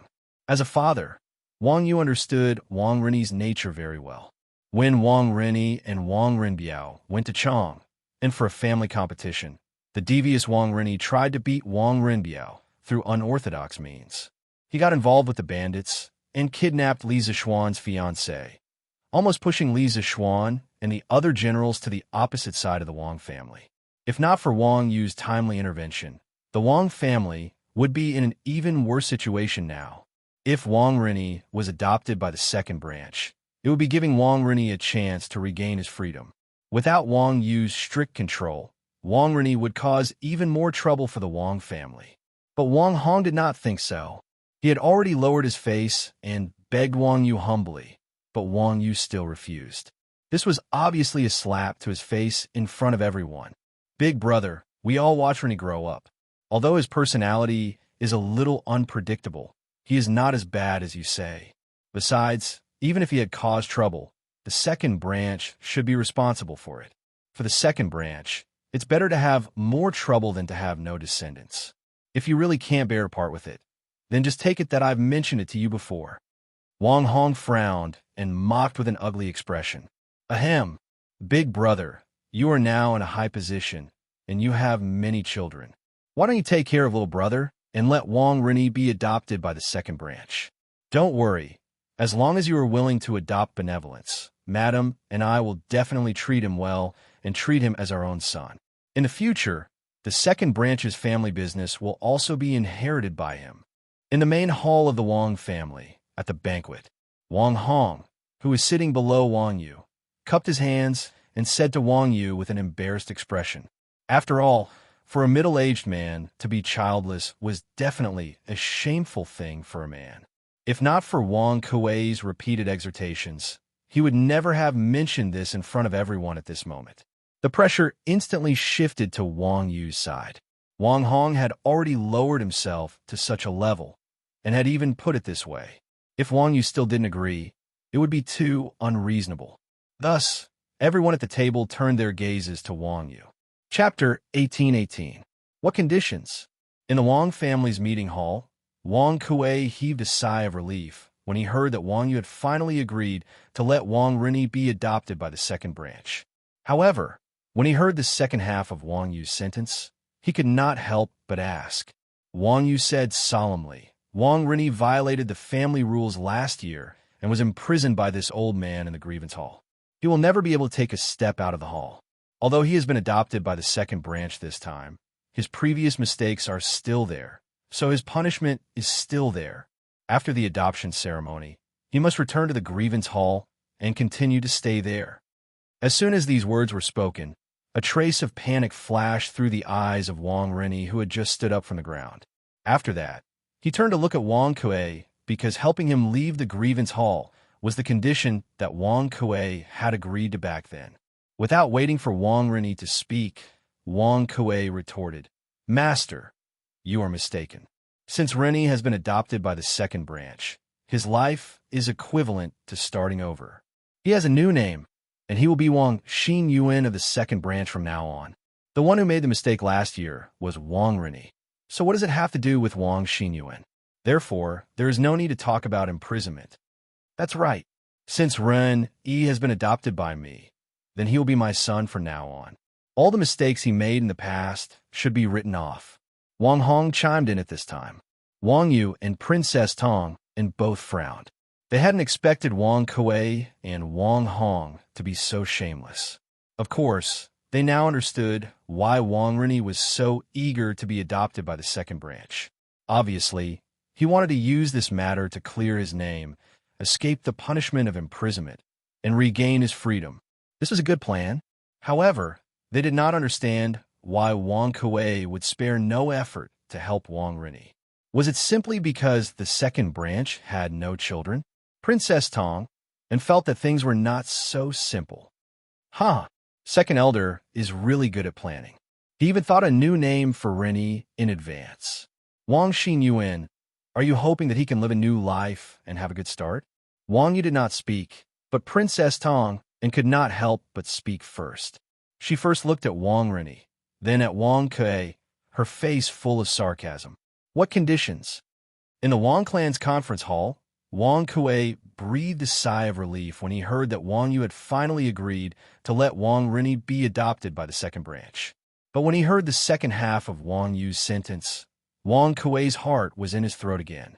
Wang Yu said with a serious face, Wang Rinni violated the clan's rules last year and was imprisoned by this old man in the grievance hall. He can't take a step out of the hall for the rest of his life. Although he had been adopted by the second branch this time, the mistakes he had made before were still there, and the punishment was still there. After the ceremony is over, he must return to the grievance hall and continue to stay there. As soon as these words were spoken, a trace of panic flashed through the eyes of Wang Rinni, who had just stood up from the ground. After that, he turned to look at Wang Kuei because helping him leave the grievance hall was the condition that Wang Kuei had agreed to back then. Without waiting for Wang Rinni to say anything, Wang Kuei retorted, Master, you are wrong. Since Rinni has been adopted by the second branch, his life is equivalent to starting anew. He has a new name. He will be Wang Xinyuan of the second branch in the future. The one who made the mistake last year was Wang Rinni. What did it have to do with Wang Xinyuan? Therefore, there's no need to talk about imprisonment. Chapter 1819. Wang Kuei's move of retreating to advance was very effective, directly turning the situation around. Everyone in the meeting hall couldn't help but nod inwardly. First, everyone felt that Wang Kuei's request wasn't excessive. In the end, he just wanted the second branch to continue to have descendants. Second, Wang Kuei had already taken a step back and guaranteed that Wang Rinni would never leave Source Peak City. This was already cutting off Wang Rinni's future career. Third, Source Peak City was the origin of the Wang family. The Wang family had operated in Source Peak City for many years, and its power could be said to be deeply rooted. Wang Rinni could change his appearance and name, and then he would only move within the boundaries of this territory. The imperial court wouldn't know.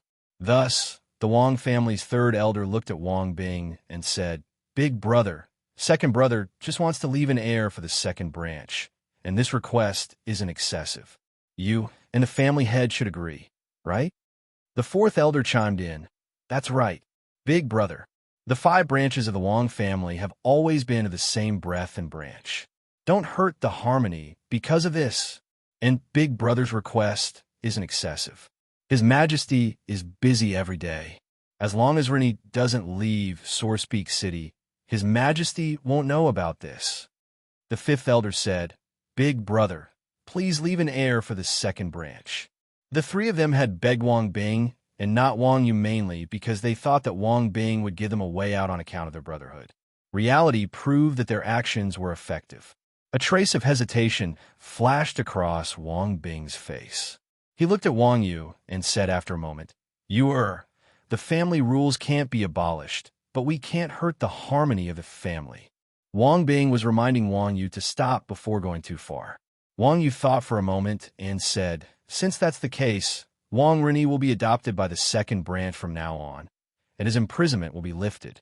However, he can't take a step out of Source Peak City for the rest of his life. If he violates this, he will be expelled from the Wang family. I hope that second elder will take good care of him in the future. Don't make any mistakes and put the family at a disadvantage. The aristocratic families were a huge group, and they were also a huge body of interests. Even though Wang Yu was the head of the family, there were some things that he couldn't arbitrarily decide.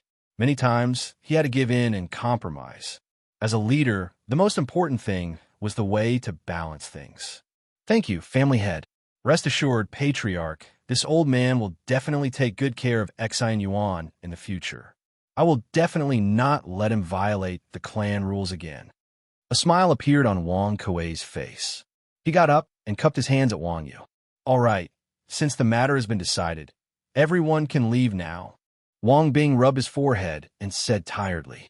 Wang Kuei's move of retreating in order to advance was very effective. He directly turned the situation around. Everyone in the meeting hall couldn't help but secretly nod after hearing this. First of all, everyone felt that Wang Kuei's request was not excessive. In the end, he just wanted the second branch to continue the family line. Secondly, Wang Kuei had already taken a step back and guaranteed that Wang Rini would not leave Taiyuan City for the rest of his life. This was already a disguised form of cutting off Wang Rini's future career. Thirdly, Taiyuan City was the birthplace of the Wang family.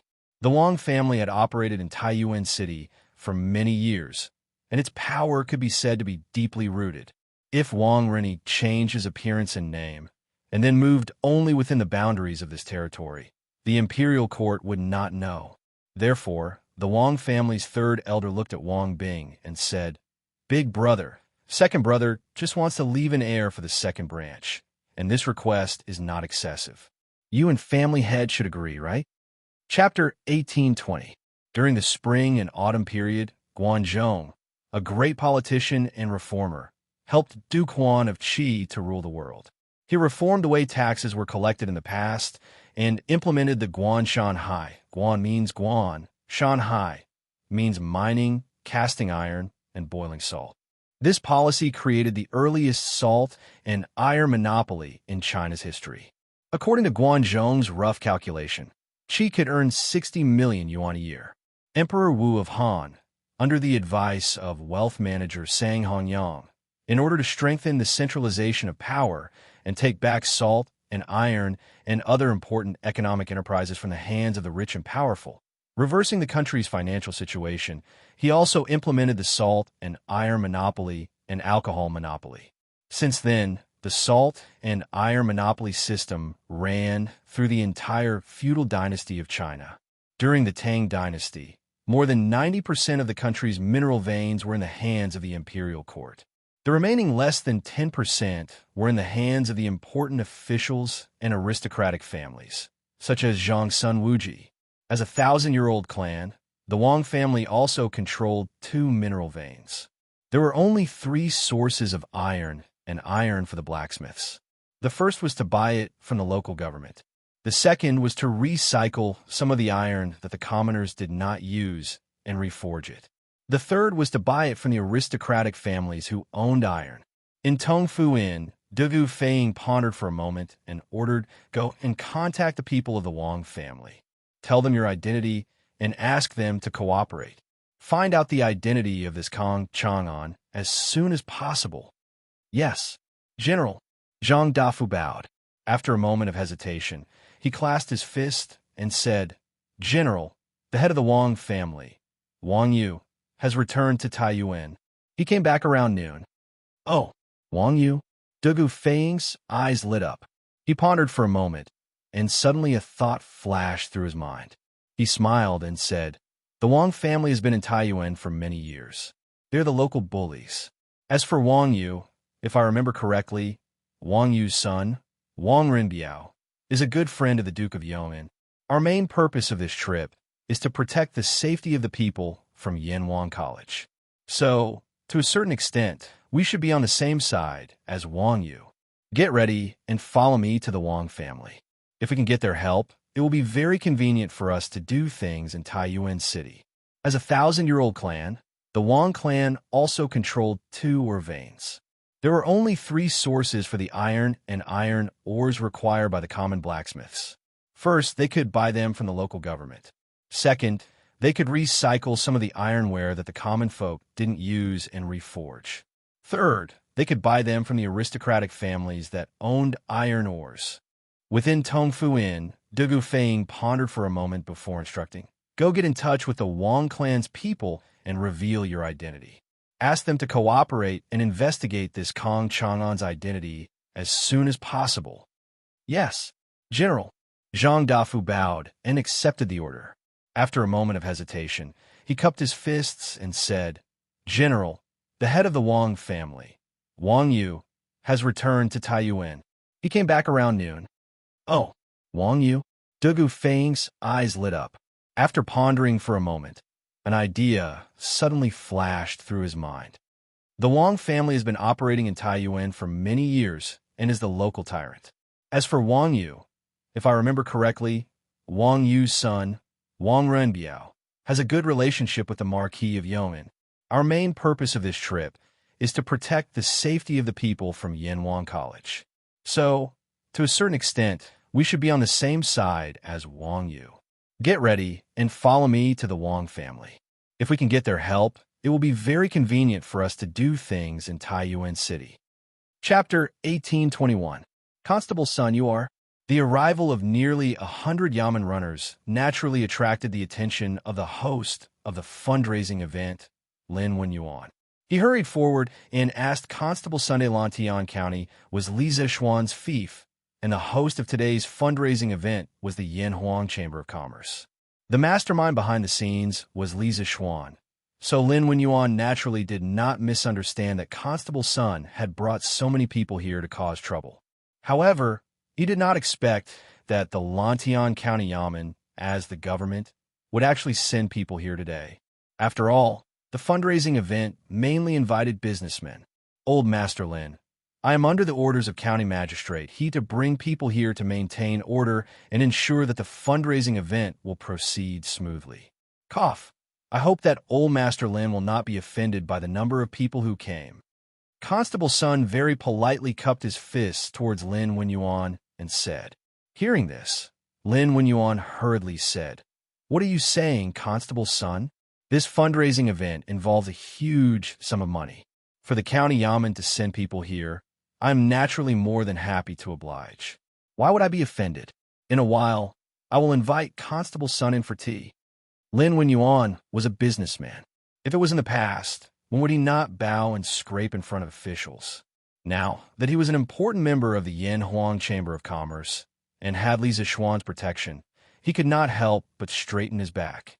But even so, he didn't dare to be complacent, arrogant, and despotic because he knew who gave him everything he had now. He was now dealing with people in the officialdom, adhering to the principle of being neither servile nor overbearing.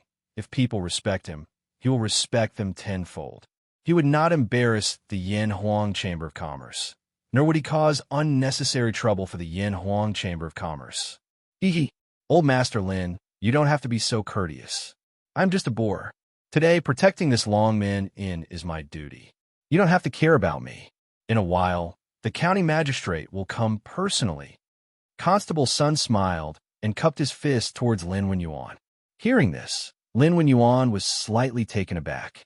He did not expect that not only would the county yamen send a constable to maintain order, even county magistrate he would be coming personally. This was a donation gathering organized by the Yanhuang Chamber of Commerce. Wasn't county magistrate he afraid that his identity would be exposed to gossip? Although that was what he was thinking, Lin Wenyuan remained calm and collected. He cupped his hands respectfully and said, Constable Sun is really diligent and responsible. Then I will go and entertain the guests. When county magistrate he arrives, I will definitely welcome him personally. At this moment, cries of surprise rang out from the crowd. Then the crowd took the initiative to open up a path. An official in a purple official robe with a golden jade belt at his waist walked toward the Dragon Gate Inn with 7 or 8 low-ranking officials. Looking at the color of the leader's official uniform, he was actually a 3rd-grade official. Whoa, where did this high-ranking official come from? Looks like he's from Chang'an. Isn't this Minister Xiao from the Ministry of Revenue? What is Minister Xiao doing here? The onlookers were whispering to each other in low voices. It was not that they had not seen high-ranking officials before. Even the emperor had come to Lantian County before. It was just that all 3rd-grade officials and above were important officials of the imperial court. Now that the donation gathering was about to start, a 3rd-grade official suddenly came here. It was inevitable that the crowd could not help but discuss in low voices. Lin Wenyuan's heart skipped a beat. He hurriedly went up with the other members of the Yin Huang Chamber of Commerce and bowed respectfully. Lin Wenyuan of the Yin Huang Chamber of Commerce greets Minister Xiao. Chao Wendong from the Yin Huang Chamber of Commerce. Feng Jihua, Zheng Qianjun, Liao Shifan greets Minister Xiao. Everyone, there's no need to be so polite. Xiao Yu stopped in his tracks and waved at the crowd. Then he looked at Lin Wenyuan and said, I'm here on orders to take over the money from the donation gathering. Once the gathering is over, the Ministry of Revenue will register all the money and send it back to Chang'an. Boss Lin, when will the donation gathering begin? Lier had indeed sent people from the Ministry of Revenue over to receive the donations from the fundraiser, but Lier did not ask Xiao Yu to come over personally. Actually, Xiao Yu only needed to send a few of his little brothers over for this sort of thing. However, this old man had previously made a bet with Lier on whether this fundraiser could raise enough funds for a 150,000-man army. Naturally, he wanted to come over personally to see for himself. Merchants valued profits, and Xiao Yu did not think that these merchants would be so generous as to donate money to the court. This was because this matter did not benefit them at all. At this moment, he was already thinking about where the court would get the money if the donation gathering did not raise enough money. After all, Lier's edict had already been sent to the various provinces and counties. The elite soldiers of the various provinces were gathering in Chang'an. The fact that the Northern Expedition Army had increased by 150,000 was already an indisputable fact. As the Minister of Revenue, he naturally had to think of ways to raise money. Little did Old Man Xiao know that calling on merchants to raise money for the country was only Li Zishuan's first method. Even if it failed, Li Zishuan had 10,000 ways to make up for it. For example, he could use the Yin Huang Bank to get a loan from the court, where the court could issue war bonds to the people. Once the war was won, they would return the money to the people. Every method could easily solve the current dilemma of the court. The reason why Li Zishuan prioritized a donation gathering was because he wanted to use this opportunity to arouse the patriotism of the Tang people and build momentum for the upcoming war between the Tang Empire and the Turks. History tells us that only by mobilizing the masses and gaining the support of the people can we win the war. At this moment, Lin Wenyuan looked at the sundial in front of the Longmen Inn. It was still a little short of the agreed time. However, he could not let Xiao Yu, the Minister of Revenue, stand outside and wait. After all, Xiao Yu was an elder who had lived through several dynasties. His position in the court was important. Thus, he cupped his hands and said, "The donation gathering will begin soon. Minister Xiao, please come in." Then, he ordered the servants, "Open the door. Invite the guests to take their seats." "Yes, master." The servant of the Lin clan bowed and ran to open the door of the inn. Lin Wenyuan and the others invited Xiao Yu to enter first. Xiao Yu did not refuse. When they entered the hall on the first floor of the inn, Xiao Yu couldn't help but exclaim, "Boss Lin, this inn is really luxurious. It doesn't pale in comparison to Yanhuan College at all. How extravagant. No wonder it's the #1 inn in Lantian County."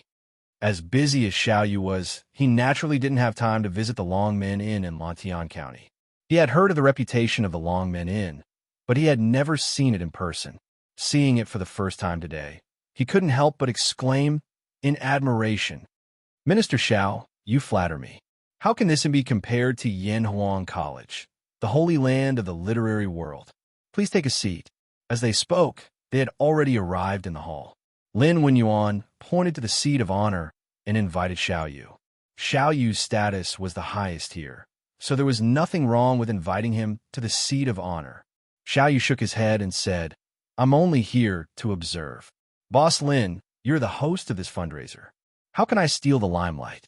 After saying that, he led a few officials from the Ministry of Revenue to the first row on the left. Seeing this, Lin Wenyuan couldn't help but heave a sigh of relief. Xiao Yu's arrival had caught him off guard. If the other party wanted to interfere with the fundraiser, he really didn't have any good countermeasures. After all, Li Zishuan wasn't here. How could he, a mere merchant, go against a high official of the imperial court like Xiao Yu? At this moment, Xiao Yu gave up the seat of honor and took the initiative to sit down. He was undoubtedly expressing his attitude to Lin Wenyuan. In this fundraiser, he was only responsible for counting the money and wouldn't interfere with the process. Go prepare some fruits and snacks and send them to Minister Xiao. Oh, go take out this old man's collection of immortal tea and make a pot for Minister Xiao. Lin Wenyuan ordered the manservant beside him to return the favor. Yes, master.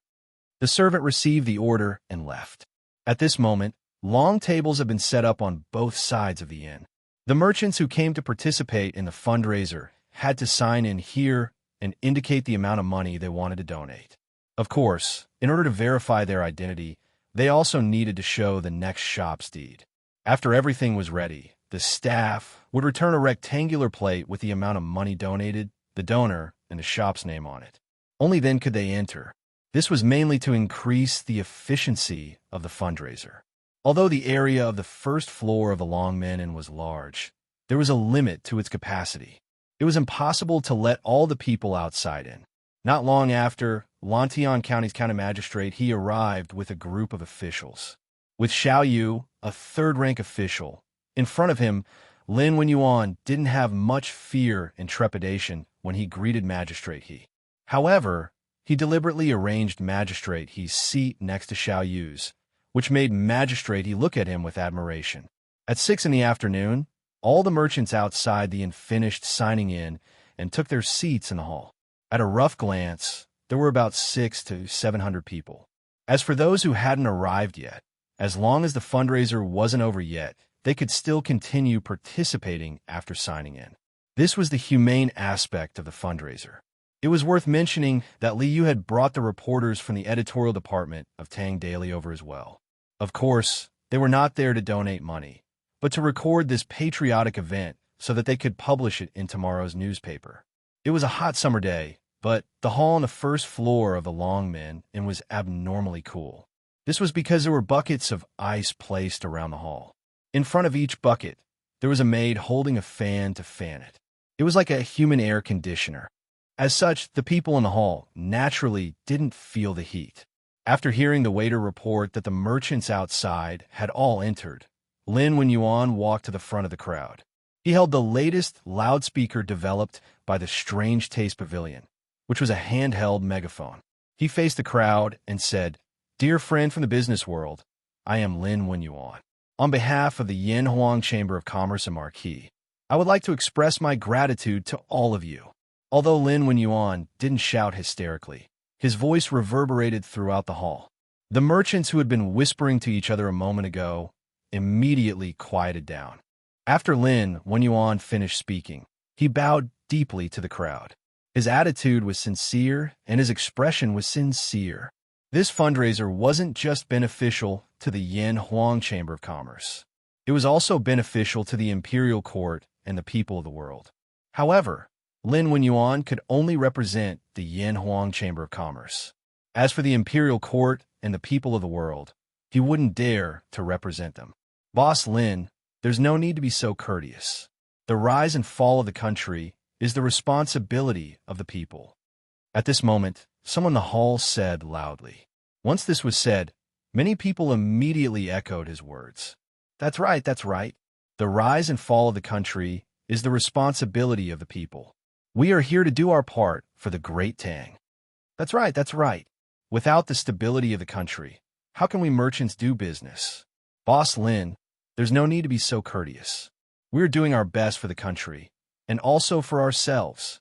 The voices of agreement from the crowd moved Xiao Yu slightly. He hadn't expected these merchants to have such a high level of awareness. Regardless of whether these people were sincere or not, since they were able to enter the Longmen Inn today, it meant that they were here to donate money. This was real money.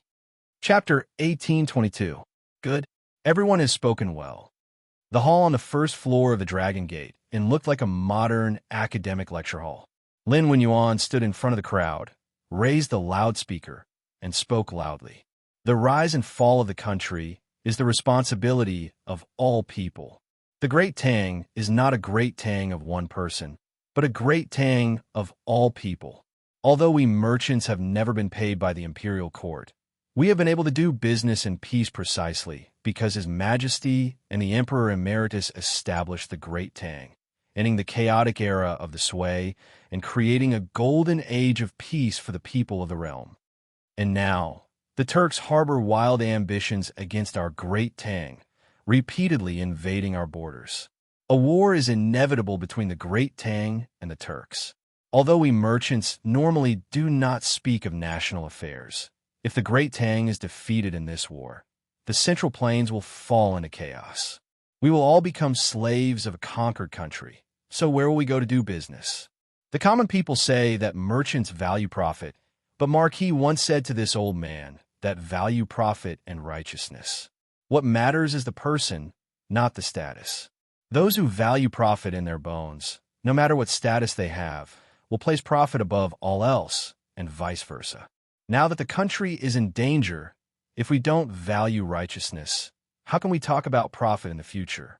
Today, I have gathered all of you here in the hope that you can place the country's righteousness above all else and contribute money and strength to the imperial court to raise military funds so that the imperial court can defeat the Turks and bring peace to the Great Tang's borders and its people. Lin Wenyuan's speech had come from his heart, and his words were forceful and forceful. Through the loudspeaker, his emotional voice resounded through the hall, and even the common people outside the Dragon Gate could hear him clearly. At this time, emotional words were often the most touching and infectious, especially since most of the people present today were businessmen. They could empathize with Lin Wenyuan's words. After Lin Wenyuan's words, those old foxes who had been in the business world for a long time and had become sophisticated in the business world could not help but be slightly moved. They could clearly sense something surging in their bodies. Hot blood. Yes, it was hot blood, a blood that many merchants had not felt in a long time. Once upon a time, they had also felt a passion to serve the country, but time had slowly worn it away and obliterated it by the different views of the people of the world. But at this moment, Lin Wenyuan had awakened that hot blood in their bodies. That's right. It wasn't that businessmen valued profits, but anyone could value profits. This had nothing to do with one's identity. It was all up to them to choose to be righteous. If most of the merchants could choose to be righteous in the face of a national crisis, they might be able to take off the hat of being greedy in the future. In addition, most of the merchants present had experienced the chaos at the end of the Sui dynasty. Some of them had even heard of the Five Barbarians' rebellion from more than 100 years ago from the elders of the older generation. They knew that people's lives were like grass in troubled times, let alone doing business. When the common people had problems even surviving, who would go to the merchants to buy things? Therefore, as soon as Lin Wenyuan finished speaking, the merchants in the hall on the first floor of the inn couldn't help but respond in kind. Well said, Boss Lin. It's said that businessmen value profits, so let's do it for the sake of the country and donate military funds to the country. That's right. No matter what, the imperial court has to defeat the Turks this time. Otherwise, how will we do business in the future? Boss Lin, hurry up and start. This old man wants to donate 5,000 strings of cash. I want to donate 8,000 strings of cash. Seeing the enthusiasm of the crowd below, Lin Wenyuan couldn't help but inwardly breathe a sigh of relief. He raised his left hand, indicating for the crowd to quiet down. The merchants in the hall gave him face. After all, he was currently representing Li Zishuan. The hall quickly quieted down. Lin Wenyuan raised the megaphone in his right hand and continued speaking. Good. Then the fundraising event will now officially begin. This fundraising event was personally organized by Marquis, but Marquis has important matters to attend to at the moment and is unable to attend in person. He entrusted this old man to preside over this fundraising event. Then this Lin will throw a brick to attract Jade. For this fundraising event, the Lin family is willing to contribute 25,000 strings of cash to assist the imperial court. Chapter 1823. They're all from the Flaming Yellow Chamber of Commerce, and each of them donated more than 10,000 strings of cash. TSK. Together, that's more than 100,000 strings of cash, right? They're too generous, aren't they? That's more than 10,000 strings of cash. Huh, what's so strange about that? The Flaming Yellow Chamber of Commerce monopolizes the trade of bicycles, new carriages, celestial tea, footballs, and other exotic items in the Great Tang. The members of the Flaming Yellow Chamber of Commerce earn huge profits every year. Naturally, it's not something small shops like ours can compare to. Tisk TSK. I wonder how I can become a member of the Flaming Yellow Chamber of Commerce. This world was like a pyramid. Those who stood at the top of the pyramid were always in the minority. The merchants who came to the fundraiser today were the same. Wealthy people like Lin Wenyuan and Chao Wendong were in the minority after all. Most of them belonged to the category of those who had little family wealth. After the grand opening of the fundraiser, everyone couldn't help but exclaim in private, "Wang Peng of the Treasure House donates 30,000 strings of cash." At this moment, when the name Lin Wenyuan read out was finally not from the Flaming Yellow Chamber of Commerce, his next sentence caused another huge uproar. Wow, 30,000 strings of cash. Did I hear wrongly? Oh my God, it's finally not from the Flaming Yellow Chamber of Commerce. But this person actually donated 30,000 strings of cash, the same amount as Marquis. Where did this Wang Peng of the Treasure House come from? He's actually willing to donate so much money. The merchants sitting in the hall on the first floor of the inn were in an uproar. What did they hear? Someone actually donated 30,000 strings of cash, an amount comparable to Li Zishuan. More importantly, this person was not from the Flaming Yellow Chamber of Commerce. Where did this Wang Peng of the Treasure House come from? For a moment, this question surfaced in everyone's mind. But after regaining their senses, many people immediately reacted. After all, most of the people present were merchants from Chang, in city, or nearby Chang. This, if I remember correctly, this treasure house belongs to the eldest son of the Wang family of Taiyuan, Wang Renbiao. Wang Renbiao?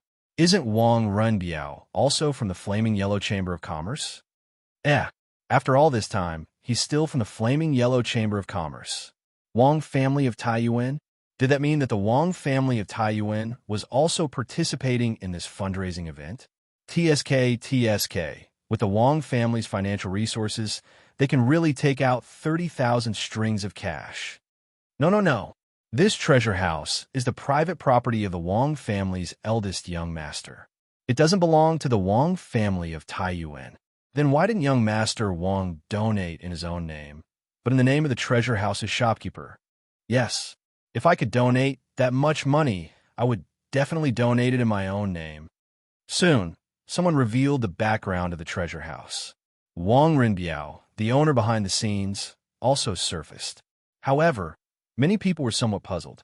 Why did Wang Renbiao give this opportunity to make a name for himself to his own shopkeeper instead of himself? However, there was no lack of smart people present.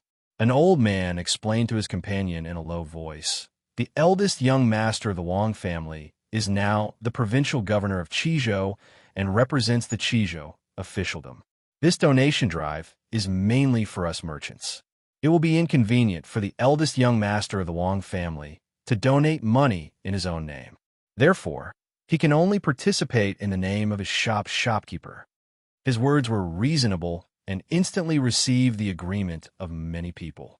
Now, looking at the whole Tang dynasty, it was extremely rare to see someone like Li Zishuan, who was a high official in the imperial court and openly engaged in the business of merchants among the people.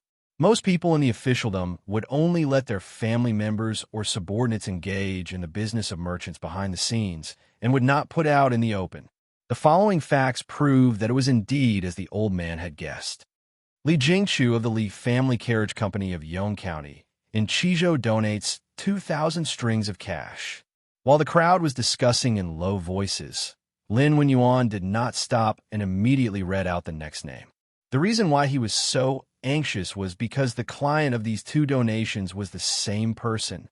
In the middle back row, a fat middle-aged man in luxurious clothes stood up and walked forward with 2 cards in his hands. Then, the old man showed the cards in his hands to the crowd. One of them had 30,000 strings of cash written on it and was signed by Zhu Baozhai, while the other had 2,000 strings of cash written on it and was signed by Li Jingshu of the Li Family Carriage Company. After showing the cards, the old man put the cards in his hands into the cardboard box. Then, under the guidance of the venue's staff, he went up to the second floor of the inn to pay the corresponding donation amount. This old man was actually the client of both donations. Seeing this, the people below could not help but discuss again. What is the relationship between the Li Family Carriage Company and Zhu Baozhai? No, it should be the relationship between the eldest son of the Wang family and this Li Jingshu. Why do they let Wang Peng donate their money? Li Jingshu? From a name, it sounds like a girl. TSK, 2,000 strings of cash. This girl is really generous. I think I have heard of this Li Jingshu. A few days ago, I sent the shopkeeper to Qizhou to deliver a batch of goods. At that time, I heard that the governor of Qizhou, Wang Renbiao, would be marrying a commoner girl in a few days. That girl is called Li Jingshu. Huh? So the two of them are husband and wife. Then why are they donating separately? They can just be combined. Hee. Who knows? For a moment, the crowd started to gossip about Wang Renbiao and Li Jingshu in private.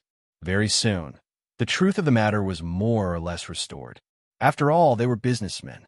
In this world, they were the ones with the most up-to-date information. At that moment, Lin Wenyuan threw out another bombshell. Li Cheng, the shopkeeper of the ingenious craftsman pavilion, donates 30,000 strings of cash. Whoosh! This time, Xiao Yu, who was sitting in the first row on the left, could not help but narrow his eyes, and he looked slightly shocked. At that moment, not only were the people in the hall shocked, but even the onlookers outside the Long Men and were also in an uproar. 30,000 strings of cash. Another 30,000 strings of cash. What's the background of this ingenious craftsman pavilion? However, this time, the background of the ingenious craftsman pavilion was dug out very quickly. The ingenious craftsman pavilion? The ingenious craftsman pavilion in Chong and West City? Isn't that the shop of that person in the palace? That person in the palace? Who is it? It's His Highness the Crown Prince. What? His Highness the Crown Prince? How is that possible? Shoo, lower your voice. I heard that His Highness the Crown Prince is also a member of the Flaming Yellow Chamber of Commerce. If that's the case, it's not surprising that he donated. What? His Highness the Crown Prince is also a member of the Flaming Yellow Chamber of Commerce? How much money did the Flaming Yellow Chamber of Commerce donate? Let me count this. It's actually 190,000 strings of cash. The crowd discussed fervently. With Wang Renbiao as an example, everyone understood very well why Li Chengxian did not use his own name, but someone else's. As they discussed, a pale, beardless old man walked up with a card in his hand. It was the shopkeeper of the ingenious craftsman pavilion, Li Cheng. At this point, the first batch of members of the Flaming Yellow Chamber of Commerce had all donated. The donation amount was 190,000 strings of cash. Everyone who thought of this was shocked. Even Xiao Yu was no exception. He had expected the people from the Yin Huang Chamber of Commerce to be rich and would be the main force of this donation drive. However, he never expected the people from the Yin Huang Chamber of Commerce to be so generous. The donation drive had only started for less than 15 minutes, and they had already donated 190,000 strings of cash. To be precise, it was 190,000 strings of cash, including Li Jingshu's 2,000 strings of cash. A few days ago, he had made a bet with Li Er that the donation drive would not be able to raise enough money for the military. However, in such a short period of time, he had already raised 190,000 strings of cash. He was only 58,000 strings of cash away from the small goal of 250,000 strings of cash that he and Li Er had set. There were a total of 600 to 700 people attending the donation drive today. The remaining people donated an average of 100 strings of cash each, which was enough to reach the small goal of 250,000 strings of cash. The power of merchants. For the first time, Xiao Yu realized that when merchants united, they could also exert a force that could not be ignored. The donation drive continued. Lin Wenyuan's voice was still echoing in the hall. Chengji Wineries Cheng Ruisong donates 5,000 strings of cash. Qingji Clothing Shops Yu Guangxian donates 5,000 strings of cash. Qingfeng Grain Shops in Shixiang donates 5,000 strings of cash. Hengli Satin Shops Su Hongyu donates 5,000 strings of cash. Baochang Pawn Shops Lu Yuchuan donates 4,000 strings of cash. Yifeng Ironware Shops Zhangsun Chao donates 4,000 strings of cash. As Lin Wenyuan's voice rose and fell, the people sitting in the hall and outside the Dragon Gate are not idle either. Everyone was amazed by the tycoons of the donors while secretly guessing the background of the shops. Although some of the shops had mediocre backgrounds, some of the shops had deep backgrounds. Most of the people present were merchants near the capital, so they were naturally well informed about Chang'an. Soon, they had dug up the backgrounds of some of the shops. Isn't this Duke Lu's winery? He also sent people to donate money? Hey, isn't this Duke Yi's shop? This shop belongs to Duke Yi's family. There's actually a shop belonging to Duke Zhao's family. Everyone was shocked to discover that not only did Wang Renbiao and Li Chengqian from the imperial court send people to participate in this donation drive, but other civil and military officials like Cheng Yaojin, Qin Xiong, Yuqi Jingde, Zhang Sunwuji, and others also sent people to participate in this donation drive, and all of them donated a considerable amount. Sitting on the left side of the row, Xiaoyu finally could not remain calm. His eyes widened, and his face was filled with disbelief. If Wang Renyi and Li Chengqian were to participate in the donation drive because they were members of the Flaming Yellow Chamber of Commerce, it was still reasonable. However, Cheng Yaojin, Qin Xiong, Yuqi Jingde, Zhang Sunwuji, and other civil and military officials also came. That was completely out of his expectations. Crazy.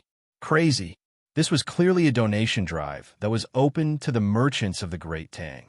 Why did all the civil and military officials of the imperial court come? That's not right.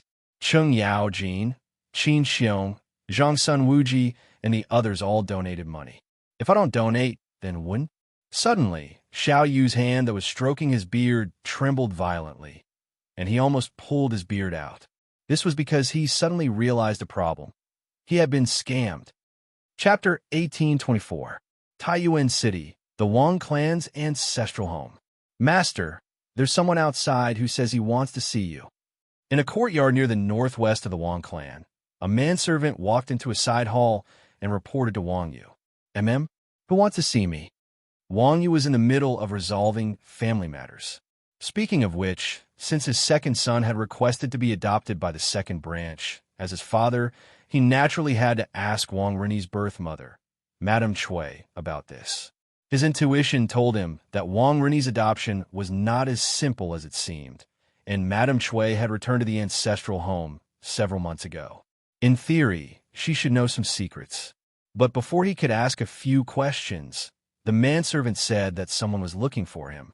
He couldn't help but be surprised. He had only returned to Taiyuan a few hours ago, so why was someone already looking for him? The manservant held an item in his hand and bowed to Wang Yu. Master, that person did not say. He only asked this lowly one to present this item to Master.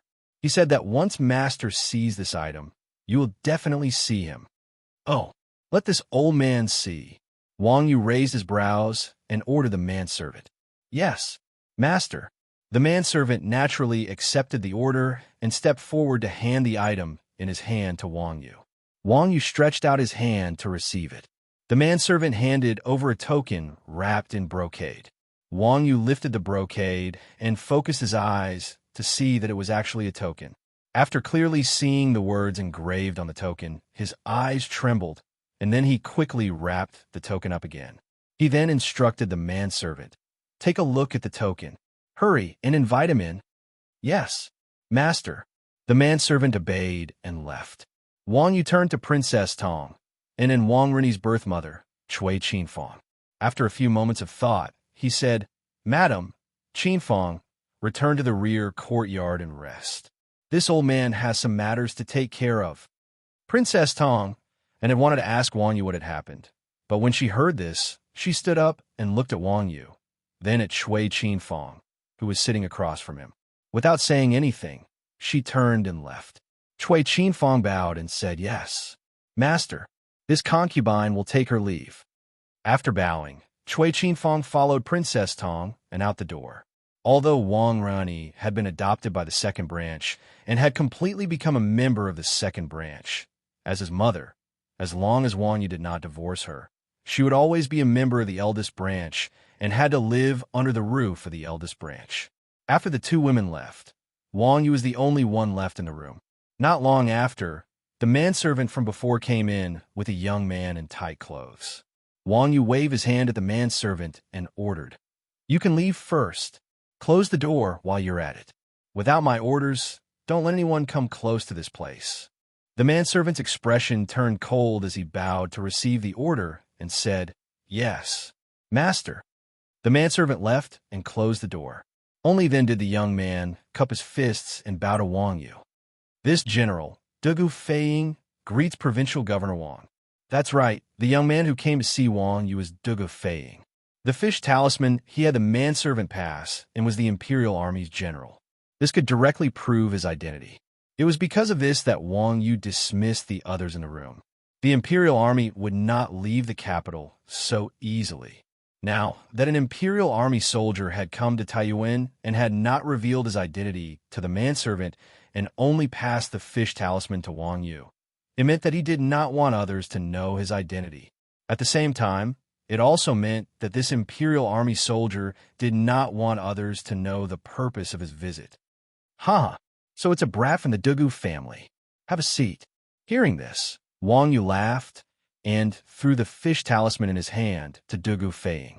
He pointed to the chair beside him and said, "The Dugu family was a noble family from the North Zhou to the Sui dynasty. The founding empress of the Sui dynasty and Li Yuan's first wife were all from the Dugu family.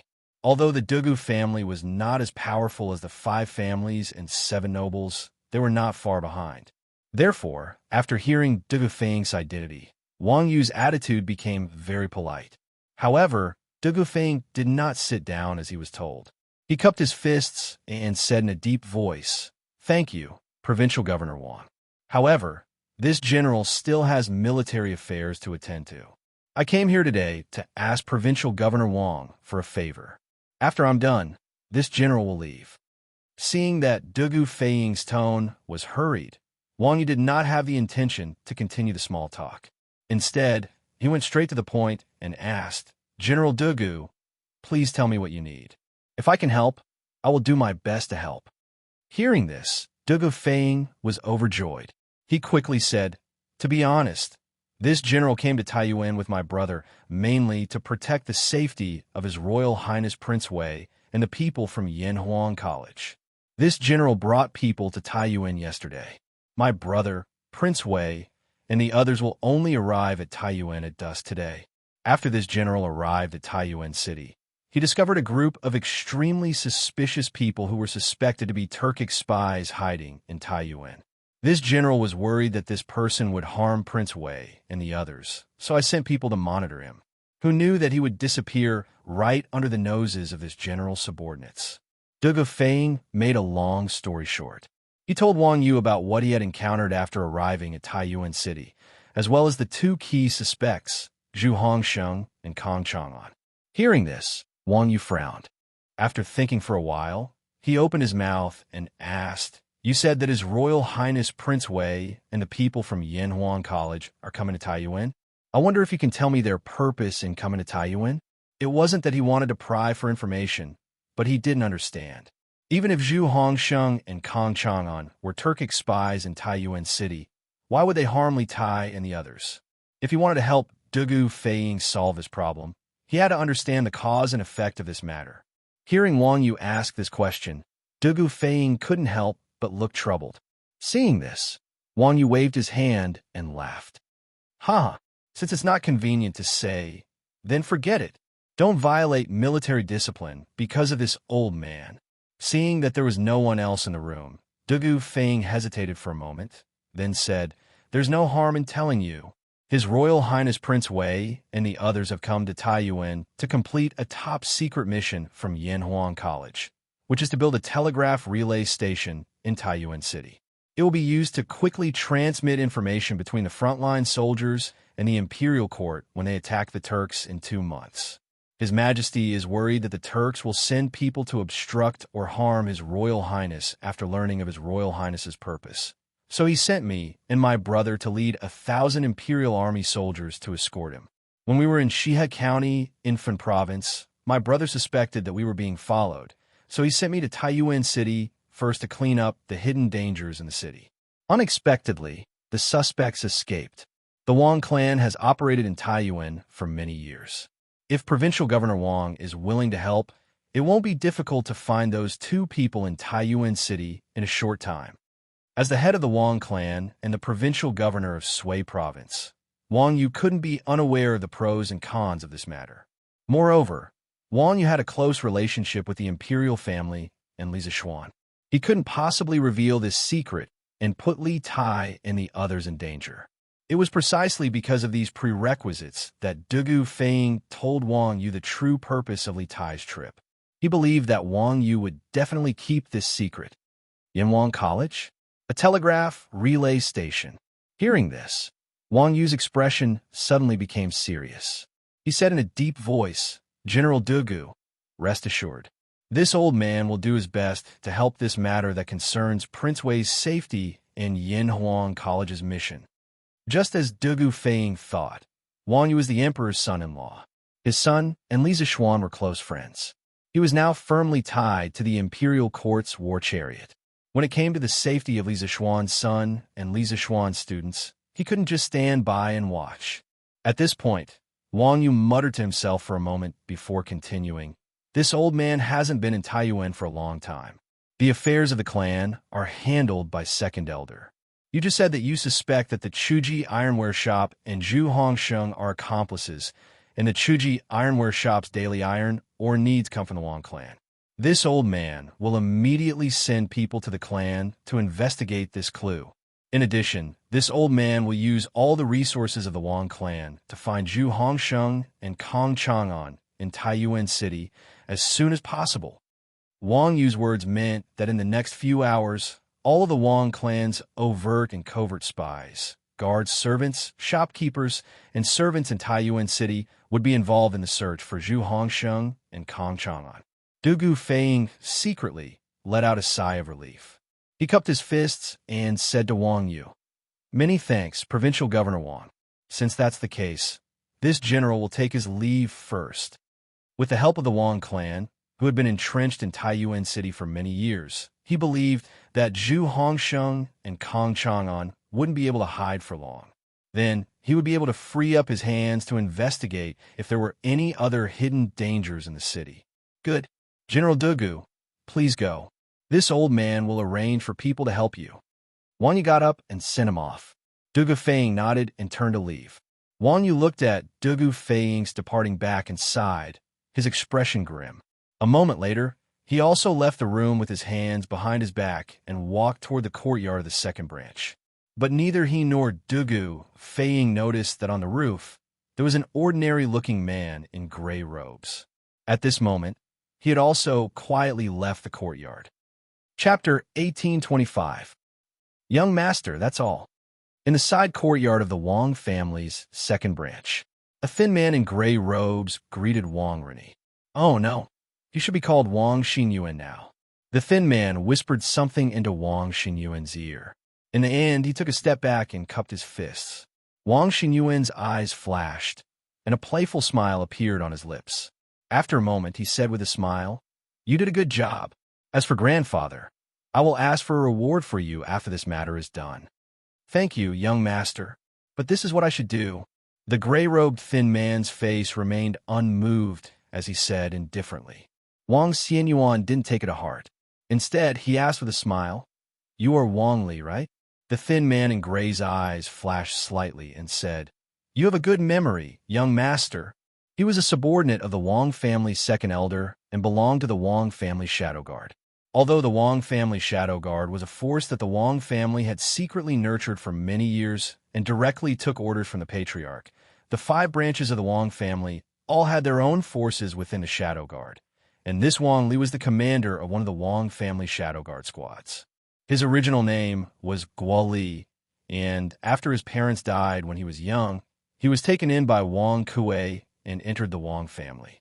He first became a guard of the Wang family, and then, under Wang Kuei's arrangements, he entered the Wang family shadow guard. Many years later, he actually became one of the 5 leaders of the Wang family shadow guard, and was even bestowed the surname of the main family, becoming the current Wang Li. In terms of loyalty, Wang Li was naturally loyal to the Wang family, to Wang Yu, the head of the family, and to Wang Kuei. However, for him, loyalty to Wang Kuei took precedence over the other two. Wang Xinyuan asked meaningfully, I know a little about the realm of martial artists like you. I wonder what realm you are in now." Wang Li didn't understand why Wang Xinyuan asked this, but he still replied, "Fortunately, I was nurtured by Second Elder. I reached the peak of Qi transformation 3 years ago, but I didn't make any obvious progress in these 3 years. Now, I'm only half a step into the Guru realm." Half a step into the Guru realm. Wang Xinyuan's eyes flashed, and he couldn't help but murmur, "That's still far from Li Zixuan." Although his voice was soft, it was still heard by Wang Li. After all, those who practice martial arts had sharper ears than ordinary people. The corner of the latter's mouth twitched involuntarily. It was rumored that Li Zixuan had stepped into the supreme power realm at the age of 20 last year. Such an amazing martial arts genius was rarely seen in hundreds of years. How could he compare with him? Speaking of which, if he had Li Zixuan's talent, there would be countless sect leaders fighting to recruit him. Why would he settle for being a lowly guard in the Wang clan? The atmosphere stagnated for a moment before Wang Xinyuan continued. "I know that you are loyal to Grandfather, but since Grandfather sent you here, did he tell you that you have to listen to my commands during this period of time? Second Elder has already instructed this subordinate to be at young master's disposal for this month." Wang Li cupped his fists and said. In fact, he really looked down on Wang Xinyuan, who betrayed his father for glory and took the initiative to be adopted by the second branch. However, due to Wang Kuei's orders, he didn't show his disdain on his face. Wang Xinyuan smiled, and then his face suddenly became serious. He said in a deep voice, "I don't only want you to obey me on the surface, but I also want you to obey me in your heart. Listen, as long as you follow me and work hard, I will not only help you become the commander of the Wang clan secret guards in the future, but I will also ask an expert to help you break through to the supreme power realm." How could someone as smart as him not see that Wang Li was only obeying him on the surface and was not convinced in his heart? It was because of this that he said these words to Wang Li. He had just arrived at the second branch and had no one to rely on. Although Wang Kuei was so good to him now, the two of them were mostly using each other. When Wang Kuei successfully took control of the family, where would he go and where would he go? Therefore, it was necessary for him to cultivate some forces for himself before that. Wang Li was moved, but the waves in his heart were quickly calmed down. He said lightly, "Thank you for your kindness, young master."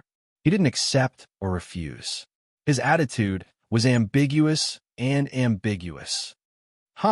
It's up to you whether you believe me or not. My words are always effective. However, the most important thing now is that you must help me with this matter in front of you." Wang Xinyuan knew that the other party didn't believe him, but at the moment he was really poor. As the saying goes, haste makes waste. Fortunately, he didn't continue to force him, but said lightly, "It's all up to young master." Wang Li cupped his fists and said. His attitude was no longer as frivolous as before. Wang Xinyuan nodded secretly and said, "Continue to monitor the family head. Report to me immediately if there is any new situation. However, you must be careful to hide and not be discovered." Chapter 1826. Provincial Governor. The Wang family shadow guards are out in full force. All the peddlers and servants in the city have also heard the news. Sourcepeak City is in chaos. Sourcepeak City, back hall of the Bing Province Provincial Governor's residence. An old man in scholarly robes cupped his hands at a dignified middle-aged man in official robes. This middle-aged man was the provincial governor of Bing Province, Wang Liaoyuan. When Li Zixuan intercepted Wu Jie at Longmen Pass, he had borrowed troops from him. The Wang family shadow guards are out in full force. Hearing this, Wang Liaoyuan frowned and couldn't help but ask what exactly happened that made all the hidden guards of the Wang clan come out and cause such a commotion.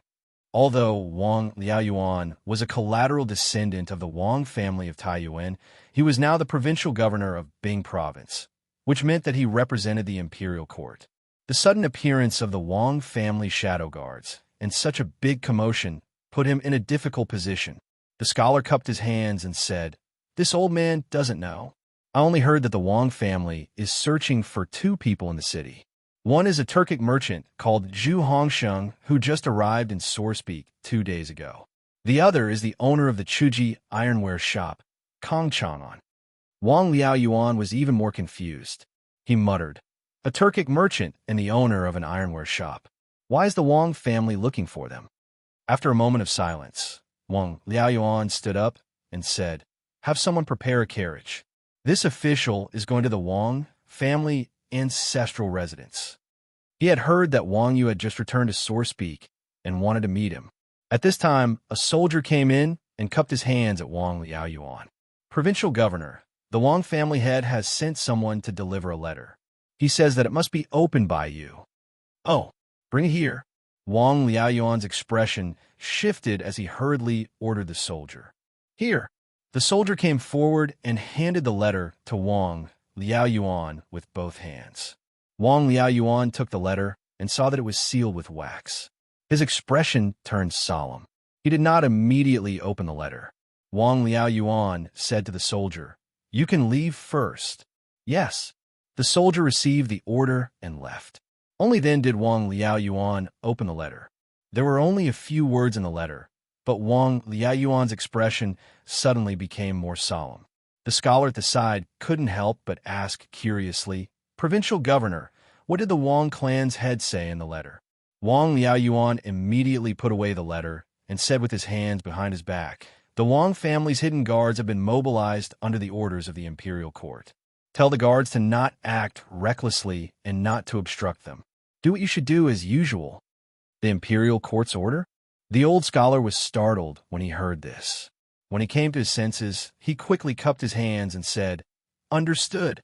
With that, he turned around and left. Wang Yu had expected that the provincial governor's office would definitely receive news of the Wang clan's actions and take action. That was why he wrote a letter to Wang Liaoyuan. However, in this letter, he did not explain too much, nor did he ask Wang Liaoyuan to mobilize the bailiffs of the provincial government to help him search. This was because this matter concerned the safety of Li Tai and the others, as well as the Turkic spy. The fewer people who knew, the better. Duga Feiying had told him to keep this a secret.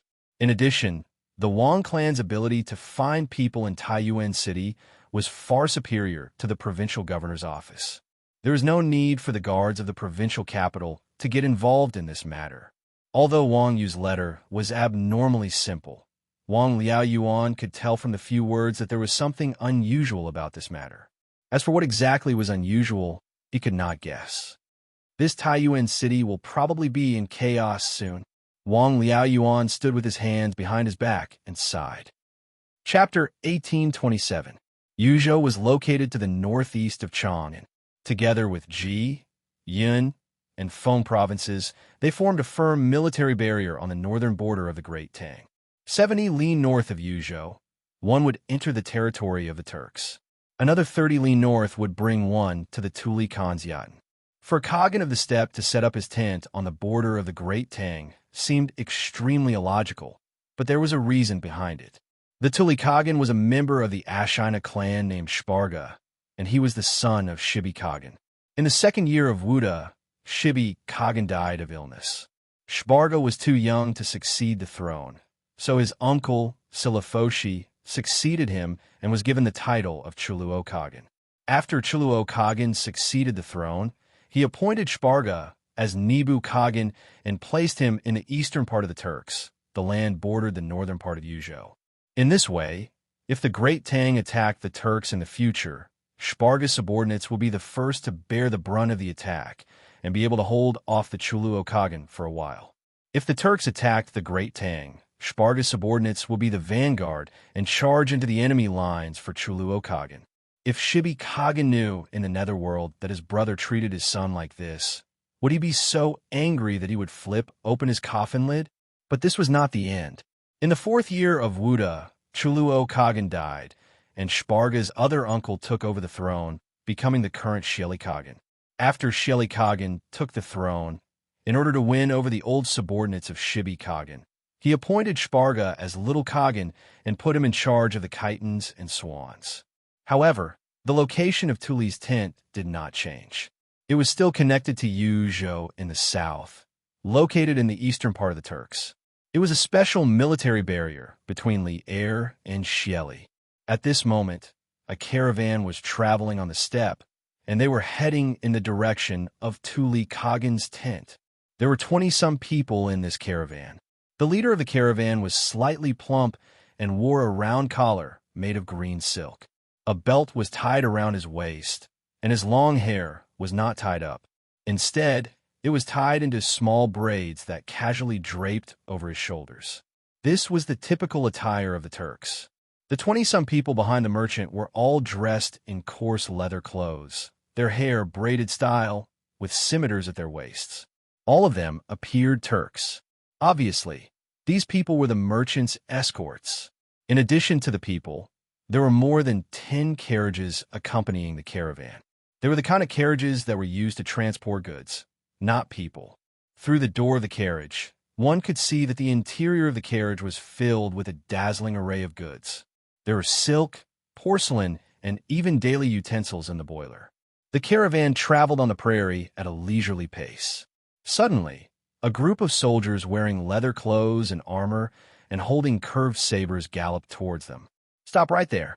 When the group of soldiers arrived in front of the caravan, they immediately reined in their horses and stopped.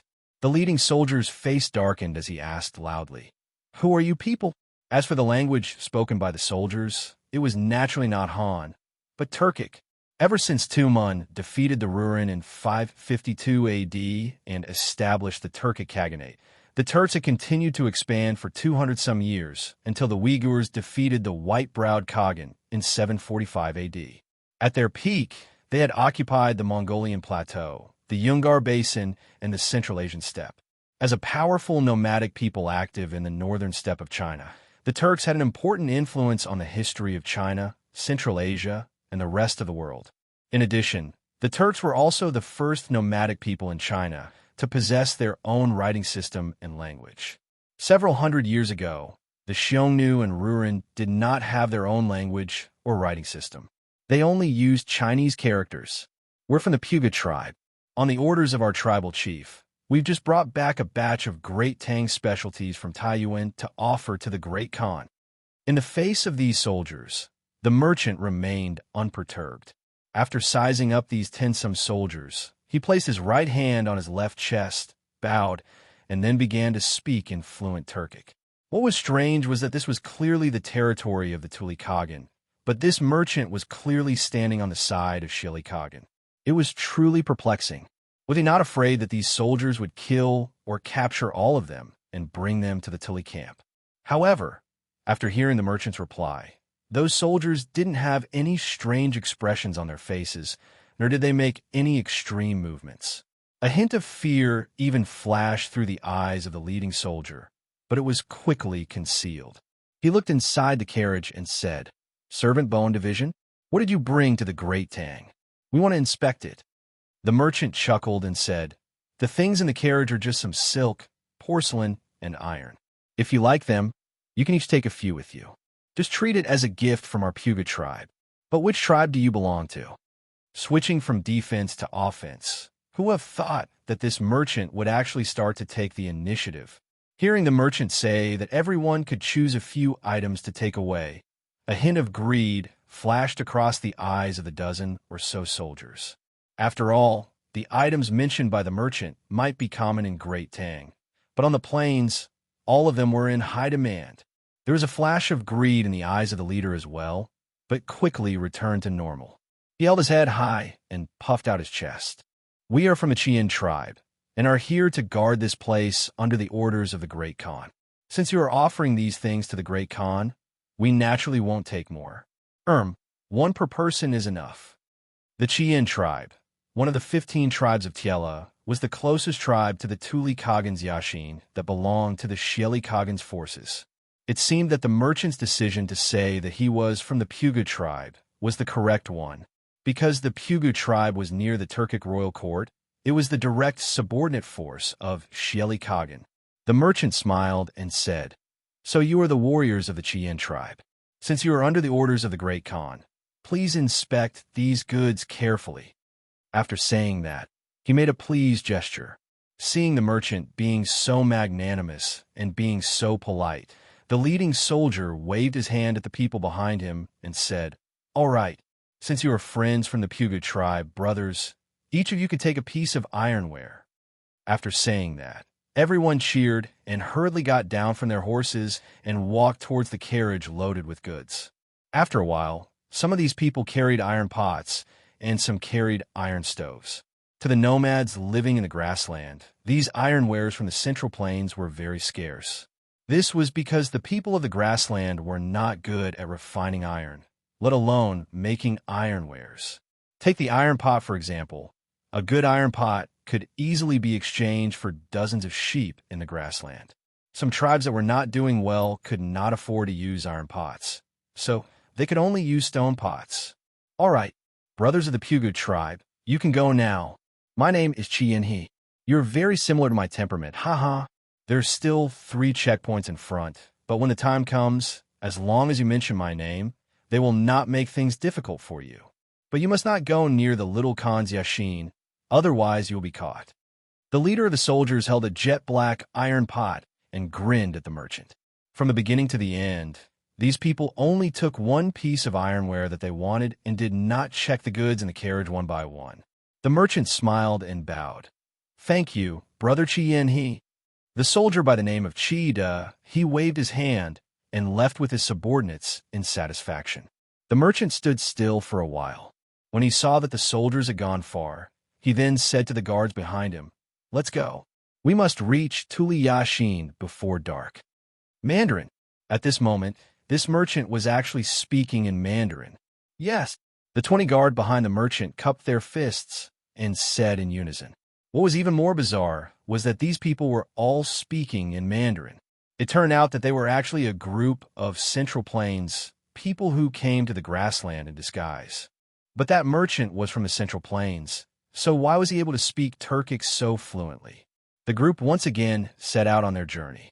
Just as Chien he had said, they encountered 3 more checkpoints in the following journey. But the name Chien, he seemed to have some effect on these Turkic soldiers. Those Turkic soldiers who had originally come to search did not make things difficult for this merchant group. But the merchant was rich and imposing. Although they did not make things difficult for him, he still left behind some ironware or silk for the soldiers at each checkpoint. These soldiers were all beaming with joy and declared that if they went to the Great Tang to buy goods again, they would definitely not stop them. Good. We should be safe from now on. After passing through the last checkpoint, the leading merchant finally let out a sigh of relief and said, Duke Jew, you are truly formidable. Those Turkic soldiers were all fooled by you. At the start, this general was sweating for you." Hearing these words, the guards behind the merchant all let out a sigh of relief. Among them, the leading guard could not help but look at the merchant with a face of worship and sigh. Duke Jew. This merchant dressed as a Turkic was actually the Duke Jew, Tang Jian, who had secretly departed from Chang and 10 some days ago on a diplomatic mission to the Turks.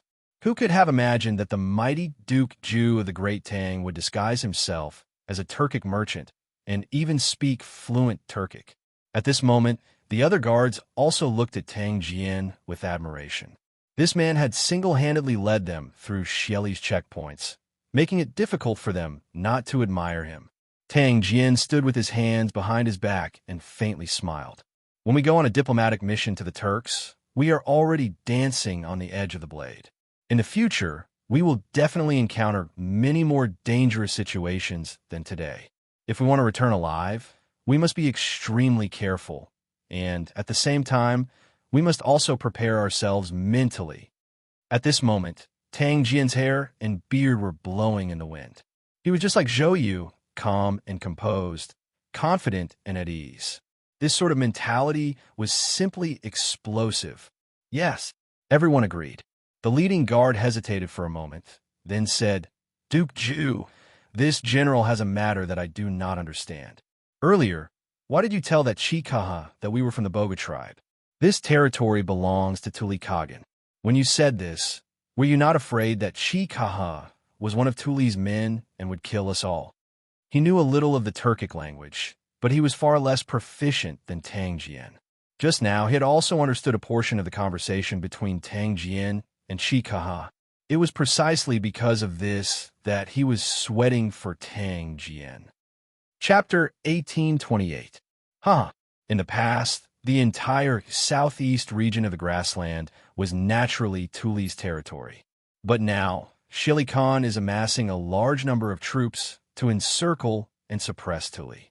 Tuli has sent people to the Great Tang several times to ask for help, so Shili must be on guard against him escaping from the grassland and seeking refuge with the Great Tang. Therefore, Shili must have sent troops to guard the borders of the grassland to prevent Tuli from escaping.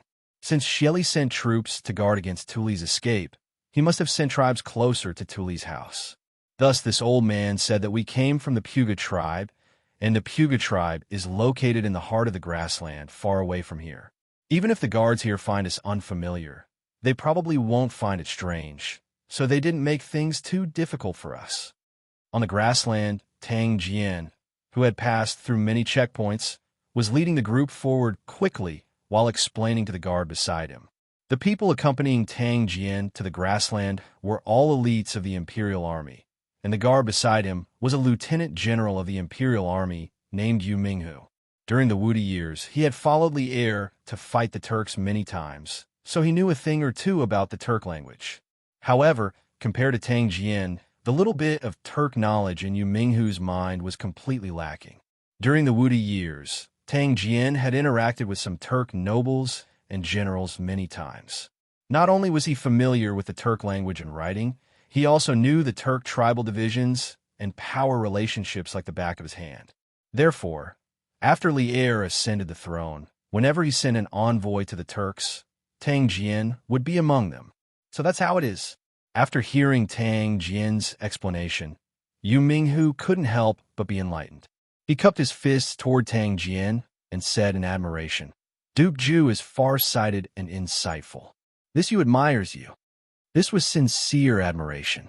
Although Tang Jian did not know martial arts and seemed to be in existence of fighting five dregs, on this grassland, his brain and the knowledge in his stomach were completely comparable to a mighty soldier who had experienced hundreds of battles. Tang Jian waved his hand, not taking this matter to heart.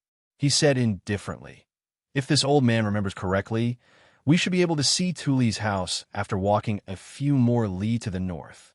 After saying that, he added, If it's not necessary, try to speak as little as possible to avoid being overheard and exposing our identities. Yu Minghu had long been convinced by Tang Jian, so how could he not agree? He hurriedly cupped his fists and said, Yes. The group of people rode their horses and pulled their goods towards the north. The afternoon sun shone on their bodies, causing the sweat on their faces to increase. Although the heat was unbearable, they were more confident that they could return alive. South of Taiyuan City, in the Yi Temple, under the incense burner table. At this time, there were also two people here who felt the unbearable heat. Not only was it unbearable, but it was also unbearable hunger, thirst. This hunger and thirst was real hunger and thirst, especially for the fat middle-aged man. He was about to faint at this moment. He was not only suffering from the heat, but also hunger and thirst. Phew, he couldn't take it anymore. He couldn't take it anymore. Boss Kong, I need to go out for some fresh air and find something to eat and drink. Otherwise, I'll starve to death. Zhu Xiecheng moved his body and turned his head to speak to Kong Chang'an. As he spoke, he used his fat palm to fan his cheeks.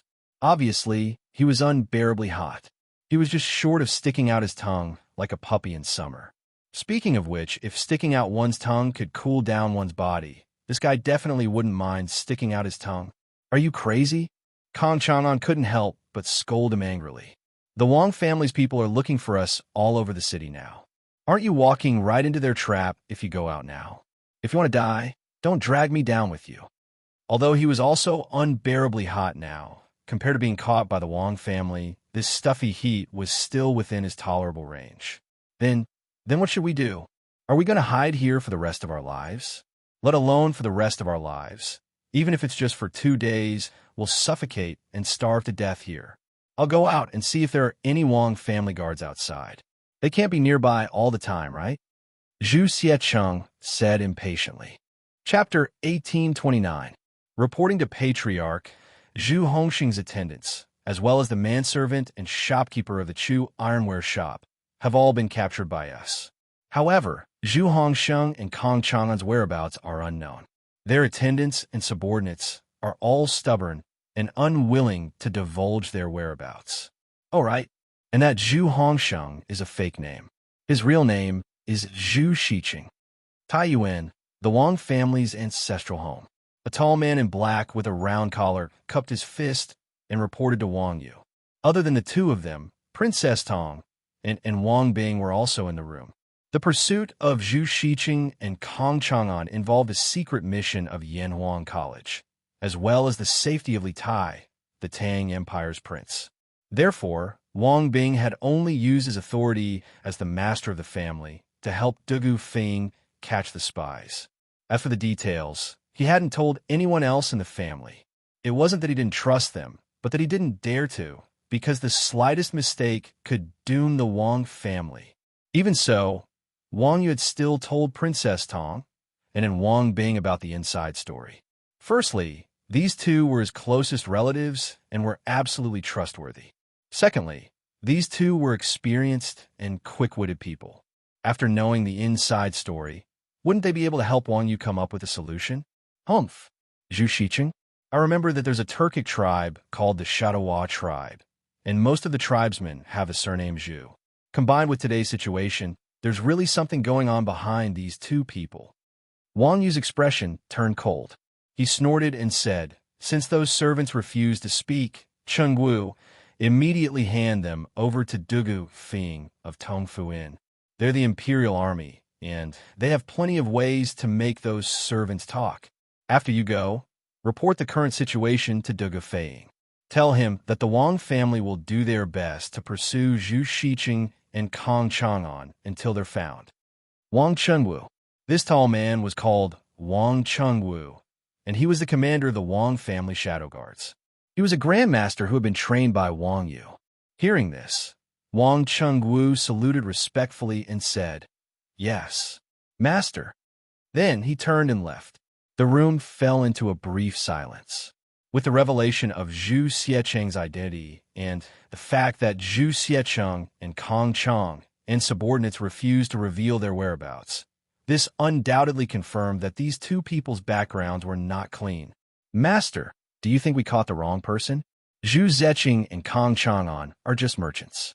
Maybe they aren't the Turkic spies the Imperial Army is looking for? Unexpectedly, Princess Tong and suddenly spoke at this moment. When Wang Yu heard this, he frowned and said without thinking, "Madam, how is that possible? If the two of them were not Turkic spies, why did they conceal their identities and hide now? If this was not a guilty conscience, what else could it be?" This old man suspects that these two are not only Turkic spies, but Turkic spies that have been hiding in Taiyuan City for many years. Otherwise, how could my Wang clan not have found their whereabouts even after mobilizing all its forces? This group of people must have accomplices in the city. Even though Wang Yu's words were reasonable, Princess Tong and still shook her head and said, "Master, they concealed their identities and hid here and there. Perhaps they did something illegal in their daily lives, but it doesn't necessarily mean that they are Turkic spies. Moreover, Master, don't you think that they were exposed too easily? If they were Turkic spies, how could the Imperial Army, which has only been in Taiyuan City for a day, have caught them?" Wang Yu couldn't help but be taken aback by Princess Tong Anne's words. This was a contradictory topic. According to his previous analysis, Zhu Xiecheng and Kong Chang, and were Turkic spies who had been hiding in Taiyuan City for many years and had many accomplices. But if this was the case, how could they have been discovered as soon as Dugu Feiying and the Imperial Army arrived in Taiyuan City? Then weren't these two Turkic spies too weak? Wang Bing was an experienced and knowledgeable man, and he had seen all sorts of monsters in his life. Seeing Wang use conflicted expression, he said, The princess's words are not without reason. In this old man's view, whether it was Zhu Xiecheng or Kong Chong, and they were exposed too easily. It's like someone behind the scenes deliberately pushed them out to draw the attention of the Imperial Army and the Wang clan. If this is true, then the faction hiding in Taiyuan City cannot be underestimated. King Wei's party will probably be in trouble on this trip to Taiyuan. But regardless, Zhu Xiecheng and Kong Chong are the only clues we have. If we find them as quickly as possible, we might be able to find a clue to the person behind the scenes. Chapter 1830. Whoosh!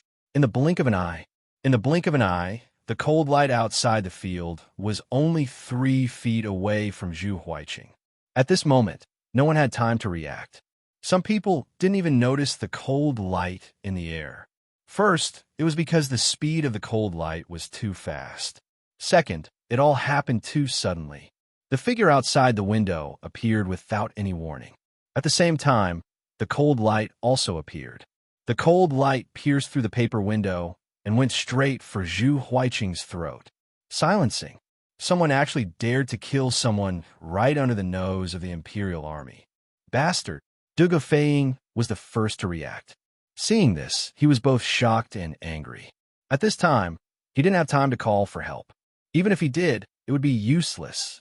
No one present could be faster than him.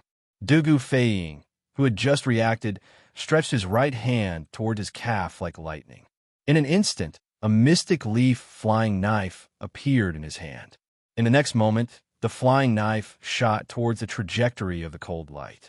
He wanted to use the flying knife to stop the cold light in the air. He was only a few steps away from Zhu Huiqing. However, he didn't know where the cold light came from. He didn't dare to use his body to block it. He could only use the flying knife that he was best at in his life to block it. At the same time, he finally had the time to shout to the Imperial Army inside and outside the house, "Assassin!" At the same time, Dugu Feiying's flying knife met the cold light in the air. The expected sound of metal clashing did not appear. The cold light seemed to have pierced through the body of the flying knife and continued to fly towards Zhu Huiqing's body. At this time, at this distance, even if Dugu Feiying wanted to use his body to help Zhu Huiqing block it, it was already too late. The cold light that should have shot into Zhu Huiqing's neck instead shot into Zhu Huiqing's shoulder blade above his chest. It seemed that although Dugu Feiying's flying dagger didn't succeed in stopping the cold light, it had slightly changed the direction of the cold light's flight. At this time, Dugu Feiying finally saw what the cold light was. It was a thin needle that emitted a cold light. Seeing that half of the needle had already sunk into Zhu Huiqing's shoulder blade, Dugu Feiying secretly let out a sigh of relief. It was fine as long as the needle didn't pierce his throat. Catch the assassin. At this time, Dugu Feiying was both shocked and angry. He roared and turned his head to look out the window, but at this time there was no one outside. It turned out that the moment the assassin made his move, he didn't look at the result and immediately fled. At this time, if Dugu Feiying wanted to capture him, where would he start? Regardless of whether he succeeded or not, he would immediately flee. Was this assassin a professional or not? Or perhaps the opponent was confident that he could kill the target with this move. Quick, catch the assassin. Motherf ***, how are the people outside guarding? At this time, the rest of the people finally reacted. Zhang Dafu roared and led the people directly out of the house, cursing and swearing. There was a commotion outside the house, followed by a series of hurried footsteps that gradually went further and further away. Back in the house, Zhu Huiqing's shoulder blade was hit for a while, but he didn't cry out in pain. He only groaned. Dugu Feiying felt a little strange, but then he saw Zhu Huiqing's neck quickly turn black. There's poison on the needle. Almost instantly, Dugu Feiying reacted. He quickly squatted down, grabbed Zhu Huiqing's shoulder, and shook it, saying, "How are you? The person you want to protect wants to silence you. Tell me quickly, why did Zhu Xiqing come to tie you in? Where is he hiding now?" "He is taking revenge." At that moment, Zhu Huiqing could feel his life draining away rapidly. After hearing Dugu Feiying's words, he opened his mouth, wanting to tell Dugu Feiying about the matter. However, he suddenly felt his head become extremely heavy. He wanted to fall asleep right there and then. He opened his mouth for a long time, but he couldn't even say a complete sentence. After spitting out 4 words intermittently, this guy's eyes rolled back, and he finally stopped breathing. At this time, not only did his neck turn black, but his entire face also turned black, and black blood flowed out from the corner of his mouth. Dugu Feiying was very unwilling, and he shouted in a low voice, "Where are you? What revenge? Wake up quickly." As he spoke, Dugu Feiying reached out to check Zhu Huiqing's breathing, but he didn't feel anything. Dugu Feiying's heart suddenly sank to the bottom of the valley. What a strong poison. It actually kills the throat as soon as it touches blood. Dugu Feiying muttered to himself and stood up, while Zhu Huiqing, who had no one to support him, fell to the ground. Dugu Feiying stood with his hands behind his back, his face as calm as water. He didn't say a word, and he was waiting for his subordinates to return. In the small house, the rest of the people saw Zhu Huiqing's tragic death, and all of them were so frightened that their faces turned pale and their bodies trembled. They didn't even dare to breathe loudly. Dugu Feiying didn't have to wait for long. After about 15 minutes, Zhang Dafu brought a group of Imperial Guards back. "How was it? Did you catch the assassin?" Dugu Feiying's face darkened as he asked. Zhang Dafu's face was full of shame as he cupped his fists and said, "Reporting to General, that person's martial arts is very strong, especially his Qigong is very good, and he should be a Grandmaster expert. I brought people to chase him down 2 streets, but in the end, he disappeared." "Grandmaster expert?" Dugu Feiying was shocked when he heard this. Although Grandmaster experts were the most powerful in this world, if a mortal wanted to reach the Grandmaster realm, talent, hard work, and opportunities were all indispensable. In this way, Grandmaster experts represented the top of the martial arts world, and there were only a few Grandmaster experts in this world. They were definitely not some common trash. To be able to send a Grandmaster expert to assassinate a person, how powerful was the other party? This question appeared in Dugu Feiying's mind, and it was terrifying to think about. From the martial arts, can you tell where the other party came from? After thinking for a while, Dugu Feiying frowned and asked. Zhang Dafu thought for a while and said shamefully, "We didn't fight with that person, and we were in a hurry to catch up to him, so we didn't look carefully." What he meant was that he couldn't tell. When Dugu Feiying heard this, he was instantly disappointed. He turned around and said sternly, "Set up defenses in this house. If anyone else sneaks in without a sound, you will all be punished according to military law." Zhang Dafu's face turned serious, and he quickly said, "Yes, General."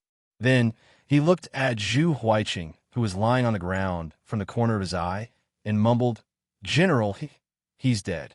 That person's needle is highly toxic, and it will kill the moment it touches blood. Later, use something to remove the needle, and then bury him." Without waiting for him to finish, Dugu Feiying said coldly, "Yes, General." Zhang Dafu cupped his fists and agreed, and then quickly went to arrange for people to do so. At this time, Dugu Feiying turned around and looked at the other people who were tied up. He said coldly, "Now you know how the person you want to protect treated you, right? If you don't want to end up like Zhu Huiqing, tell me what you know immediately, and I will ensure your safety. Otherwise, even if I don't kill you, your boss will send people to kill you." Chapter 1831. A living person was still stubborn in front of Dugu Feiying just a moment ago, and the next moment he was bleeding from all 7 orifices and died on the spot. This kind of strong impact made the people who were caught by the Imperial Guards all change their expressions. Especially Dugu Feiying's last sentence, "Even if I don't kill you, your boss will send people to kill you." It directly broke down their inner defenses. because anyone with a discerning eye could see that Zhu Huiqing's death was definitely caused by another group of people. Now, who wanted Zhu Huiqing to die? Perhaps anyone with a normal IQ could think of it. Under the immense fear of death, many people immediately took the initiative to jump out. The manservant named Zhao Fugui wanted to kneel down and kowtow to Dugu Feiying, but because his hands and feet were tied, he couldn't make any large movements. Thus, kowtowing became bowing over and over again. He repeatedly said, he kept saying, "General, please spare me. I'm really from Wutai County in Daizhou. I'm not a Turk. I've already told you everything I know. Please be merciful and let me live." After he finished speaking, another servant said, "General, I'm also from Wutai County in Daizhou. Like Zhao Fugui, I was recruited by Boss Zhu to transport goods in Taiyuan. However, there was one night when I woke up in the middle of the night and heard Boss Zhu and Zhu Huiqing talking. However, I didn't dare to get close at that time. I only vaguely heard Boss Zhu say big business. Contact, I have already told you everything I know. I beg the general to protect my safety. I have old and young to take care of. General, my name is Chu Mingxian. I'm the accountant of Chuji Ironware Shop. I know where the Ironware Shop's account book is hidden. I can take you there. These years, Boss Kong has done business with some unknown people many times. It's all recorded in the account book.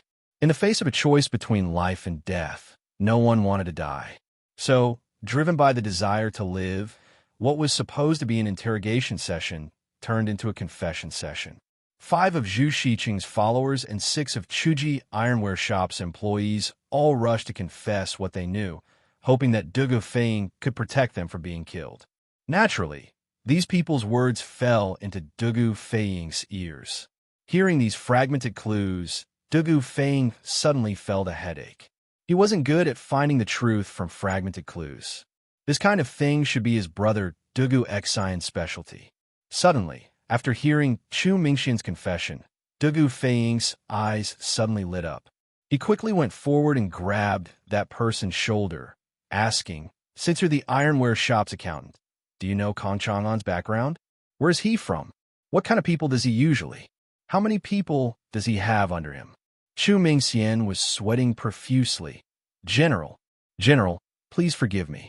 Although Boss Kong is the owner behind the scenes of the Ironware Shop, he rarely shows himself.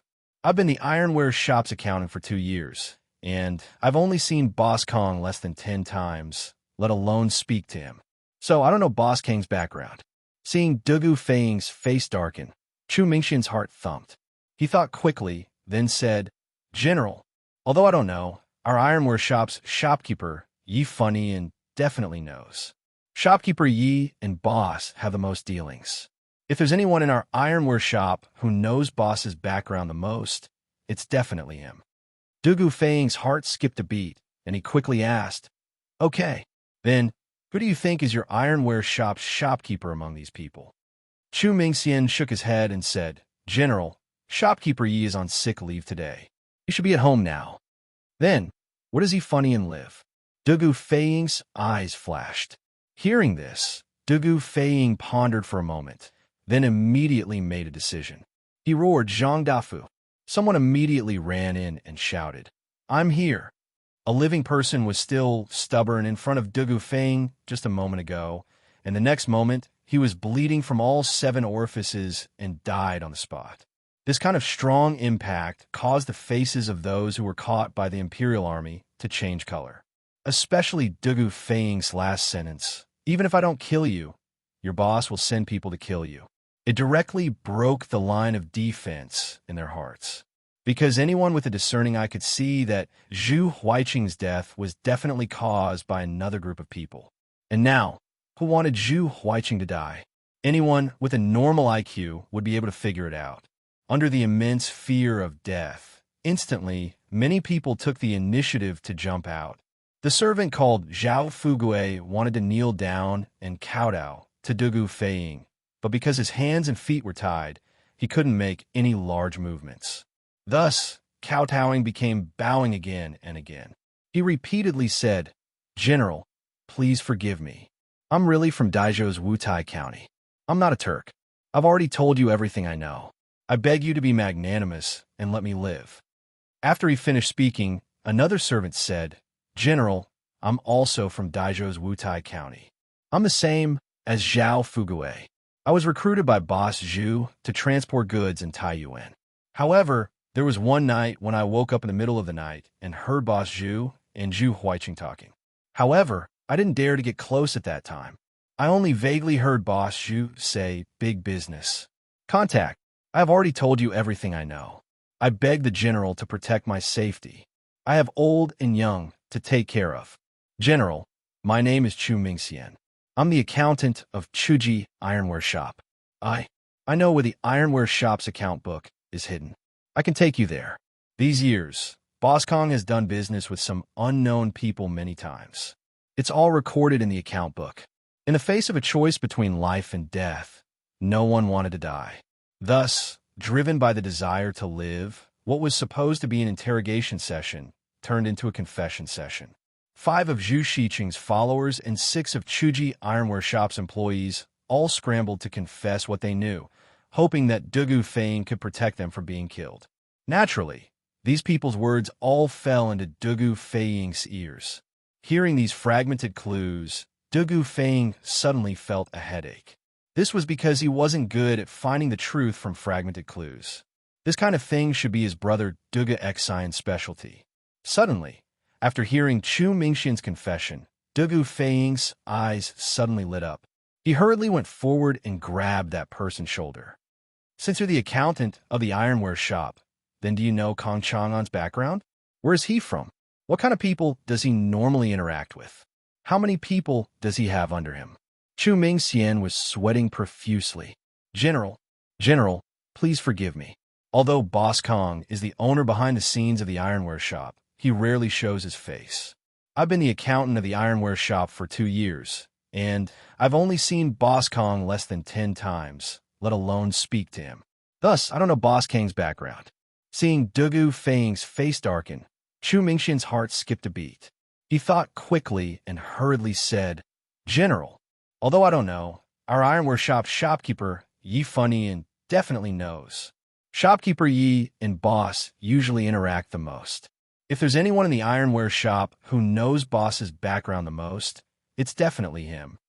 Dugu Feiying's heart skipped a beat. He hurriedly asked, all right, then tell me, who among these people is your ironware shop's shopkeeper? Chu Mingxian shook his head and said, General, shopkeeper Yi is on sick leave today. He should be at home right now. Then where does Yi Funny and stay? Dugu Feiying's eyes flashed. Hearing this, Dugu Feiying pondered for a moment and immediately made a decision. He roared Zhang Dafu. Someone immediately ran in from outside and shouted, General is here. A living person was still stubborn in front of Dugu Feiying just a moment ago, and the next moment he was bleeding from all 7 orifices and died on the spot. This kind of strong impact caused the faces of those who were caught by the Imperial Army to change color. Especially Dugu Feiying's last sentence, even if I don't kill you, your boss will send people to kill you. It directly destroyed their inner defenses. Because anyone with a discerning eye could see that Zhu Huiqing's death was definitely caused by another group of people. And now, who wanted Zhu Huiqing to die? Anyone with a normal IQ would be able to figure it out, right? Under the immense fear of death, many people immediately took the initiative to jump out. The servant from before, called Zhao Fugue, wanted to kneel down and kowtow to Dugu Feiying, but because his hands and feet were tied, he couldn't make any large movements. Thus, kowtowing became bowing over and over again. He repeatedly said, General, please forgive me. I'm really from Daijo's Wutai County. I'm not a Turk. I've already told you everything I know. Please be magnanimous and let me live.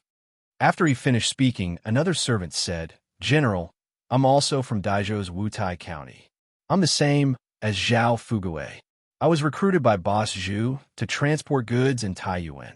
But one night when I woke up, I heard Boss Zhu and Zhu Huiqing talking. But at that time, I didn't dare to get close. I only faintly heard Boss Zhu say the words big business. Contact, I've already told you everything I know. I beg the general to protect my safety. I have elders and children to take care of. General, my name is Chu Mingxian. I'm the bookkeeper of Chuji Ironware Shop. I know where the ironware shop's account book is hidden. I can take you there. These years, Boss Kong has done business with some unknown people many times. It's all recorded in the account book. In the face of a choice between life and death, no one wanted to die. Thus, driven by the desire to live, what was originally an interrogation session turned into a confession session. 5 of Zhu Shiqing's subordinates and 6 of Chuji Ironware Shop's workers and servants all rushed to confess what they knew, hoping that Dugu Feiying could protect them from being killed. Naturally, these people's words fell into Dugu Feiying's ears. Hearing these fragmented clues, Dugu Feiying suddenly felt a headache. This was because he wasn't good at finding the truth from fragmented clues. This kind of thing should be his brother Dugu Xian's specialty. Suddenly, after hearing Chu Mingxian's confession, Dugu Feiying's eyes suddenly lit up. He quickly went forward and grabbed that person's shoulder, asking, "Since you're the bookkeeper of the ironware shop, then do you know Kong Chang'an's background? Where is he from? What kind of people does he normally interact with? How many people does he have under him?" Chu Mingxian was sweating profusely as he said, "Ji General, please forgive me. Although Boss Kong is the owner of the ironware shop, he rarely shows his face. I've been working as an accountant for the ironware shop for 2 years, and I've only seen Boss Kong less than 10 times, much less spoken to him. That's why I don't know anything about Boss Kong." Seeing Dugu Feiying's face darken, Chu Mingxian's heart skipped a beat. He thought quickly and quickly said, "General, although I don't know, the shopkeeper of our ironware shop, Yi Funian, definitely knows. Shopkeeper, Yi has the most dealings with Boss. If there's anyone in our ironware shop who knows Boss's background the most, it's definitely him." Dugu Feiying's heart skipped a beat, and he quickly asked, "All right, then tell me, who among these people is the shopkeeper of your ironware shop?" Chu Mingxian shook his head and said, "General, Shopkeeper Yi is on leave today due to illness. He should be at home now." "Then where does Yi Funian stay?" Dugu Feiying's eyes flashed. Hearing this, Dugu Feiying pondered for a moment and immediately made a decision. He shouted, "Zhang Dafu." Someone immediately ran in from outside and shouted, "General is here." A living person was still stubborn in front of Dugu Feiying just a moment ago, and the next moment he was bleeding from all 7 orifices and died on the spot. This kind of strong impact made the people who were caught by the Imperial Army change their expressions. Especially Dugu Feiying's last sentence, "Even if I don't kill you, your boss will send people to kill you." It directly broke down their inner defenses, because anyone with a discerning eye could see that Zhu Huiqing's death was definitely caused by another group of people. And now, who wanted Zhu Huiqing to die? Anyone with a normal IQ would be able to figure it out, right? Under the immense fear of death, many people immediately took the initiative to jump out. The servant called Zhao Fugue wanted to kneel down and kowtow to Dugu Feiying, but because his hands and feet were tied, he couldn't make any large movements. Thus, kowtowing became bowing again and again. He repeatedly said, "General, please forgive me. I'm really from Daijo's Wutai County. I'm not a Turk. I've already told you everything I know. Please be merciful and let me live." After he finished speaking, another servant said, "General, I'm also from Daijo's Wutai County. I'm the same as Zhao Fugue. I was recruited by Boss Zhu to transport goods in Taiyuan. But one night when I woke up, I heard Boss Zhu and Zhu Huiqing talking. But at that time, I didn't dare to get close. I only faintly heard Boss Zhu say the words big business. Contact, I've already told you everything I know. I beg the general to protect my safety. I have elders and children to take care of. General, my name is Chu Mingxian. I'm the bookkeeper of Chuji Ironware Shop. I know where the ironware shop's account book is hidden. I can take you there. These years, Boss Kong has done business with some unknown people many times. It's all recorded in the account book. In the face of a choice between life and death, no one wanted to die. Thus, driven by the desire to live, what was supposed to be an interrogation session turned into a confession session. 5 of Zhu Shiqing's followers and 6 of Chuji Ironware Shop's workers and servants all rushed to confess what they knew, hoping that Dugu Feing could protect them from being killed. Naturally, these people's words fell into Dugu Feing's ears. Hearing these fragmented clues, Dugu Feing suddenly felt a headache. This was because he wasn't good at finding the truth from fragmented clues. This kind of thing should be his brother Dugu Xian's specialty. Suddenly, after hearing Chu Mingxian's confession, Dugu Feing's eyes suddenly lit up. He quickly went forward and grabbed the man's shoulder, asking, "Since you're the bookkeeper of the ironware shop, then do you know Kong Chang'an's background? Where's he from? What kind of people does he normally interact with? How many people does he have under him?" Chu Mingxian was sweating profusely. General, please forgive me. Although Boss Kong is the owner behind the scenes of the ironware shop, he rarely shows his face. I've been the bookkeeper of the ironware shop for 2 years, and I've only seen Boss Kong less than 10 times, let alone speak to him. That's why I don't know Boss Kang's background. Seeing Dugu Feing's face darken, Chu Mingxian's heart skipped a beat. He thought quickly, then quickly said, "General, although I don't know, the shopkeeper of our ironware shop, Yi Funyun, definitely knows. Shopkeeper Yi and Boss usually interact the most. If there's anyone in our ironware shop who knows Boss's background the most, it's definitely him." Dugu Feing's heart skipped a beat, and he quickly asked, "All right, then tell me, who among these people is the shopkeeper of your ironware shop?" Chu Mingxian shook his head and said, "General, Shopkeeper Yi is on sick leave today. He should be at home right now." "Then where does Yi Funyun live?" Dugu Feing's eyes flashed. Hearing this, Dugu Feing pondered for a moment, then immediately made a decision. He shouted, "Zhang Dafu!"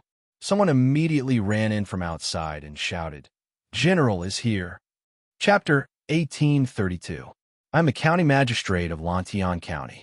Today, the Yinhuang Chamber of Commerce is holding a donation event in Lantian County. I represent the county magistrate of Lantian County and the people of Lantian County to welcome everyone and thank everyone for your generosity. County magistrate, he did not act like the other merchants who wanted to donate and directly walked to the donation box with the donation board. Instead, he walked to the side of Lin Wenyuan. The latter understood and passed the loudspeaker in his hand to County Magistrate He. County Magistrate, he took it and then used the loudspeaker's amplification function to speak loudly to the people present. At the beginning of this year, Marquis established the Department of Commerce in Lantian County. The purpose of the Department of Commerce is to create a good business environment for merchants. Although the business tax rate has been raised, the status of merchants has also been raised.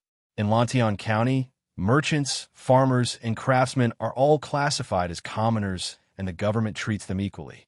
Furthermore, the children of merchants can also enter the school. In this way, merchants can do business in Lantian County with peace of mind and will not be disturbed. In less than a year, Lantian County's business has flourished, and the county magistrate's treasury still has a lot of surplus. Previously, Marquis had told me that the county magistrate's office usually collects taxes from merchants and commoners, but the taxes collected must all be taken from the people and used by the people. Today, the Northern Turks are eyeing Tang. Although my Lantian County magistrate is not as wealthy as everyone here, we are still willing to contribute to the imperial court. Therefore, I will donate 10,000 strings of cash from the county magistrate's treasury to the imperial court in hopes that the imperial court can defeat the Turks and completely pacify the Northern Turks. This is also the sincerity of the people of Lantian County towards Tang and His Majesty.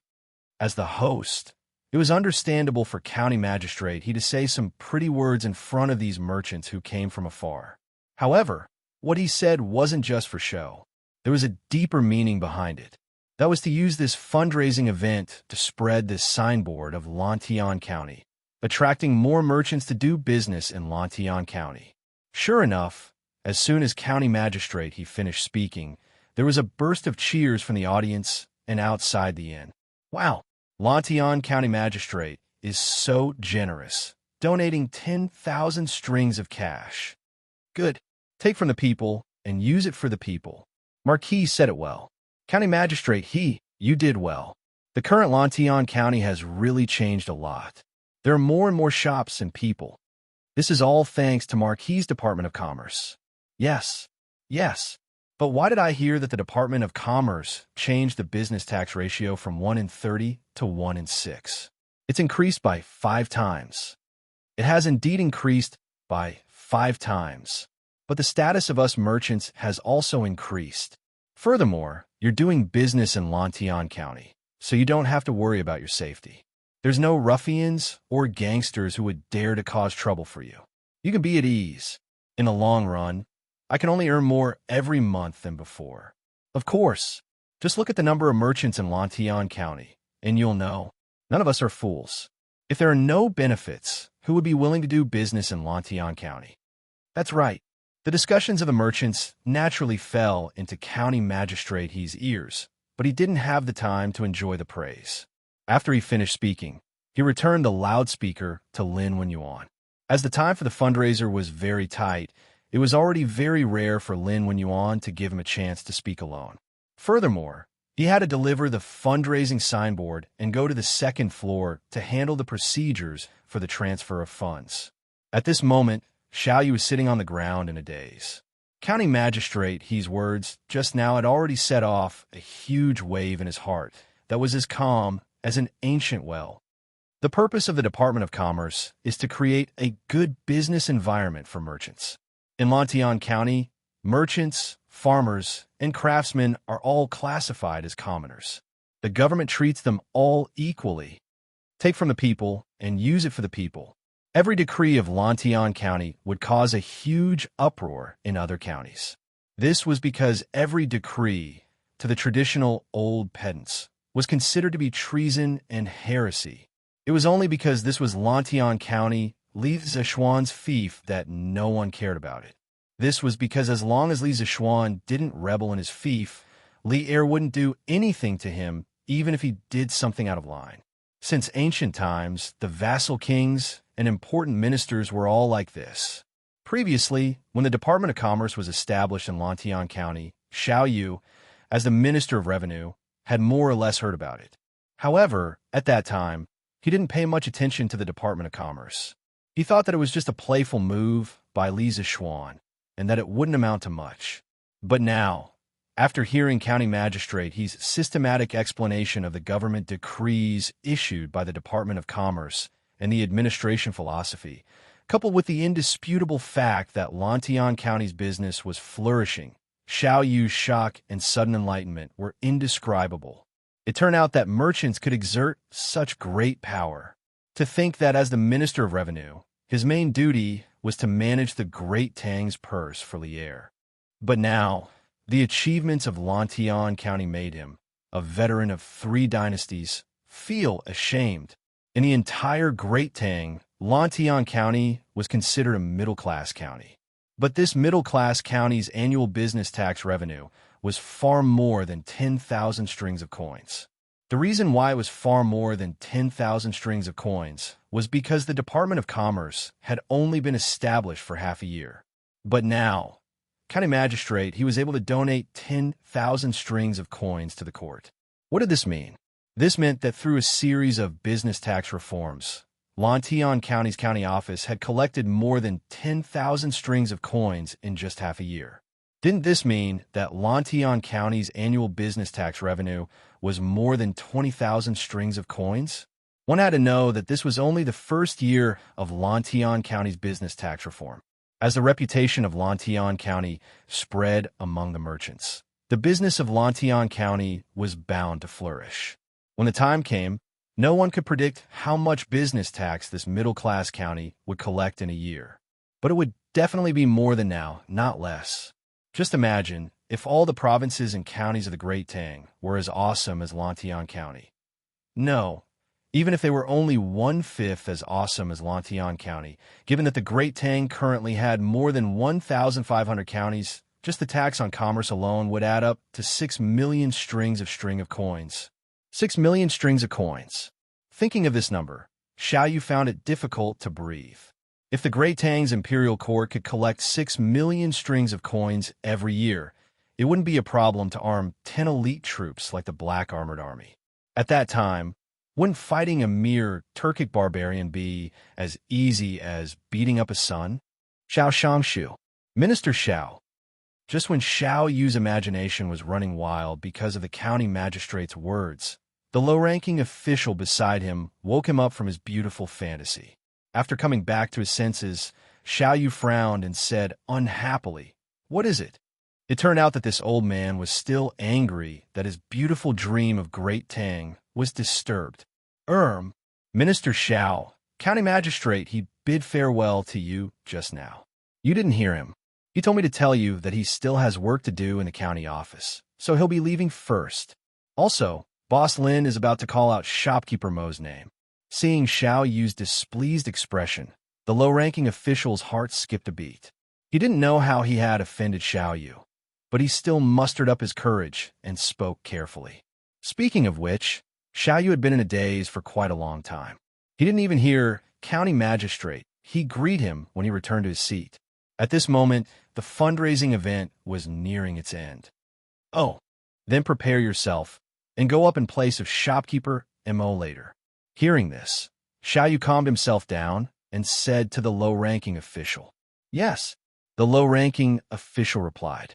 Then, he calmed himself down and sat by the side, waiting silently.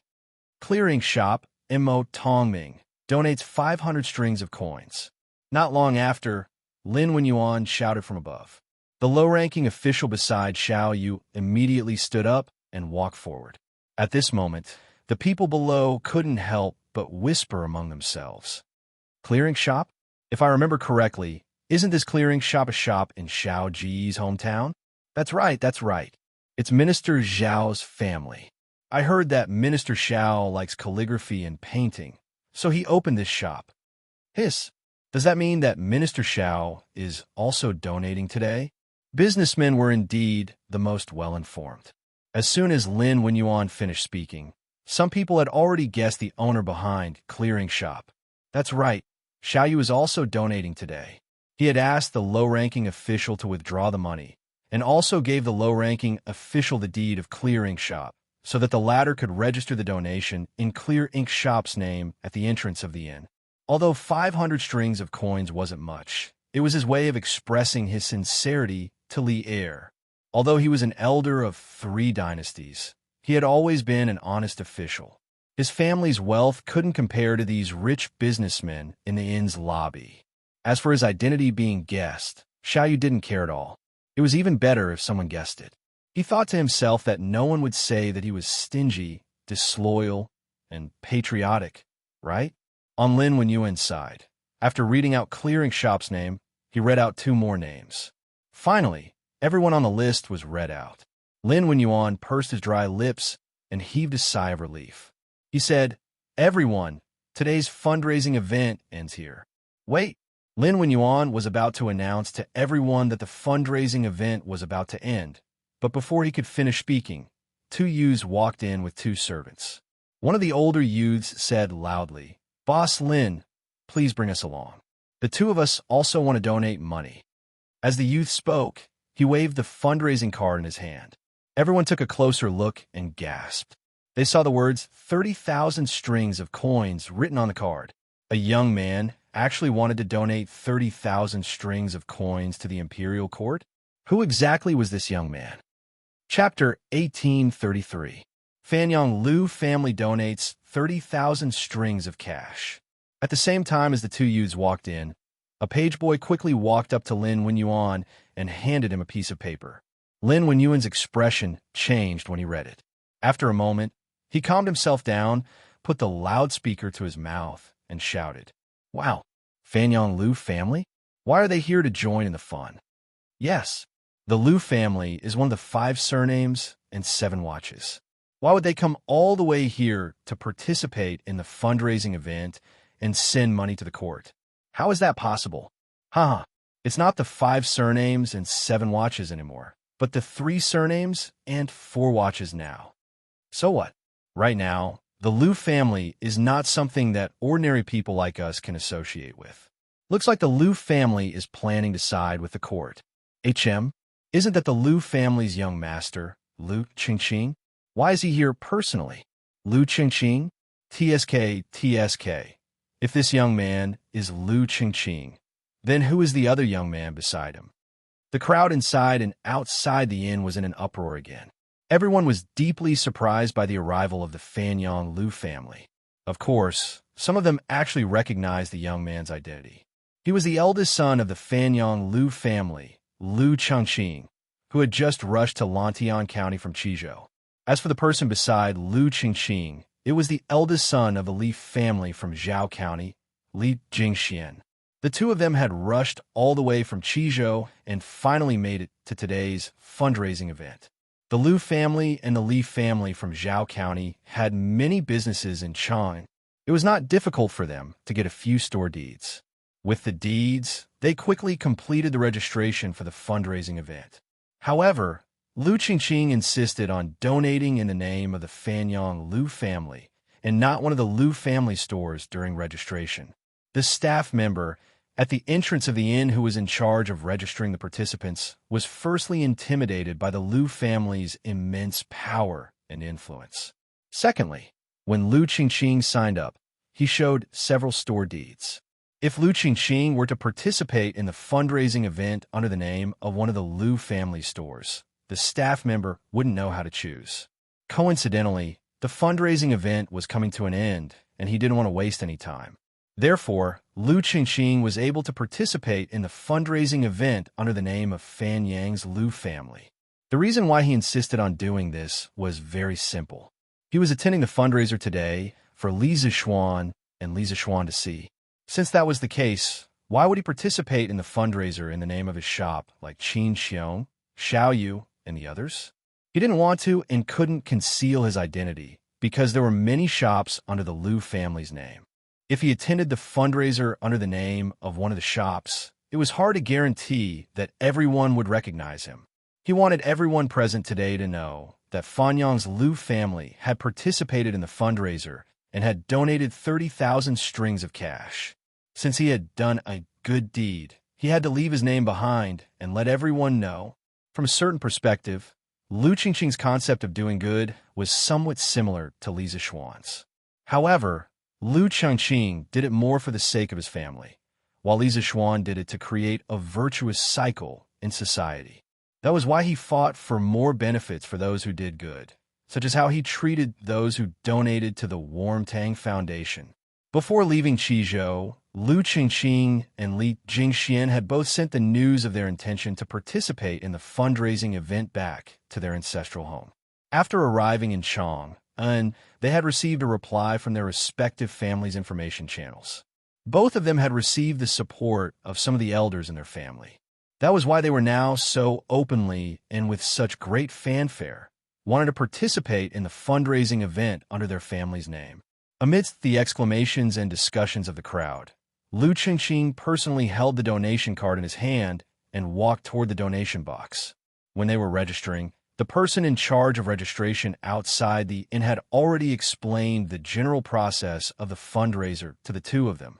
The Li family of Zhao County donates 30,000 strings of cash. After seeing Lu Chengqing throw the donation card into the donation box and follow the venue's staff to the second floor, Lin Wenyuan took a deep breath and shouted, "The Li family of Zhao County." This person is actually from the Li family of Zhao County. Hey, what's so strange about that? Since the young man from before is the eldest son of Fanyang's Lu family, that means that this young man's status isn't low. If that's the case, it's not strange at all that this person is from the Li family of Zhao County.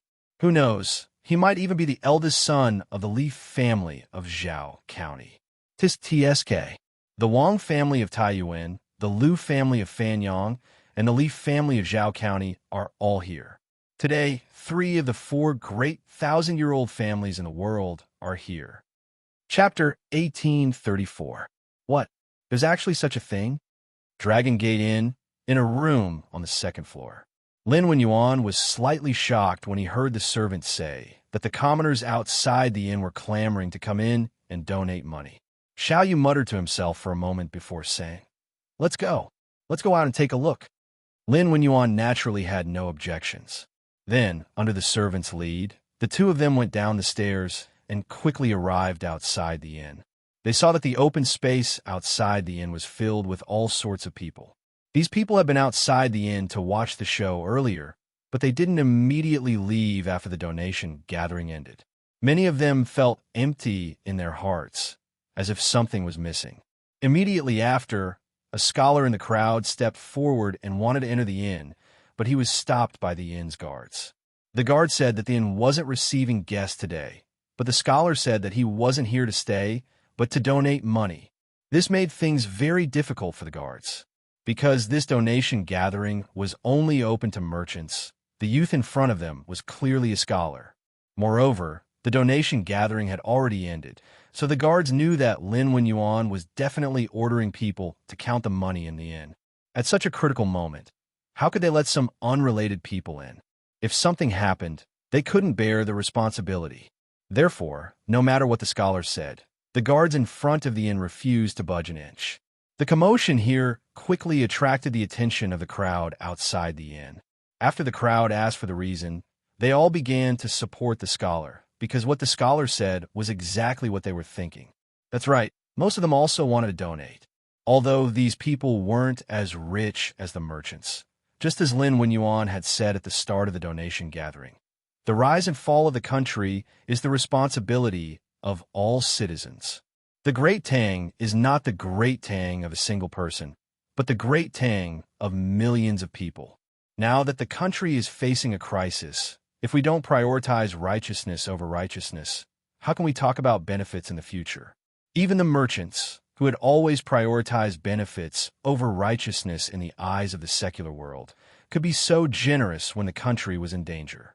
If these people still remained indifferent, wouldn't they be even more prioritizing benefits over righteousness than the merchants? In the beginning, there were only a few people who agreed with the scholar, but slowly, more and more people joined in. Half an hour later, there were nearly 1,000 people blocking the entrance of Dragon Gate Inn. Seeing that the situation was about to spiral out of control, the guard at the entrance of the inn hurriedly sent someone to inform Lin Wenyuan. When Xiao Yu and Lin Wenyuan arrived at the entrance of the inn, this was the scene that greeted them. Boss Lin is out. Great. Boss Lin is out. Seeing Lin Wenyuan walk out, there was a commotion in the crowd. In their opinion, Lin Wenyuan was definitely more reasonable than the guards at the door. Moreover, Lin Wenyuan had the right to decide if they wanted to donate money. This, Elder Xiao has also come out.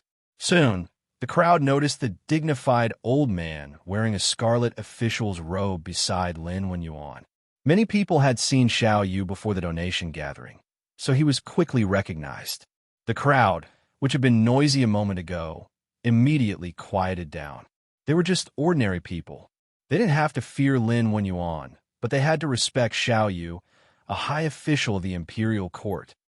Chapter 1835. Someone actually dared to kill someone right under the nose of the imperial army, and that person is definitely related to that mysterious Shadow man. Madam, where do you think the killer is from? Taiyuan, the Wang family's ancestral home, in a side hall in the backyard of the Wang family's residence. Wang Yu could not help but frown as he looked at the slip of paper that the Wang clan's secret guard had just sent over. As he spoke, he handed the note to Princess Tong, who was sitting next to him. Princess Tong took the note, and when she read its contents, she couldn't help but frown. Things are getting more and more unpredictable. On the surface, the killer is probably that Shadow man named Zhu Xiecheng. If that's the case, then my previous deduction might be wrong. Zhu Xiecheng is a Turkic spy hiding in Taiyuan City, and his status might not be low. Otherwise, he wouldn't have sent a Grandmaster-level assassin to kill a key witness right under the nose of the Imperial Army. When Princess Tong and Wang Bingjun learned that Dugu Feiying had come to ask for help, they had thought that the possibility of Zhu Xiecheng being a Turkic spy was low, because a true Turkic spy wouldn't be exposed so easily. However, now that the only person who could identify Zhu Xiecheng had been assassinated, Zhu Xiecheng naturally became the most suspicious person. According to the intelligence, the person who had assassinated the witness was a Grandmaster-level expert. For such an expert to be willing to follow Zhu Xiecheng's orders meant that Zhu Xiecheng's identity and status were not as simple as a Shadowall merchant. In the current perilous situation, the possibility of Zhu Xiecheng being a Turkic spy was many times higher than before. After hearing Princess Tong Anne's words, Wang Yu nodded slightly. Indeed. However, the most important thing right now is to find Zhu Xiecheng and Kong Chang'an as soon as possible. King Wei and the others will arrive in Taiyuan City soon. If we can't catch Zhu Xiecheng and Kong Chang'an before then, Your Highness and the people from Yinhuang College will be in trouble while they are in Taiyuan. The Turks won't let this matter rest, and they might have already found out some information. Princess Tong was slightly surprised. Master, are you saying that the Turks have already found out the purpose of Qin Kai and the others heading north? According to seniority, Princess Tong was Li Tai's aunt and Li Er's great-aunt. Thus, it was not inappropriate for her to call Li Tai Qin Kai. Wang Yu sighed and said, even if they don't know everything, I'm afraid they've found some scattered clues. Otherwise, they wouldn't have spent so much effort to set up an ambush at the place where King Wei and the others are staying this time. Tong Fu Inn. Wang Yu suddenly thought of something. He turned to Princess Tong and asked, Madam, since the inn isn't safe, why don't we let King Wei and the others stay in the Wang estate? This way, even if there are Grandmaster-level experts among the Turk spies, they won't be able to harm King Wei and the others under the heavy protection of our Wang estate's hidden guards. Wang Yu's idea was not bad. Since the danger of the Tongfu Inn had not been completely eliminated, they could settle Li Tai and the others in the Wang estate's ancestral home. In any case, the Wang estate had plenty of empty courtyards, and with the Wang estate's hidden guards protecting them, it would be more difficult than ascending to the heavens for the Turk spies to do anything to Li Tai and the others. Unexpectedly, Princess Tong shook her head. Absolutely not. Wang Yu was puzzled. What do you mean, madam? Princess Tong was a strong-willed and opinionated woman, so Wang Yu would often seek her opinion of his own accord. Has husband ever thought about what would happen if something happened to Qin Kai and the others while they were staying in the Wang estate? Princess Tong frowned. Letting Qin Kai and the others stay in the Wang estate will reduce their danger, but that doesn't mean that there won't be any danger at all. If something happens, the Wang estate will suffer His Majesty's wrath. Thus, even if this concubine agrees to husband's plan, the clan elders and the rest of the Wang estate will not agree, because the Wang estate cannot bear this risk. Wang Yu frowned for a moment before sighing. Madam is right. While this plan will reduce the danger to His Highness and the others, it will also put the Wang estate in danger. As the head of the Wang clan, Wang Yu understood the responsibility on his shoulders, and he also understood that the clan's interests were paramount. Thus, this plan was quickly discarded in his mind. At this moment, there was a knock on the door, followed by a familiar voice. Reporting to Patriarch, King Wei's convoy is only 2 li from the city gate and will soon enter the city. The person outside was the Grand Commander of the Wang clan's hidden guards, Wang Chengwu, a trusted aide of the chief branch. Wang Yu's heart trembled as he called out, "Come in." "Yes." Creak. Wang Chengwu pushed open the door and entered, closing it behind him. Wang Yu immediately asked, "How is General Dugu's side? Did you manage to capture the shopkeeper of the Chuji ironware shop and obtain the account books?" Wang Chengwu bowed. Replying to Patriarch, according to the report, by the time the Imperial Army arrived at Schwanner Market, the shopkeeper of the Chuji ironware shop, Yi Funian, had already died in his home. His throat had been slit by a sharp blade, and this matter had already alerted the county yamen and the provincial governor's residence. In addition, by the time General Dugu and the others arrived at the Chuji ironware shop, the account books had already been found and burned in the hall. Fortunately, General Dugu was fast enough, and only the first half of the account books were burned. What? Wang Yu was overwhelmed with shock when he heard this. Princess Tong waved her hand at Wang Chengwu and said, "All right, Chengwu, you may leave first." "Yes, Your Highness." Wang Chengwu bowed and accepted the order, then turned and left. Wang Chengwu bowed and left as well. "Madam, Why does this old man feel like the mastermind behind the scenes has been spying on our every move this entire time, and is always ahead of us in every matter? Wang Yu frowned after a few moments of silence. Princess Tong paused for a moment, and then she probed, "Master, do you mean to say that there are Turk spies at our side, or General Dugu's side?" Wang Yu shook his head. "It's probably impossible with the Imperial Army, and as for us, forget it. Let's not talk about this for now." Wang Yu suddenly paused. He looked at Princess Tong and then asked, "King Wei and the others are about to enter the city. Does Madam want to accompany your husband to the city gates to take a look?" Princess Tong nodded without hesitation. "Of course. This humble one is Qingchue's elder, and this is the first time this child has come to Sourcepeak City. When I just happen to be here, so we should act as hosts." "Huh, since that's the case, let's go together," Wang Yu said with a chuckle. On the other side, Dugu Feng, who had split his men into two groups, found nothing. Well, it could not be said that they found nothing. At the very least, he managed to snatch back half of the account book. At this moment, Dugu Feng was extremely gloomy. He felt like his every move was known in advance, and there was always someone ahead of him to obstruct him from investigating what he wanted to investigate. From the looks of the wound, the person who killed Yi Funyun used a knife and not a sword. However, the authorities have searched the entire Yi residence, but they did not find the murder weapon. Now, the entire Schwar market has been sealed off.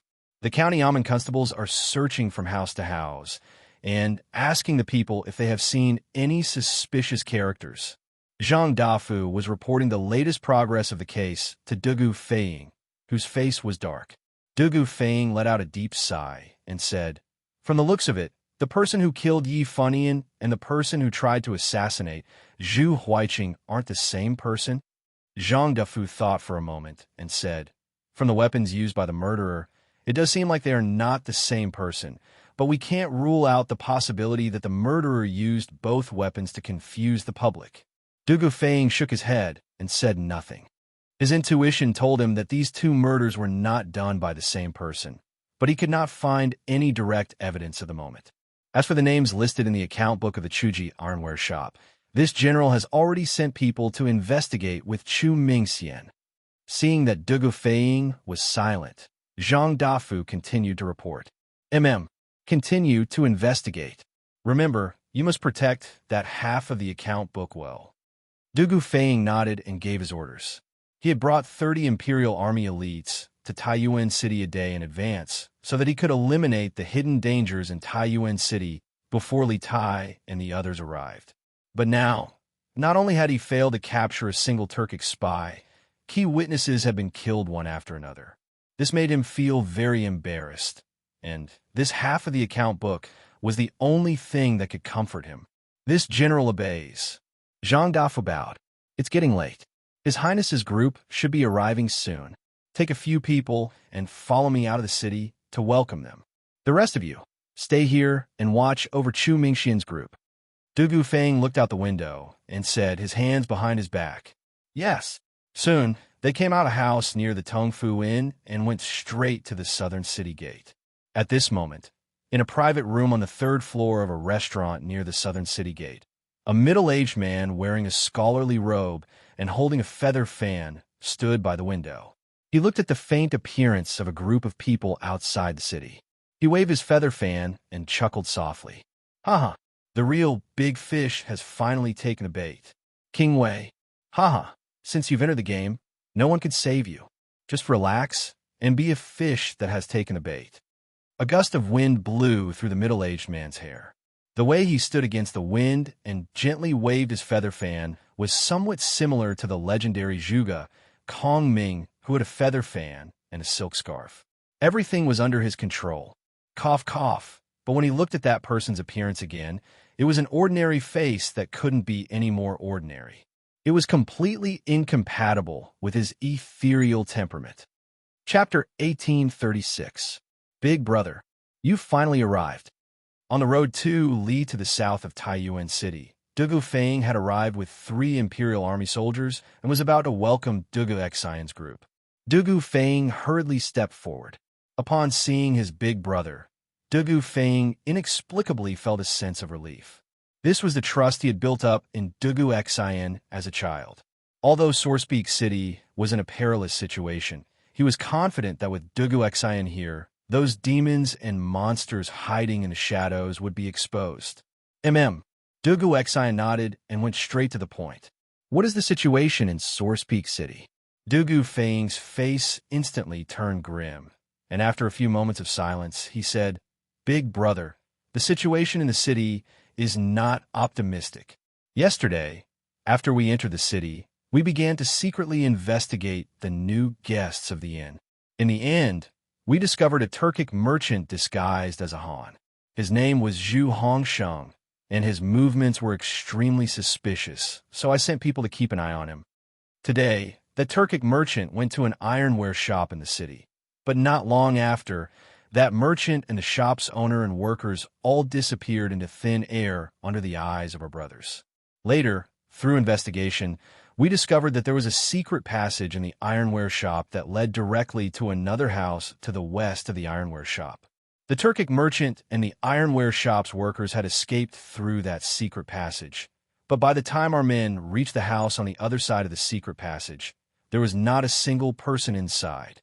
At the time, I felt that there was something wrong with that Turkic merchant and the shopkeeper of the smithy, that they were probably spies the Turks had planted in Sourcepeak City.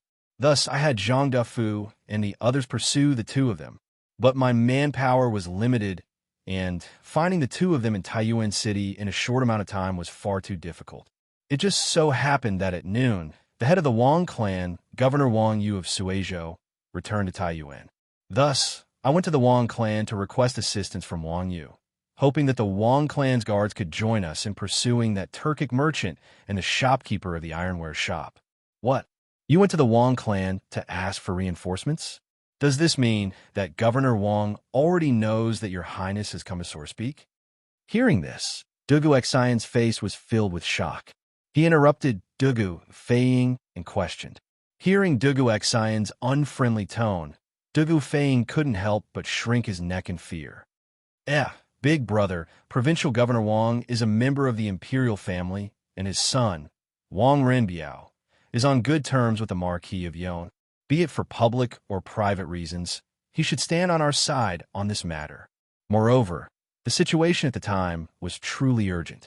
If I hadn't been able to quickly track down that Turkic merchant and the owner of the ironware shop, they might have escaped the city, making it even harder to capture them. At this point, Dugu Feng didn't dare to continue because he noticed that Dugu Xian's face was ashen.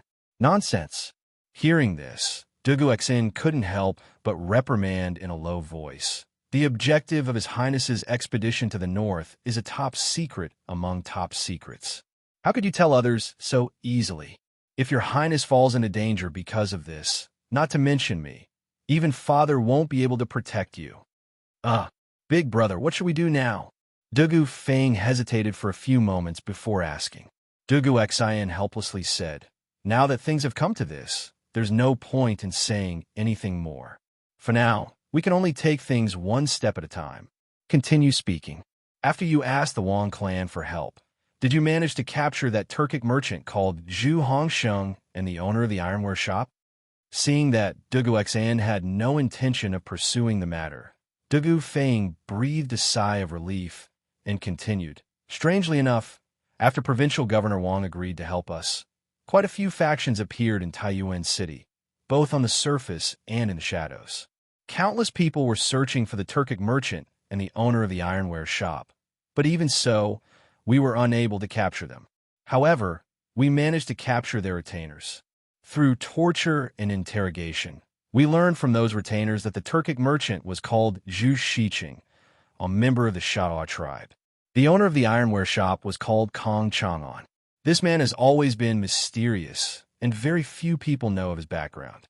In the end, with the help of the bookkeeper of the ironware shop, we managed to obtain the books of the ironware shop. But the process did not go smoothly. At this point, Dugu Feng briefly told Dugu Xian about how the key witness, Zhu Huiqing, was killed and the account books were almost completely burned. After listening, Dugu Xian deeply furrowed his brows. At this time, he realized just how complicated the current situation in Sourcepeak City was. It was as if there was an invisible hand controlling everything in the dark.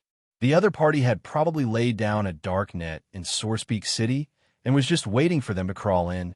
Seeing Dugu Xian's frown in silence, Dugu Feiying, who believed that he had messed up, didn't dare to say anything. The two brothers rode at the front of the convoy.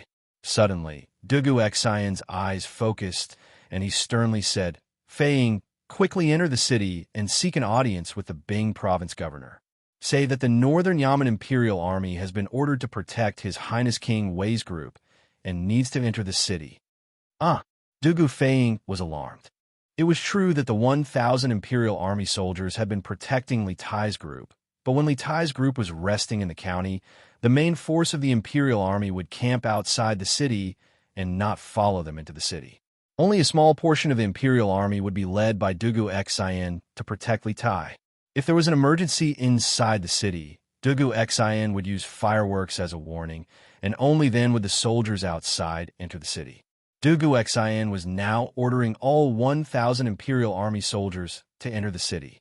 This abnormal action left Dugu Feiying very confused. "Big brother, why do you want to do this?